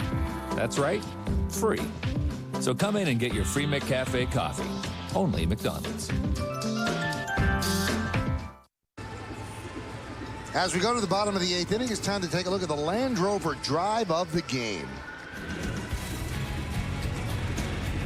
And with the Yankees down 8-4, Hideki Matsui with a 3-run bomb to right field. His 8th off of left-handed pitching this year and 13th overall. That brought the score to 8-7. Hideki Matsui in the 4th inning. 3-run bomb, the Land Rover drive of the game. I'll tell you what, David, I thought that was the most important hit. Because at 8-4, you have a chance to say, you know what, it's just not our day. And with one swing, all of a sudden, it's a 1-run game. And I think it kind of woke them back up and said, whoa, wait a minute, we can win this. Completely agree. In the 4th inning, no less. I mean, the first few innings really dragged, obviously, with a lot of offense. A little disappointment with Jabba Chamberlain getting knocked out.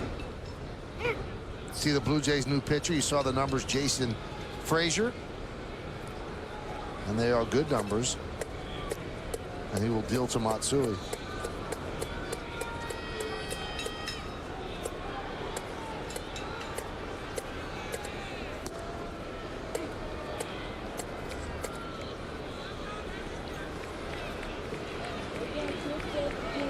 Jason Frazier has kind of assumed the closer's role from B.J. Ryan, as you mentioned earlier in the game, Michael. B.J. Ryan not fully back from his arm injury earlier this year.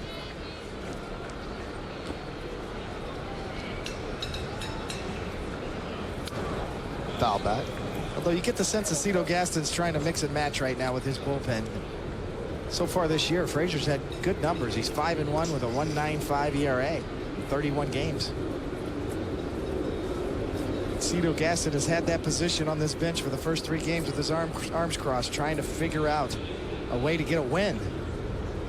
In danger right now of losing 3 straight with another day game tomorrow against the Yankees, a wraparound 4-game series. Swing and a miss. Matsui down on strikes.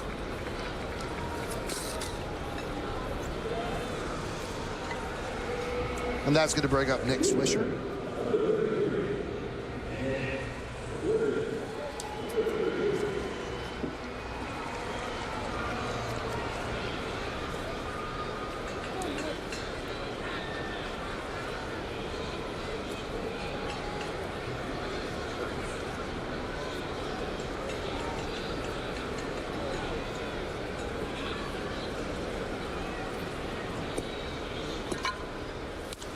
Fouled away.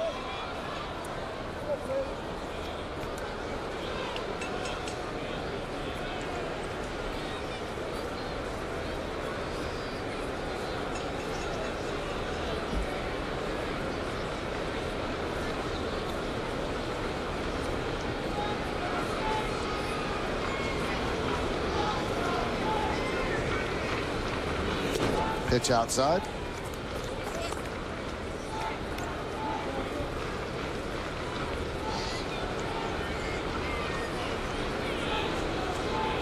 Kind of interesting here, Michael. I know it doesn't take Mariano Rivera long to warm up, but here with 1 out in the bottom of the 8th, no activity in the Yankee bullpen.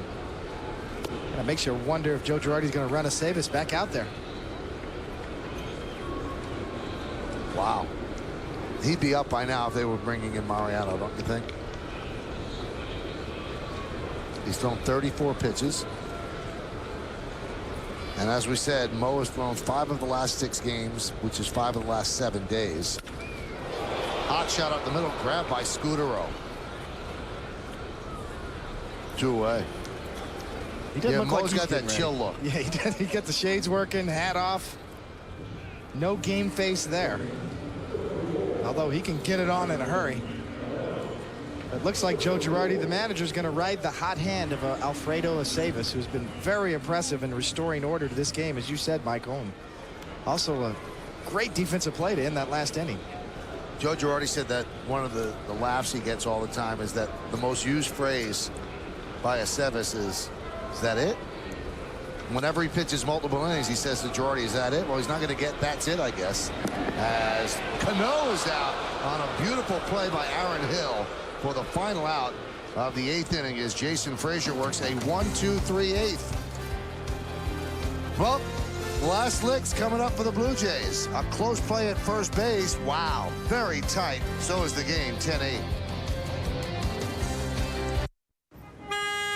Traffic worse than Moscow. Here, have some coffee. I get from my office supply guy. He brings paper, toner, everything. And get this, no charge for delivery. He calls himself capitalist, this W.B. Mason. Me, I charge for everything. Let's go! Hey, brother, I love you! Who but W.B. Mason? One source. Wonderful. I hear downloading a coupon and taking it to J&R 4th of July weekend can save you $15 on new electronics. I wonder, who's gonna get replaced first? Ooh, this is awkward. These two here, guys. It's all good, man. Don't sweat it. Don't worry about it. You know what? Follow me. There you go, guys. Enjoy the games. Heineken Light, gentlemen. Thank you. Hey, guys, can you pass me one? Please? Heineken Light. Give yourself a good name.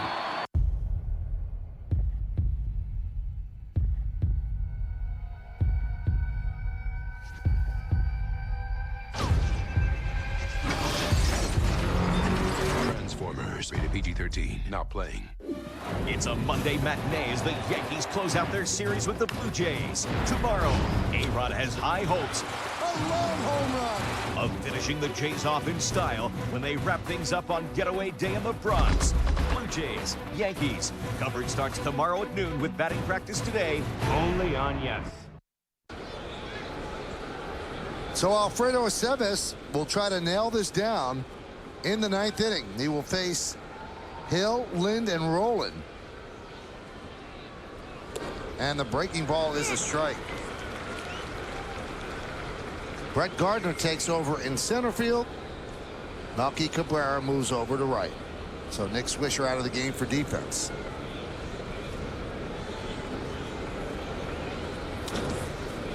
Soft ground ball to short. Jeter. 1 away. Let's take a look at the play of the game brought to you by Geico. 15 minutes could save you 15% on car insurance. Well, Derek Jeter gets a backdoor slider off of B.J. Ryan. Stays back, drops it over the right field wall to put the Yankees up 9-8.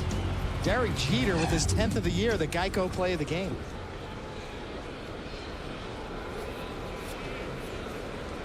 Brian Bruni, who they do not want to use today, is warming up. Here's Adam Lind. And there's a strike.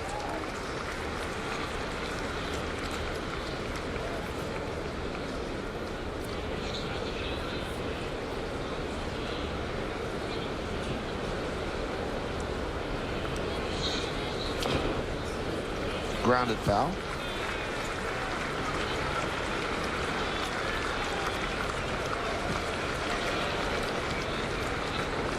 Aceves' longest outing with the Yanks this season came in his first appearance. That was on May 4th against the Red Sox. He went 4 1/3. If he finishes this out, it will be 4 innings even. The 0-2. Swung on and missed. He's 1 out away.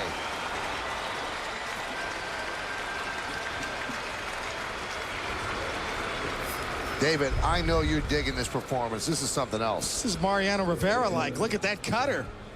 Biting. Great location, great finish pitch. Looks like a fastball. Do you see that little cut spin? About a half a foot of movement underneath the hands of a left-handed batter. Great 0-2 pitch. Here's Scott Rowland.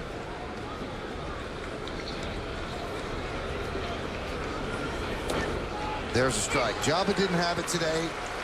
Victimized by an error by Cody Ransom. Albaladeo came on, did a nice job in an inning and a third. And then Alfredo Aceves, he's allowed 1 hit. Alex Rios singled in the 8th inning. And now the Blue Jays are down to their final strike. And what's left of the crowd of 46,320, many getting to their feet.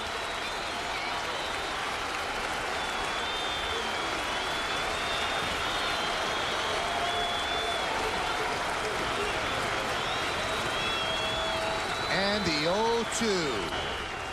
Rowland stays alive. Well, if they're thinking about stretching out Aceves, this goes a long way. He's at 42 pitches right now. He is, and he's got that ability, and he's completely unpredictable.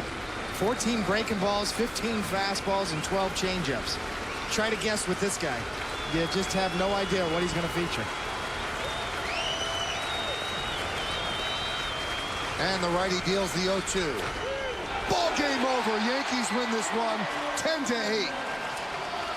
What a performance by Alfredo Aceves. Outstanding. It's up to the official scorer. He could give him a win or he could get the save. But I'll tell you what, he's the star of this game. The homers, the big hits by the Yankees, 14 hits in all. And they give Aceves the save in this one. And he drops a breaking ball on the inside corner to get Scott Rowland. Front door. You see Posada probably wanted it away, but it's got good finish, good bite. It fools Rowland. Rowland thinks it's a ball and breaks around the plate. Aceves with a curveball to finish it. And the captain with the big home run. Likes the way this one turned out. His home run turned an 8-7 deficit into a 9-8 lead, a lead the Yankees never relinquished, and Aceves picks up his first career save. Just a great performance by Alfredo Aceves. Well, Kim Jones is down on the field, and she's standing with the Yankee captain, Derek Jeter. Kimberly? Thank you, Michael. Derek, earlier today, Girardi was talking about the pen, saying they know if they can hold this team in the game, you guys have the offense to come back. What can you say about the bullpen, especially Aceves? Well, they did a great job. I mean, after that big inning there, they shut them down the last 5 innings, and that's the only way you have an opportunity to come back. So our bullpen did a great job. How about that home run you hit in the 5th, this crazy game through 5? Is any part of you saying that might be the winning margin? Because it was. Yeah, it didn't look that way, the way the game was going. But, you know, we just try to have good at-bats. We had some good at-bats today. We fell behind. We came back. And with the pitching staff, they deserve all the credit. You took 3 in a row now from the Jays so far. How big was Matsui's home run closing the gap from 8-4 to 8-7? It was huge. I mean, I felt bad for Matsu. All those interleague play games, he didn't get an opportunity to get out there and play. But he's been swinging the bat well since he came back. All right, we saved the best for last. You are Mr. All-Star, not only the starter at shortstop, but the AL's leading vote getter. Does that make it doubly the honor to know that? I didn't know that, so... well, congratulations. Thank you. I mean, you appreciate all the fans going out there to vote. Obviously, the Yankee fans doing a tremendous job. You know, everyone likes to go to All-Star games. You sort of get rewarded for the first half, but it'll be fun, and then we get back ready for the second half. Thank you, Derek. Michael? And thank you, Kim. So Derek Jeter with that big home run, his 10th of the year. He didn't hit his 10th last year until September. So obviously ahead of the pace. Yankees now 15 games over 500. It's a high watermark. We'll break it down in the postgame after that. At $9.99, this sofa and love seat is pure value. But guess what? There's not 1, not 2, not 3, but 4 built-in recliners. It's no wonder my Bob's Discount Furniture is #1.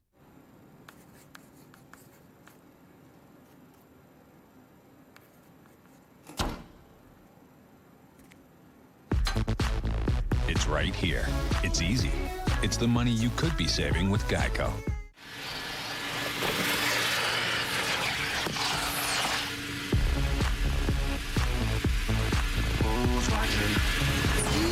It's right here. It's easy. It's the money you could be saving with Geico. At $9.99, this sofa and love seat is pure value. But guess what? There's not 1, not 2, not 3, but 4 built-in recliners. It's no wonder my Bob's Discount Furniture is #1. Premium Nissan, right here in New Rochelle. We're the Yes We Can dealership. Yes. 1-800-Nissans. Yes. Huge selection of Nissans to choose from. Yes. The best deals on new and used cars. Yes. Leasing and financing to fit your budget. Yes. 1-800-Nissans. Yes. Low, no haggle prices. Yes. No appointment necessary for car maintenance. Yes. Change your oil for only $19.95. Call or visit us now for that great Yes deal at Premium Nissan, New Rochelle. 1-800-Nissans. Have you been charged or arrested for a DWI? Now there's help. Sancerre Recovery has special programs available, including OASIS evaluations, DDP drinker-driver program, 14-week DWI specific treatment programs, and certification for out-of-state DWIs. Get your life back on track. Services are confidential and provided within a 24-hour period from time of referral. Call Sancerre Recovery, OASIS license, located in the heart of White Plains, 914-421-0400. Get on the road again. When buying appliances and electronics, you want the largest selection and the guaranteed lowest prices. You want friendly and knowledgeable salespeople, a company that delivers the next day and has their very own expert installers. You want a company that provides service should you ever have a problem. While others come and go, you want a company that'll be here, a company you can trust. P.C. Richard & Son. Why buy anywhere else? It's time to announce the Chevy Player of the Game is voted on by you, the fans. Not me, though. I picked DeCeves, but this is the Player of the Game. This is it. Thanks for clarifying that. Jorge Posada is the Player of the Game. With a 4-for-5 day with 3 ribbies and 2 runs scored. A big double in this game. As we said, 3 big RBIs. Jorge Posada batting from both sides of the plate today. That was the big double there that scored Johnny Damon. Big day and a tough day behind the plate, too. Jorge caught a lot of pitches back there in a long game. Jorge Posada, the Chevrolet Player of the Game. 10-14-2 for the Yankees, 8-12-1 for the Jays. Alpaladeo gets the win. Ryan the loss, and Aceves his first career save. Time of the game, 3:44. Jeter had a great game. Posada had a great game. Aceves had a great game. Hey, join us again tomorrow for Yankees baseball as the Bombers host the Blue Jays here at Yankee Stadium in the Bronx. The coverage begins at noon with batting practice today, followed by the New York Yankees pregame show in high definition where available. Once again, our final score, the New York Yankees 10, the Blue Jays 8. For David Cohn, I'm Michael Kay saying see ya from Yankee Stadium in the Bronx. Now, let's go to Nancy Newman in our Yes Network studios. Thank you very much, Michael. Hello, everyone. Welcome to the W.B. Mason postgame show. This one, indeed, a roller coaster ride. The final score from the stadium, 10-8 for the Yankees. Well, the Yankees jumped out early, but 5 unearned Blue Jays runs in the 4th inning spelled the end of Jabba Chamberlain's day. However, the fireworks were in no way over. The comeback Yankees just kept on chipping away. Hideki Matsui connected for a 3-run home run. Then Derek Jeter with a 2-run shot, giving the Yankees back the lead, and they never looked back. Let's take you through the highlights of this one, and there were plenty of them.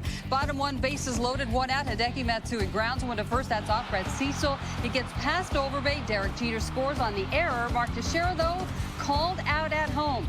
Might have been safe, but he was called out. It is 1-0 for the Yankees at that point. Next batter up is Nick Swisher. That's a single to right. Jorge Posada will score. So the Yankees make it 2-0. All good early. Bottom 2, bases loaded, 2 out. Posada singles to left. That'll bring home Cody Ransom and Jeter. It is 4-0 for the Yankees. Now to the third, the top of the inning with a man on and 2 out, Aaron Hill. Singles to left off Jabba Chamberlain. That'll bring home Raul Chavez, so it's a 4-1 Yankees lead. Next batter, after hitting a 2-run shot yesterday, Adam Lynn does it again. This off Chamberlain, his 18th of the year, so the Yankees lead is cut to 4-3.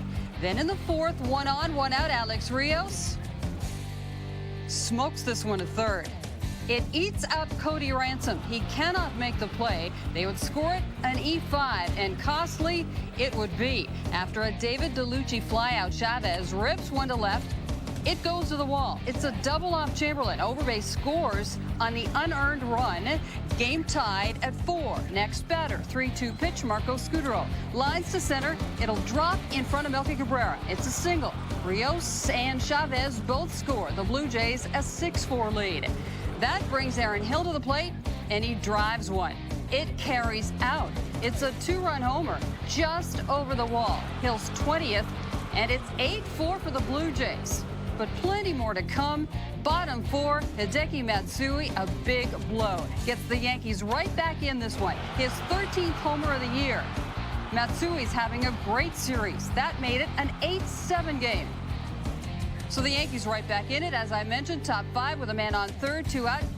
Jonathan Albaladejo just called up today, strikes out Chavez there. Bottom 5, 1 out, Derek Jeter. Got it all. Farewell fly ball off B.J. Ryan. It's a 2-run homer, his 10th, and the Yankees back in front 9-8. Still in the 5th. 2 out, 1 on, Posada. Doubles to right field. That's off Dirk Hayhurst. Johnny Damon all the way around from first to score. A little insurance, 10-8 for the Yankees.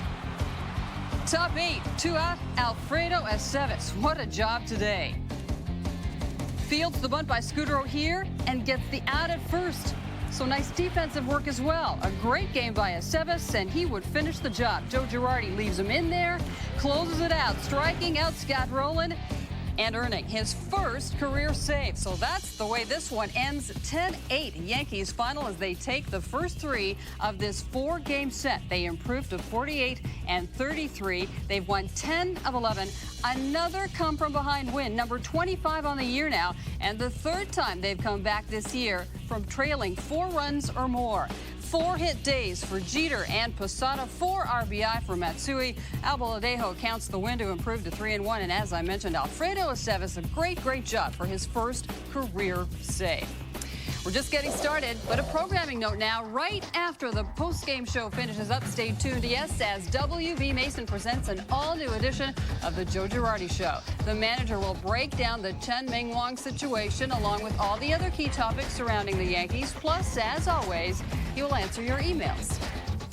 Stay there. When we come back on this edition of the W.B. Mason postgame show, I check back in with our play-by-play team, Mike O'Kay and David Cohen. We'll hear from the skipper, Joe Girardi, and we'll also hear from the players as our Kim Jones works the clubhouse. Plus, out-of-town highlights on this busy Sunday around Major League Baseball. A lot more ahead. Stay right there. The Yankees postgame show on Yes is presented by W.B. Mason. For office supplies at amazingly low prices, who but W.B. Mason? Traffic worse than Moscow. Here, have some coffee. I get from my office supply guy. He brings paper, toner, everything. And get this, no charge for delivery. He calls himself capitalist, this W.B. Mason. Me, I charge for everything. Let's go! Hey, brother, I love you! Who but W.B. Mason? One source. Wonderful! Live Yankees games at the beach. Here it goes! Live Yankees games at the office. See ya! Now you'll never miss a live Yes Network Yankees game again. Oh, what a play by Teixeira! Starting July 8th, Bronx Bombers fans will be able to watch live Yes Network Yankees games on their personal computers and laptops. If you're an Optimum Online and IOTV customer who watches the Yes Network, go to Optimum.net, Yankees.com, or YesNetwork.com to get more information and sign up for your subscription now. Geico's been saving people money on car insurance for over 70 years. And who doesn't want value for their dollar? Been true since the day I made my first dollar. Where is that dollar? I got it out to show you. Was it rather old and wrinkly? Yeah, you saw it?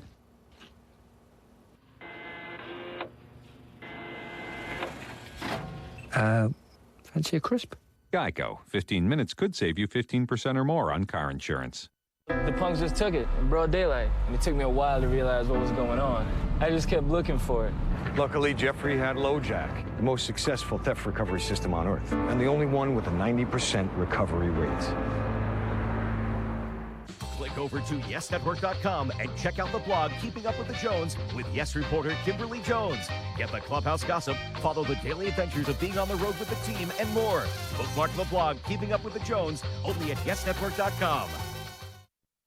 And welcome back to the WB Mason postgame show, everyone. A 10-8 Yankees victory over the Blue Jays today, and time for the Bigelow T postgame booth report. And we welcome back in our guys, Michael Kay and David Cohn. Obviously, guys, plenty to talk about today. We'll get to Job in a moment. But first, let's start with the Yankee offense, shall we? And I completely agree. The Hideki Matsui home run was the key hit of the game. It was an 8-4 ball game at that point. They could have gotten deflated. He made it 8-7 with that 3-run shot, set the stage for Derek Jeter, who pushed them over the top. Well, I think the Matsui home run is the big blow in the game for the reason that the game could have gone many different ways at that point. The Yankee bullpen was depleted today. A lot of the guys were not able to go. We find out later that Mariano wasn't even able to go. But at 8-4, unless they get that big hit, then I think that Joe Girardi just manages to get the outs. And, you know, no fan wants to think that the Yankees were playing to lose the game, which they weren't. But you do have to lose battles to win wars. Yeah, I agree, Michael. And they had that look to this game, like it was going to be ugly, because it was going to be long. Alfredo Aceves stepped up and really restored order, as you said, Michael. I tell you what, there's no mop-up duty in this Yankee bullpen. They are never out of the game. Every inning is important. You can't bury guys down there in that bullpen. Everybody's important. Everybody's role is important. Today, Alfredo Aceves, huge opportunity. Who said he's not stretched out? He went 4 innings today easily. Made it look real easy. Michael and David, perfect segue. Let's go right there to Alfredo Aceves. He has been so impressive in whatever role Joe Girardi has given him. He has come up and come up big. He's really unbelievable. You don't want to throw superlatives at a guy who doesn't throw superlative stuff, but sometimes it's the brain that is just as important as the arm. His stuff is good, David. It certainly doesn't warrant the way he dominated today. He's a really smart pitcher. Well, he is, you know, and it certainly, when you look at his fastball, it's average around 89 to 91 miles an hour, but he cuts it. He manufactures movement. And I'll tell you what, Nancy, when I chart the pitches or I look at my computer during the game and the breakdown of pitches, and I've never, across the board, Alfredo Aceves is the most unpredictable pitcher on the Yankee staff. I mean, there's 14 fastballs, 13 changeups, 12 breaking balls. I mean, he's completely unpredictable, and he'll throw 4 or 5 different pitches at any time in any count. And, you know, one more word on the Yankee offense. 4 hit days by both Derek Jeter and Jorge Posada. And, you know, you guys touched on it during the telecast. Really, a lot of offense production without A-Rod in the lineup. Yeah, when you can put 10 runs on the board and arguably your biggest, most important run producer is resting, that makes the rest easier to take. And as we mentioned, it's going to be very tough to take this guy out of the lineup, but they do have to follow the doctor's orders, and he thinks to keep him fresh, keep the hip fresh, he's got to rest once a week. This was his rest, and the Yankees get a win out of it and score 10 runs. Yeah, you know, and it's also a mental rest, too, for A-Rod. He's been through so much off the field, so well documented. The hip surgery, obviously, the primary reason why he needs rest. But, you know, you just can't put him in the DH role. He needs a full day off so he can relax his mind, get his legs back under him. It worked the first time. We saw that stretch. You know, he came back after a couple of days off, and he looked like a different guy bouncing around. So obviously that's the formula they need to stick to. Good job by Girardi getting him out of there today, and lucky for the Yankees, in a 10-8 game, they didn't need A-Rod. All righty, fellas, to Jabba Chamberlain now. So he exits the day still looking for his first win at home. What did you see from Jabba today? He did look like he wanted to establish that fastball. He and Jorge looked like they were getting in sync early, but it fell apart in that 4th inning. Well, you don't like what you saw from him today. He really did labor, and you don't know if the stadium is in his head. Again, he didn't have that blistering 95-mile-an-hour fastball. I believe he topped out at 93, 94, but he was mostly living, David, at 90, 91, and they were establishing that early, and then when he went to the breaking ball, it wasn't there. Yeah, the first time I've seen Jabba pitch where he didn't have that swing and miss slider that he's so famous for. One of the best in the league. Jabba Chamberlain generates such tight spin. We just didn't see it today. The Blue Jays fouled off his good ones, and then when he got it up in the zone, he really got hammered and got hurt. Tried to throw a lot of fastballs. I think, Nancy, I charted 30 out of the first 37 pitches were fastballs. A little uncharacteristic for Jabba because he loves that slider. And then when he did go to it the second and third time through the order, you know, it wasn't there for him. He didn't have any feel for it or consistency. Didn't have that tight spin that we usually see. And guys, I do want to get your thoughts on Cody Ransom, that error in the fourth, allowing 5 unearned Blue Jays runs to score. Here's a guy so well liked in the clubhouse. He's been around such a long time. He wasn't able to perform up to his capabilities or his expectations while A-Rod was out. And today, well, they did pick him up. His teammates did by coming back for the victory. But you wonder how this is setting on him. Well, you know what? He's had 18 starts at third base, and he's made 3 errors, and that's a little bit too many. He knows that when you're a backup player and you're a bench player, you get that rare start. You have to play a clean game. He didn't today, and obviously he had an opportunity at the beginning of the season when Alex was hurt. The third base job was his before he got hurt, and he didn't do a great job offensively nor defensively, but he's got to tighten things up because he's an important part of this team. Well, he is. He's what Joe Girardi envisioned as his super sub because he can play so many different positions. Short, third, you can put him in the outfield. You get the sense that's why they sent Pena back down to AAA to learn how to play the outfield because he might be the future of that super sub position. Right now, Joe Girardi, a lot of confidence in Cody Ransom. When you got a guy like Pena in the minor leagues who made a good impression, kind of nipping at your heels, I think you can feel that a little bit. I think Cody Ransom, when he gets his opportunity to play, he needs to take advantage of it. And really, he was not even going to play today, but when they made the pitch, the switching pitch, it was going to be Eric Hinsky that was going to start at third base. But once they went to the left-hander Cecil, they decided to go with Ransom. So a rare start for him, and it wasn't a great one. But you know, you wash it under the rug, I guess, to mix metaphors there, and you know, he doesn't feel that badly because the Yankees won. Well done with the mixed metaphor. To tomorrow, and it's Andy Pettitte for the Yankees, and we get a look at Ricky Romero, the youngster, the left-hander for the Blue Jays.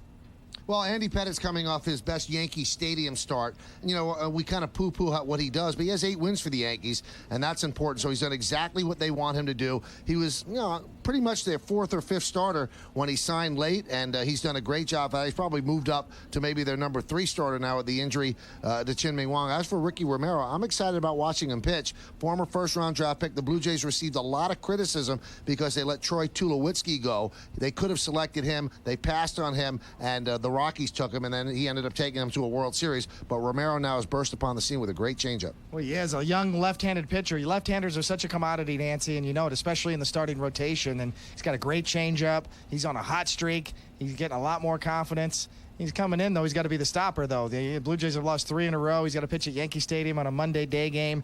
Really tough opportunity for Ricky Romero. But I am anxious to see how he reacts in this environment. All right, guys, a fun watch tomorrow. We'll look forward to seeing you then, and enjoy the rest of your night. You too, Nancy. Thanks. Thanks, guys. Stay there. When we come back, we will hear from the skipper, Joe Girardi, as his team counts a 10-8 victory over the visiting Blue Jays today. And tomorrow, they'll gun for the sweep. Stay with us. Plenty more ahead on the W.B. Mason postgame show. The New York Yankees, most successful franchise of the century. The Yankeeography Mega Set contains the story of every Yankee legend throughout the team's illustrious history. Yankee pride is in full display with nearly 50 hours of content, including all 34 episodes of the Emmy Award-winning series from Major League Baseball Productions. So enjoy Yankee tradition with the Yankeeography Mega Set.